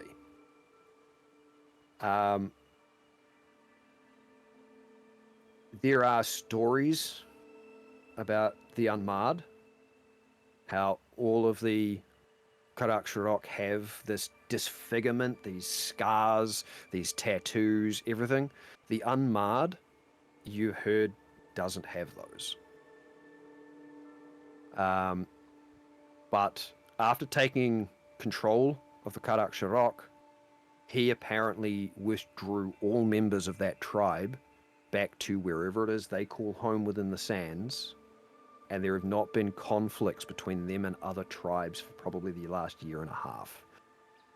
The only reason people have heard about it is because several others have actually ventured into their territory and they have heard of this, and there have been whispers of this person having taken control of the tribe. What was his name? Barajan. So it's The Unmarred. The Unmarred, yeah. Bararan. Barajan. Always one letter off, and it was the double A. Yeah, I'm good like that. But yes, it's not particularly a hidden piece of information. It's just one of those things where, because there's been so little contact with the Karak in the recent times, it's not really something that's come out. But people have been crediting that piece to him. Is the transformation thing normal for their tribe? Now, as had been mentioned to Sekhet, she'd never encountered any of them doing this. So, no. This is either something that they have kept hidden, or it is something new. But you do know that in the past they have worked with bestial allies, like the jackals. In fact, some of them sometimes they would ride giant hyenas into battle as mounts. So they're very much a canine allied tribe. But this apparent shape changing is new.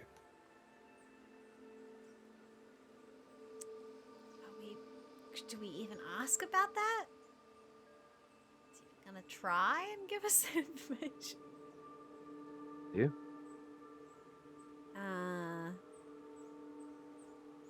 Yeah,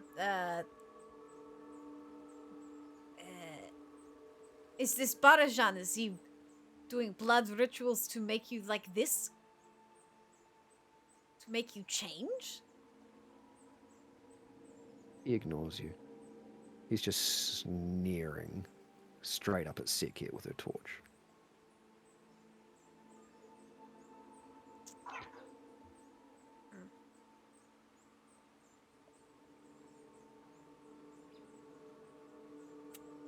Second, you have to finish. They will hunt us otherwise.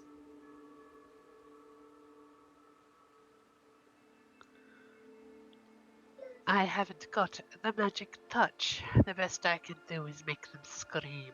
And I just shove my torch down his throat. Oh, jeez. Yes. Whew. The odd thing being, as you go to do that, you would ordinarily assume you're going to have to grab his jaw and prise it open. The moment he sees the torch coming for his face, he just... and he actually accepts it into his mouth. Like, he knows what's coming, and he's embracing it. Step back, And- sister. Yep, I'm not going to go into any sort of description about what happens next. I'm sure everybody's imagination is enough. As soon as Sekit steps back, I'm just gonna cast Create Bonfire under him and just like Second, get it all before she steps back, spits in his face and just walks away. It will take a long time to kill him with fire. Create Because Bonfire. he does continue to heal. It's not until that happens that his healing is suppressed. And throughout all of it, he doesn't give out a scream. Oh, that's disgusting. At all. In fact, at one point, there's just a slight little, just almost like a throaty chuckle, and there's almost a breath before he expires of praise Barajan that gets carried away on the wind. That's so creepy. Okay. It used to be so lighthearted, Gum. I don't know how many times you've tuned in. If the bags are left untouched, let's take anything that identifies them, and maybe we leave it in the town and see if their family will come looking for them.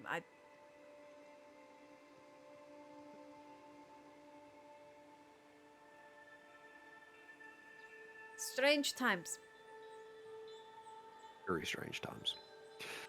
So what I'll say is you guys do collect their belongings. If you would like to bury their remains, you may. Or you may take the bodies with you. That is up to you. Can Sekit write a note and leave it on? She pulls out one of her javelins and retrieves it. The savagery of the desert, Gum. Sisters have seen some stuff. Mm-hmm. She's going to pin to the unbestial one. Okay. So they all reverted back when they died. All right. Yep. She's just going to pick one and stick a note on it to Bajal.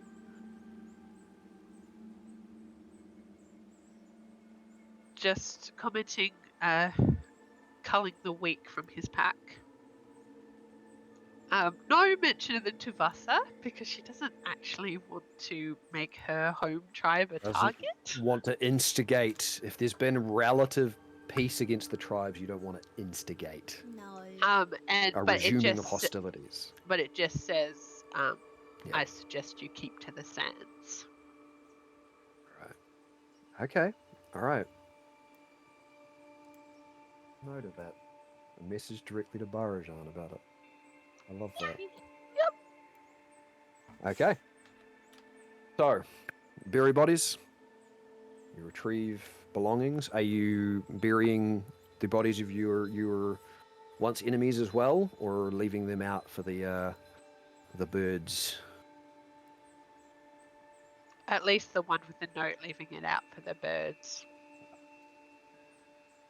No worries. What's their? Yeah, do we know their one who burial hadn't practices? shapeshifted? Sorry? Yeah, What was that? You go. I was just going to say, do we know how they usually bury their dead? Do they bury? Do they burn? Do they take them back? Take them away from a field? The Karakshirok? Yeah. Because I want to do the They eat them. opposite. the thing being, Ordinarily, if they don't retrieve stay. bodies, they feed the bodies of their fallen to the pack. Whether that is the jackals or the hyenas or whatever canines they are with, they feed it to the dogs. That is what they do with the corpses. Aha, bury them. Almost want to feed it to the cats, but Because it also allows those you somewhat mind? trained canines to get a taste for flesh. Human. So, yep. So, yep. Ew. Yep. Pretty much. You wanted to get into a dark aspect of some of the Terrigonian tribes. The Karakshirok are exactly that. Anyway. yeah, Seket's got some past trauma with them. I think we just make a pyre for them. We just burn them up. Yeah, whatever, we're not going to give them resistance. No, whatever weird resistance they may have had while they were alive seems to have disappeared now that they're dead. I do check the body of the one who was not transformed. Yeah. They 2 or 1 are carrying nothing with them. It is literally the clothes that they are wearing. Sorry, what was that, baby? Sorry. Hey, you got a whole heap of fish. Oh. So I'm going to go get the wedges. Great. Sounds good. Just organising dinner. Yeah. Air fryer fish or something. Yeah, That's nice. I like that. So, yes, you can burn them, but they have nothing on them other than their clothes. They seem to carry nothing and travel light. Yeah. Actually, that's a good point. Could I Yeah. could I retrieve some of the metal that was in their bodies? You can. Yep. You can retrieve a selection of pieces of metal, some studs, some spikes, some rings, some plates, whatever you would like. Not going to glorify that too much. I feel like Seket and Nofret, like to the others, would be very stoic at the moment. Like they would just be going through the motions of this is how you clean up after a fight. This was life back in the sands. Yeah. For you. You guys had you had both been, the Tuvasa had been victims of the depredations of the Karakshirok. You are used to their brutality, you are used to their savagery, and you are used to the fact that if you do not kill them, they are going to kill you. Yeah. Or they will hunt you to the end of the sand. Yeah. They will not give up. They are, that's it. That's just what they are. That's where these guys are, that's where the Karakshirok are from, Gumstitch. Yeah. From the desert with us. Terrigonia, the deserts, which is not where this encounter has taken place, which in and of itself is a little odd.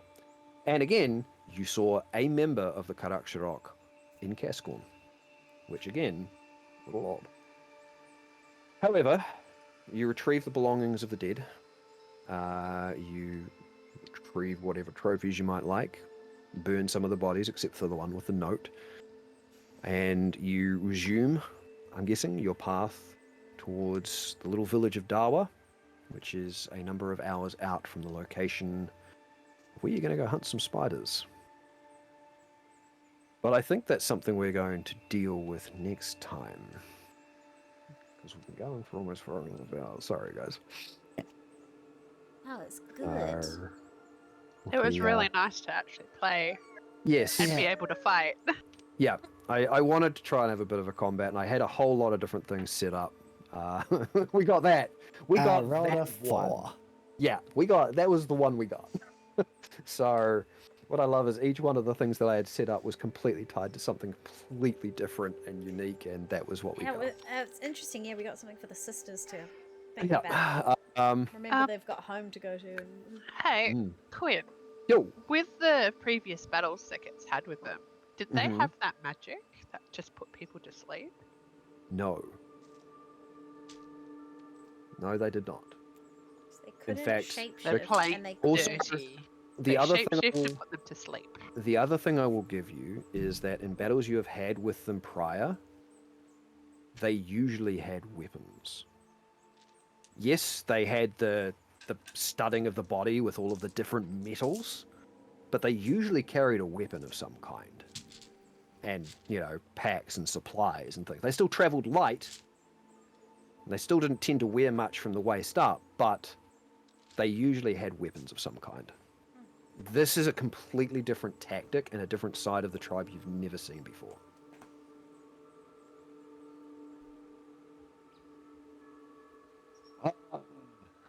I love D&D. It goes to weird places. Wow. And honestly, I just want to share different parts of the world and different bits of lore. So Oh, hey. I love it. It's bloody great. Honestly, I almost felt completely useless in that, but I tried to be creative. Now, excuse me, you didn't fall asleep immediately. I just feel bad for Vander. And yes, that could have been an Vander incredibly did nasty well, encounter. and you know, like until he fell asleep, right? Vander was cutting it up, so. Looking acrobatic and swishing the knives. I think we're a good team. For. If I was any closer, I would have used my channel divinity. What would that have done? What's that one do? It's Moonfall.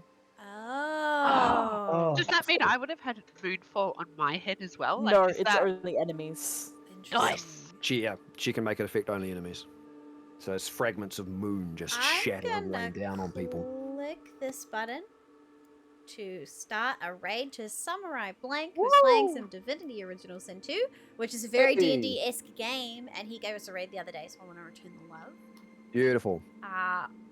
Thanks everybody for tuning in. Thanks. It's nice to be back. Thank you, everyone. We hope to be back. This weekend coming is a long weekend, so we will not be playing, most likely. The weekend after... I'm okay with it, but yeah. I will probably be with family. Apparently, we're doing a whole thing for Matarangi. Matariki, not Matarangi. Matarangi's where we go on holiday. Thanks, friend. This was fun. Shapoopies, I'm so glad you're enjoying it. Yeah, man. Yeah, Shapoopies, who's never played D&D before, is just a work friend of mine who loves D&D now. It's so cute. Still Team DM. I mean, everyone's Team Quidesta. That will change. Please check out the rest of this team here. We all stream. Frey hasn't, well, Nixie hasn't as of yet, but will maybe one day. Maybe some Final Fantasy. Until then, thank you, everyone. I'd get banned immediately. Thank you, everyone. Appreciate you. And see you next week. We're gonna to be doing some fun streams. So until then, bye.